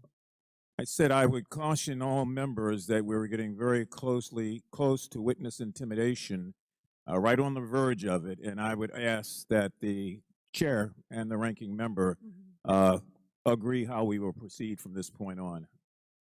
It was the threats that were just made. Ms. Ocasio-Cortez. Thank you, Mr. Chair. And in follow-up to that, I am curious about the committee's rule or the committee's disposition, accusing witnesses of a crime, discussing arrest, discussing, making these allusions and threats. I want to clarify for the record, what is the committee's policy around threatening a witness?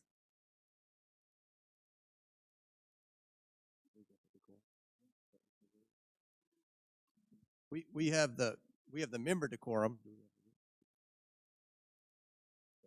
And around the rules of decorum, can Yes. we agree that threatening a witness comes close to broaching general decorum? It does broach general decorum of the committee. With all due respect, Mr. Ocasio-Cortez, we don't agree that there was any witness threatening. In threatening, when we discuss arrest, when we discuss a potential arrest of a witness and alluding to a witness or suggestion of a witness committing a crime without evidence and without documents being supported to the record. Can you be more specific? When we talk about arresting a witness, or when we talk about a witness, insinuating that a witness is lying without documentation, I fear that this constitutes threatening a witness, and that will broach the rules of decorum of this committee. And I'd like to ask that we request witnesses be treated with respect. Thank you. Appreciate that, and I will remind everyone of the member decorum and witness decorum to treat everyone with respect. I thank you, Ms. Ocasio-Cortez. Do you have anything to add? No, thank you. I agree with you, Mr. Chairman. I have a separate point of order I just wanted to raise, which is it seems as if several members now seem to have access to some information from Twitter that people on our side don't have, and I would just hope that anybody who's communicated directly with Twitter or received any information relating to the witnesses who has that, who plans to use it, distribute it to the committee in advance. That's okay. I think that most of the evidence is coming from. I think a lot of the quotes and emails are on the laptop. Well, I think that at least one member indicated The Twitter files that Elon Musk has. Well, one member had indicated that laptop. she had received information directly from Twitter. Okay. Chair recognizes Mr. Edwards. Thank you, Mr. Chair, and to our witnesses, thank you for being with us today. I know it has been a long one. Just so that we're clear and to stage my next line of questioning, in December 2019, we've established that the FBI subpoenaed Hunter Biden's laptop from a computer store owner. And then we've established that nearly a year later, in October 2020, the Hunter Biden laptop story is published by the New York Post. Within hours, Twitter and other social media companies began limiting the distribution of the Hunter Biden story. My question is for Mr. Roth. In September 2020, a few weeks before the New York Post published the first story on the Hunter Biden trading on his name, you participated in an exercise hosted by the Aspen Institute with other media outlets, social media companies, and national security reporters. Isn't that correct? Yes, I did. And Mr. Roth, that event was hosted specifically by the Aspen Digital Hack and Dump Working Group. Is that correct? I know it was hosted by the Aspen Institute. I couldn't say who specifically within that. Mr. Roth, this event was before the release of the Hunter Biden laptop story, correct? That's my recollection, yes. And during that event, a scenario that was discussed was a hypothetical October 2020 release of records related to Hunter Biden. Is that correct? Again, that's my recollection of the event, yes. And Mr. Roth, did you participate in the design of this hypothetical scenario? Not to the best of my recollection, no. Are you telling me that you never had any conversation with anyone regarding the contents of this scenario? No, sir, I didn't say that. I met with the Aspen Institute on a number of occasions. I wouldn't say that I was involved in the development of the scenario in a specific way, no. So you're telling me that I will find no witnesses that would testify they had conversation with you regarding the development of this scenario? I genuinely could not say what other witnesses might or might not say. Why was Hunter Biden chosen as the subject of this scenario just weeks before the October 14th, 2020 publication of the first Hunter Biden story?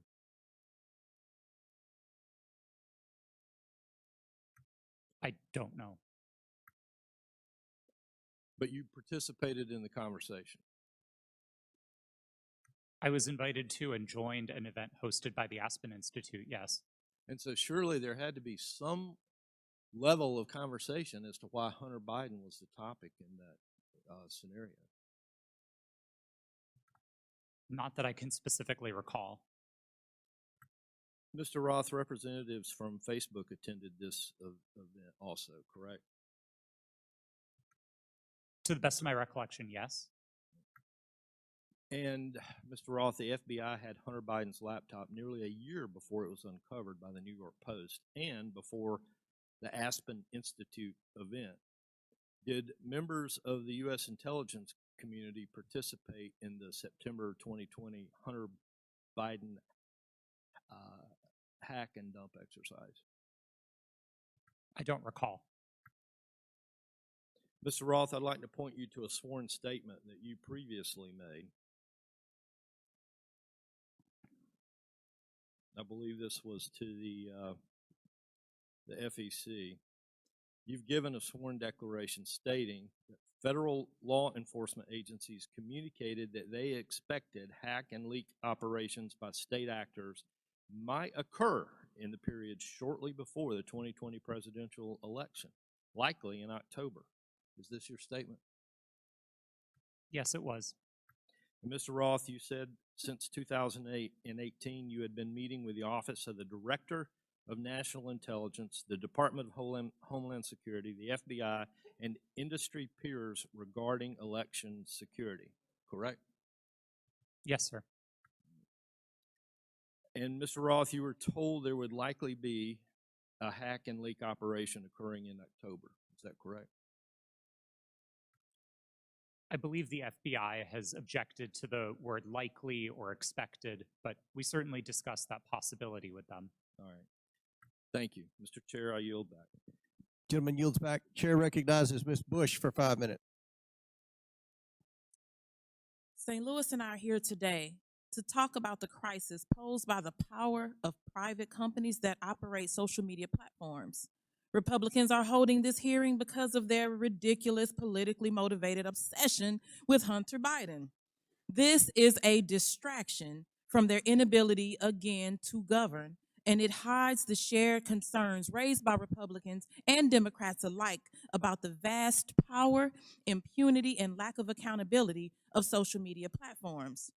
There are so many examples of these companies responding inadequately or inappropriately in crisis that we have come to understand misconduct as the norm for social media giants and not an aberration. Social media played a key role in fanning the flames of violence on January 6th, on that attack on our U.S. Capitol. The impact has spread all over the world. Last fall, after Reuters reported that disinformation about Chile's proposed constitutional referendum was traveling 3 times faster on social media platforms than facts, several members of this committee wrote to Meta, Twitter, and TikTok demanding further action to reduce the dissemination, reduce the lies, reduce the hate. They did nothing. Ms. Gaddy, you were at Twitter on January 6th and asked repeatedly for a retrospective meeting to discuss what happened in the lead up to that day. Management told you, quote, it wasn't a priority for the company. Why was it not a priority for Twitter to learn lessons from January 6th? I don't believe you're referring to me. Apologies. I'm the chief legal officer. I did not make that statement.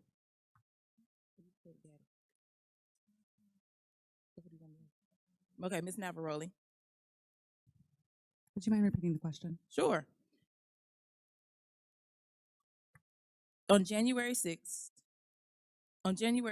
you were at Twitter and asked repeatedly for a retrospective meeting to discuss what happened in the lead up to that day. Management told you, quote, it wasn't a priority for that company. Why was it not a priority for Twitter to learn the lessons from January 6th? I can't speak to leadership's motivations or why it would not have been a priority for them. What I can say is myself and individual members of my team repeatedly asked that we do a retrospective to understand not just what happened on January 6th, but leading into January 8th and the permanent suspension of the president. What can you say is Twitter's top priority? I can't speak to Twitter's top priority at this moment. I can say that, again, my team's responsibility was to balance free expression and safety and to ensure the safety and lack of harm for people on the ground. Thank you. Twitter's top priority seems to be to maximize its profit. The people on this panel were among the top experts moderating content for equity and safety at Twitter, and your concerns were consistently steamrolled by executives pursuing profit. We know this situation must change, but I would argue that the structure of these corporations ensures this malpractice will continue. These social media companies have shown themselves unfit to maintain a digital public square with almost universal usage and vast power. Their purpose is not to facilitate healthy, fact-based discourse. It is to aggressively pursue profit for their billionaire executives and shareholders. Even when they make a good decision about removing a post or a user, it is only to make a profit. This existential problem will not be solved by asking these for-profit corporations to tweak their approach around the edges. We need to re-envision what the internet can be. Digital platforms, including social media, are here to stay, but we need to make sure that they operate for the public good and not the private interests. We need to invest in better alternatives to big tech, and we need to establish public ownership and control to ensure these platforms serve everyone fairly. Thank you, and I yield back. Chair recognizes Mr. Perry for 5 minutes. Thank the chairman. I thank the witnesses. It's been a long day. Mr. Roth, going back to your statement Mr. Edwards talked about, I want to just kind of revisit that a little bit, where it was communicated to you, at least per your statement, by the FBI that there was expected hack and dump or hack and leak operations, and that they would occur before the election, and that these, at the bottom here, the meetings that were rumored, and those meetings were rumored that the hack and leak operation would involve Hunter Biden. Subsequent to that, well, first of all, who told you that? Did you get that? Can you tell us where you got that information, if you know? The subject of the possible hack and leak was raised by a number of representatives of the FBI. Was one of them Mr. Chan? Elvis Chan? Yes, Mr. Okay. Chan was a part of it. So are you familiar with the fact that in his testimony in November of 2022 that he says we did not see any similar competing intrusions to what happened in 2016? And of course, you had been talking to intelligence agencies and law enforcement agencies for some time, and they were referring to the 2016 hack and dump operation. Are you familiar that he said that subsequent to you saying this? That they didn't have any evidence? I was not aware of Okay, Mr. that's Chan's fair. deposition. That's fair. No. Did they ever give you any evidence of the hack and dump operation that happened in 2016? And what I think I'm referring to is the allegation that the Clinton campaign, the DNC server was hacked, and that information was spread about through WikiLeaks or other information channels. Did they ever give you any evidence of that occurrence during these discussions? That information was made public by the intelligence community in the Mueller report and by the Senate Intelligence. Yeah, evidence. Did they ever give you evidence? Because as far as we know, CrowdStrike looked at the servers. Did the FBI ever look at the servers from the DNC, to your knowledge? I think that would be a question better directed at the Fair FBI. enough, but the point is, you never saw any evidence, right? You're just taking it on, and I'm not blaming you, because a lot of people want to believe the FBI. I've always wanted to believe the FBI. The question is, did they ever give you any evidence to believe that? Because they're making the case. They're making the case that there's a hack and leak operation coming, and it's going to be about Hunter Biden right before the election. Did they ever give you any evidence? It didn't come up. There was Okay, yeah, I didn't figure it did. And then you all set up a secret channel between Twitter and the FBI. Who did that from the FBI? Was that Roth? Or you're Roth. Was that Elvis? I'm sorry. Mr. Chan was a part of that work, yes. Yes, he was part of that. And so you set up, and you actually set up a war room as well, right? I believe the FBI operated a war Okay, room. fair enough. I And you- didn't And you join it. participated in that? No, sir, I did You not. did not. Did Twitter participate in it? I believe Twitter may have sent Okay. a representative. Okay, fair enough. And then you did this table talk exercise about Hunter Biden and about a leak about Hunter Biden that would come out right before the election, essentially 10 days. And that happened in September, right before the election. And you participated in that, right? Yes, I did. Who facilitated that exercise? I know the Aspen Institute, but who facilitated the exercise proper? Was anybody from a government agency facilitating any part of that? Were they involved in the discussions during the exercise? No, I don't believe so, no. So they were just spectators. I wasn't aware that they were spectators either, but I don't recall exactly who was there. I know you don't recall who was there. Who facilitated it? Do you recall that? My recollection is that the event was facilitated by Garrett Graff, who was a member of the Aspen Institute and Aspen Digital. All right. Do you find it odd now, after the fact, and I know you've already testified here, that you don't see, to Mr. Sessions, that you didn't see that you were misled or potentially duped? It sure seems highly coincidental. Would you agree? It at least seems highly coincidental. Knowing that the FBI had the laptop, that the FBI set up the war room and the channel and told you, per your statement, that this was going to happen, do you find it highly coincidental that it actually happened and it was Hunter Biden at all? I want to be clear that my statement to the FEC does not suggest that the FBI told me it would involve Hunter Biden. That's a popular reading of that declaration, but it was not my intent. I think there is a coincidence there, and I really can't speak as to how that came about. Yeah, it's really coincidental. One last question. Did the CIA or the other governmental agency ever ask Twitter to look at something that violated Twitter's policy? I don't recall specific outreach by the CIA specifically. Other government agency is what it was called in the Twitter files. Yes, Twitter regularly received reports from government requesting review under our rules. So the other government agency, that one, did they ever request information regarding violations of Twitter's policies? The CIA. Gentlemen, time's expired, but please answer the I question. thank the chairman. Again, I don't recall specific contact from the CIA, no. Chair recognizes Mr. Burleson for 5 minutes. Thank you, Mr. Chairman. I've sat here listening. I'm glad to be last in rank. I get to listen to all the testimony. And what's become clear to me, there are a few things, and that is that the censorship efforts of the big tech, the intelligence community, and the media were all working in concert to affect the 2020 election. I find it unbelievably ironic, and I hope others do too, see the irony that people who were so concerned and hell-bent and worried about the interference of outside groups on the 2016 election became willing participants to interfere in the following presidential election.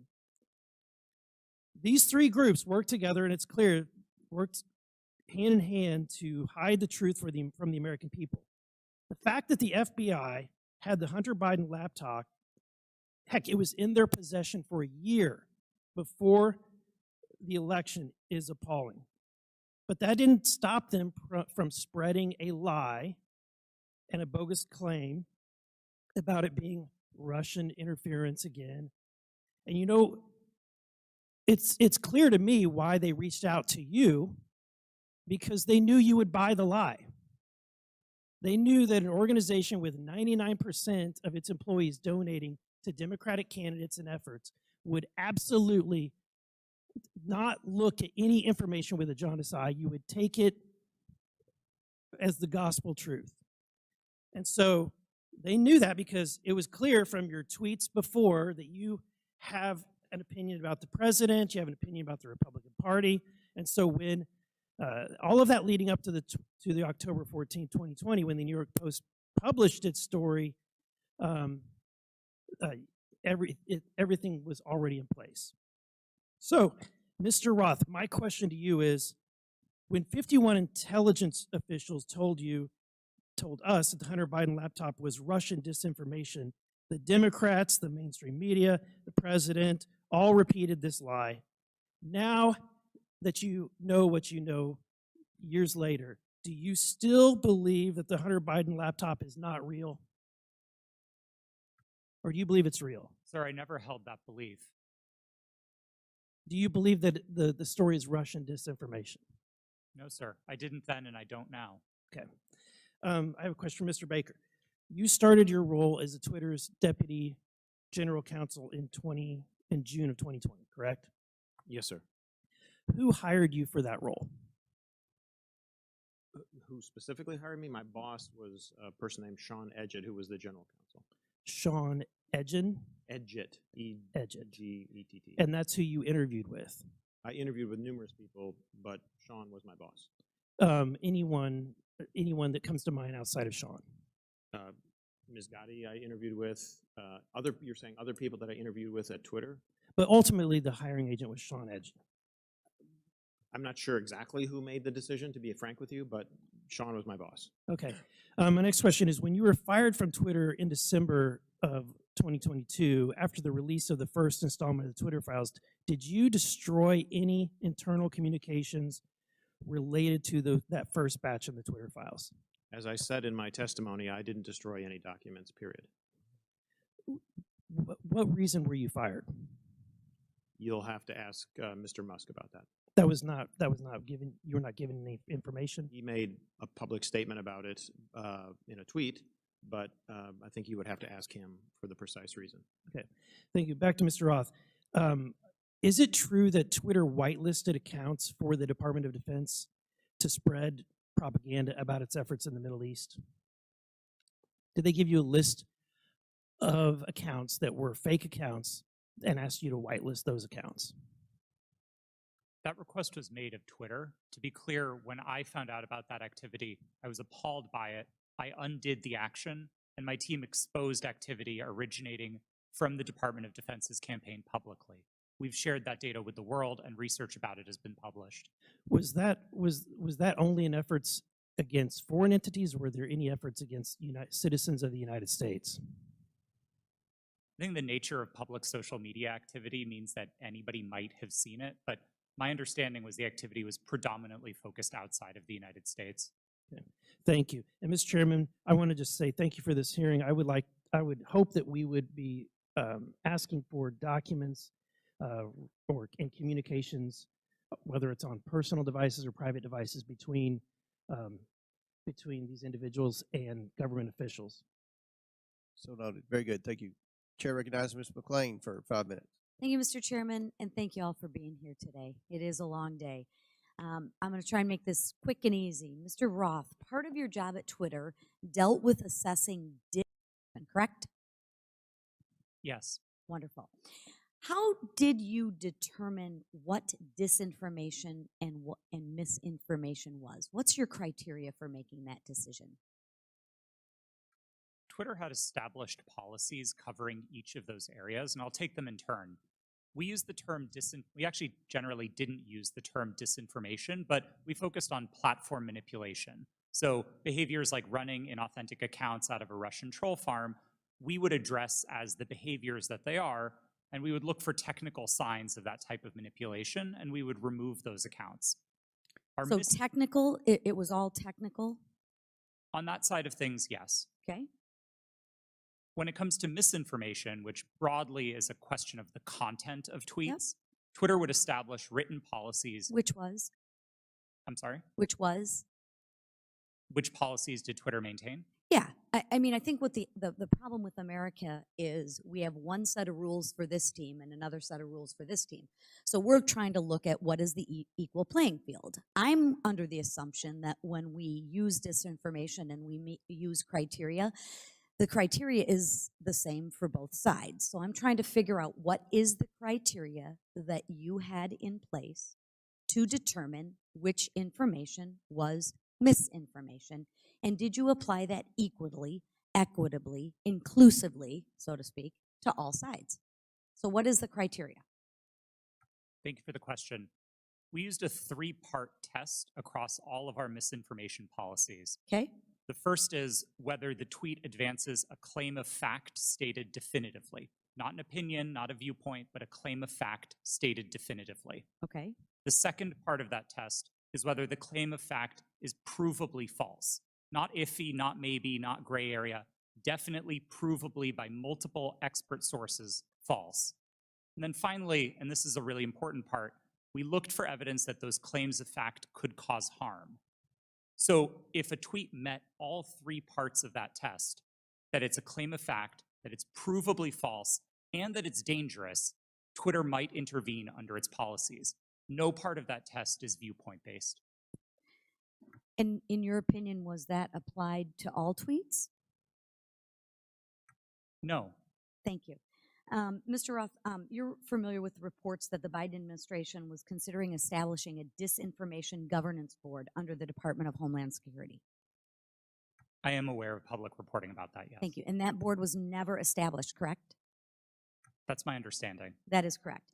It seems to me that the federal government had far more powerful disinformation governance board in its relationship with Twitter. Again, Mr. Roth, question, how often were you meeting with people from the federal government while you were at Twitter? Weekly, daily, monthly? I would estimate somewhere between weekly and monthly. Okay. And were you aware that Mr. Baker was also taking these meetings with the federal government as well? I was not aware of Mr. Baker's calendar, no. So you had no idea that he was meeting, there was no you just worked in silos? I mean, Mr. Baker and I were in some of the same meetings together, but no, I did not know the ins and outs of what he was doing. Okay. What did you understand Mr. Baker's role to be at Twitter besides offering general legal advice? Mr. Baker supervised the primary legal team that advised the trust and safety team. He was the supervisor of the attorneys who advised my team. Okay. And how about Ms. Gaddy's role at Twitter besides offering general legal advice? For the final, I believe, year and a half of my tenure at Twitter, Ms. Gaddy was my direct supervisor. Oh, okay. What was her role? Just to supervise you, to make sure you followed those three claims? Ms. Gaddy supervised what my team's goals and objectives were. She made sure I was doing my job. She made sure that if there was conflict in the workplace, she guided me on how to address that. She did the job of a manager. Okay. And she oversaw you and the trust to make sure that your three claims of fact, provable, false, and would cause harm, she oversaw that? Yes, Ms. Gaddy ultimately oversaw Twitter's policies and enforcement decisions. Mr. Roth, in Ms. Navaroli's testimony, she states that her expertise is in media, technology, law, and policy. How often per week did you meet with Ms. Navaroli to discuss these areas while you were both at Twitter? We did not. You did not. Okay. Thank you so much. Gentlelady's time has expired. Chair recognizes Mr. LaTurner for 5 minutes. Thank you, Mr. Chairman. Based on everything I have seen regarding this issue, it is clear to me that government officials colluded with Twitter employees to censor the New York Post's legitimate reporting of the Hunter Biden laptop story. Democrats on this committee have so far characterized this hearing as unnecessary and a waste of time. I'd invite any of my colleagues across the aisle to talk to folks in Kansas, because I can promise you they do not feel that way. In fact, my constituents are very concerned, and rightfully so, that a social media company collaborated with a government entity and a political party to suppress certain social media accounts and filter news ahead of an election cycle. Americans deserve answers on this outright attack on our First Amendment rights, and I look forward to gaining clarity from our witnesses. Mr. Baker, your testimony focuses heavily on the fact that Twitter acted lawfully in its reaction to the Hunter Biden laptop story. But this isn't a criminal trial. It's a congressional hearing. I'm here because my constituents are genuinely concerned that they will be kicked off these platforms for any statement that managers at those companies disagree with. They feel that social media companies like Twitter are forcing them to play a game that they don't know the rules to. I want to know your opinion on if you think it is appropriate for people in positions of power to determine what information gets shared. If not, what criteria is acceptable for making those determinations? Excuse me, sir, that's a very broad question on people in power. I'm not sure I can answer that effectively and address your... Could you try? Well, I mean, Congress is in power. Congress is restricted by the Constitution of the United States. Congress passes laws. Those laws impact how, for example, private sector actors exercise their power or spend their money, that type of thing. Government agencies have to act in accordance with the Constitution, the laws you pass, internal regulations, executive orders. There's a whole panoply of ways that that people in power, writ large, are held accountable and have to comply with rules and regulations and laws and the Constitution. Mr. Chairman, I would like to yield the rest of my time to Mr. Jordan. Mr. Jordan. I thank the gentleman. Mr. Roth, I want to go back to your statement in your declaration to the FEC. I learned that a hack and leak operation would involve Hunter Biden. Who did you learn that from? My recollection is it was mentioned by another technology company in one of our joint meetings, but I don't recall specifically whom. You don't know the person's name? I don't even recall what company they worked at. No, this was a long time ago. And you're confident that it was from a tech company, not from someone from the government? To the best of my recollection, yes. Did anyone from the government in these periodic meetings you have, did they ever tell you that a hack and leak operation involving Hunter Biden was coming? No, not. Did Hunter Biden's name come up at all in these meetings? Yes, his name was raised in those meetings, but not by the government, to the best of my recollection. Okay. Mr. Baker, I want to go back to the question we had a few hours ago. But I want to frame it in a way I think you can answer. Did you ever tell the FBI that they had no legitimate interest in enforcement of Twitter's policies?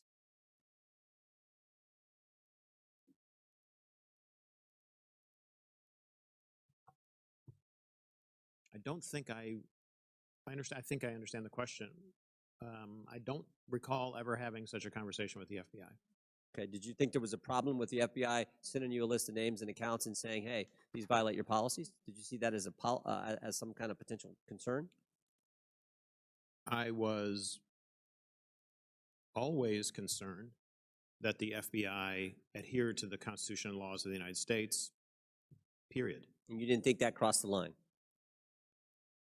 Well, what crossed the line, sir? What I just asked you. That the idea that they're sending you a list of accounts that they say these violate your terms of service. Again, I'm making sure that I can answer the question.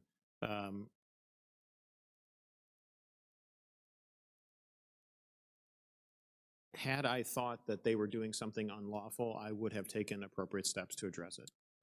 Okay, Mr. Roth, why were you reluctant, based on what I read in the Twitter files, why were you reluctant to work with the GEC? It was my understanding that the GEC, or the Global Engagement Center of the State Department, had previously engaged in at least what some would consider offensive influence operations. Not that they were offensive as in bad, but offensive as in they targeted entities outside of the United States. And on that basis, I felt that it would be inappropriate for Twitter to engage with a part of the State Department that was engaged in active statecraft. We were dedicated to rooting out malign foreign interference no matter who it came from. And if we found that the American government was engaged in malign foreign interference, we'd be addressing that as well. Gentlemen's time's expired. In closing, I want to again thank our panelists for being here. I know it's been a long day. We apologize for the electricity going out. That's never happened in my 6 years in Congress. But before we close, the ranking member and I are going to have very brief closing statements. I yield to the ranking member. Well, thank you kindly, Mr. Chairman. Thank you to the witnesses for your endurance and patience today. I hope you don't feel as bad about the day as you seem to look right now, but it's going to be over soon. I want to start with a simple point that I hope will be sympathetic to you, and I began the long day with this. It's even more important now that we have members who are actually threatening witnesses with arrest and prosecution for clearly imaginary offenses, or at least offenses that might make sense in their minds, but I don't quite know what they would be. But Twitter is a private First Amendment protected media entity, and you make your own decisions like Fox News makes its decisions. And I might get kicked off of Fox News, or they might not cover me, or Wall Street Journal, or MSNBC. I've got no constitutional right to go there. So I think there's just a fundamental legal fallacy and logical fallacy that pervades most of the questioning today. And my friend, the chairman, and my friend, Mr. Jordan, certainly know that under our First Amendment, there's a state action requirement. There is no state action here. Now, there's an attempt to perhaps jerry-rig some state action by claiming, well, it was really the FBI that committed whatever offense was there. But what do we have in terms of what we found today? Well, today's witnesses, each and every one, testified that no U.S. government official directed any of them to censor, remove, or take down the New York Post story. That was their mistake. 2, today's witnesses all testified that the Biden campaign did not direct Twitter to take action against the New York Post story. And 3, the whole hearing was predicated on the idea that the FBI directed Twitter to take down the New York Post story to protect Biden, but once again, not a single witness testified that the FBI even communicated with Twitter about the New York Post story. So to me, this has been a wild cyber goose chase all day. It has turned up absolutely nothing, but there was one serious point made by our witness, Ms. Navaroli, who said that the violence and the chaos that was wreaked upon this institution, not far from where we sit today, on January 6th, the attempt to topple a presidential election and install someone who had not been elected as president, was facilitated by Twitter and other social media entities. And at Twitter, at least, the brass there specifically rejected the pleas of employees to take seriously all of the signs and clues of coming violence in the insurrectionary action that took place. That's a serious problem that we're going to have to deal with at some point at a serious hearing, Mr. Chairman. I yield back to you. Gentleman yields back. I will conclude by reminding my friend, the ranking member, that you've gone through quite the transition at the beginning of the hearing. You, as well as many of your colleagues, said this was a conspiracy theory. After listening to the witnesses, now you say it's a simple mistake they made in suppressing the laptop story. Twitter is a private company, but they enjoy special liability protection, Section 230. They also, according to the Twitter files, received millions of dollars from the FBI, which is tax dollars, I would assume.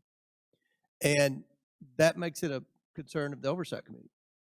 The reason that we've had this hearing is because the laptop has been mislabeled by many in the mainstream media as being Russian disinformation, and that started with Twitter, as well as being tampered with, and you had several people, including Mr. Goldman, that implied that it had been tampered with, even though CBS News and other credible media outlets. You mean mainstream media outlets? CBS? Yeah. You don't think CBS is credible? No, I thought you were just calling the mainstream media. No, no. Okay. CBS News. CBS News has done a forensic audit that shows that the hard drive is legitimate and it was not tampered with. So these are misconceptions that are out there, and they started because of the suppression of the laptop story. The reason the laptop's important is because there's evidence on there that should concern every American about potential corruption, as well as evidence that would suggest that there's a possibility that this administration could be compromised because of the millions and millions of dollars that they've received from our adversaries around the world. We believe that's worth investigating. We believe national security is important. We had a hearing yesterday on our border. We believe there's a crisis at the border, and it threatens our national security. We had a hearing today. We believe that we need to make sure that this administration is not compromised because of the millions of dollars that they've received from our adversaries around the world. That much of that evidence is contained in the laptop. So I think this was a very successful hearing. I appreciate the witnesses' time. I know it was a very long day, and again, we've never had the electricity go out before. But again, we appreciate your sincere testimony. And with that, and without objection, all members will have 5 legislative days. Mr. Chair, I apologize to interrupt. It's come to my attention that I have to seek your unanimous request in order to submit some additional documents. Without objection, so ordered. Thank you. Apologies. With that and without objection, all members will have 5 legislative days within which to submit materials and to submit additional written questions for the witnesses, which will be forwarded to the witnesses for their response. If there's no further business, without objection, the committee stands adjourned.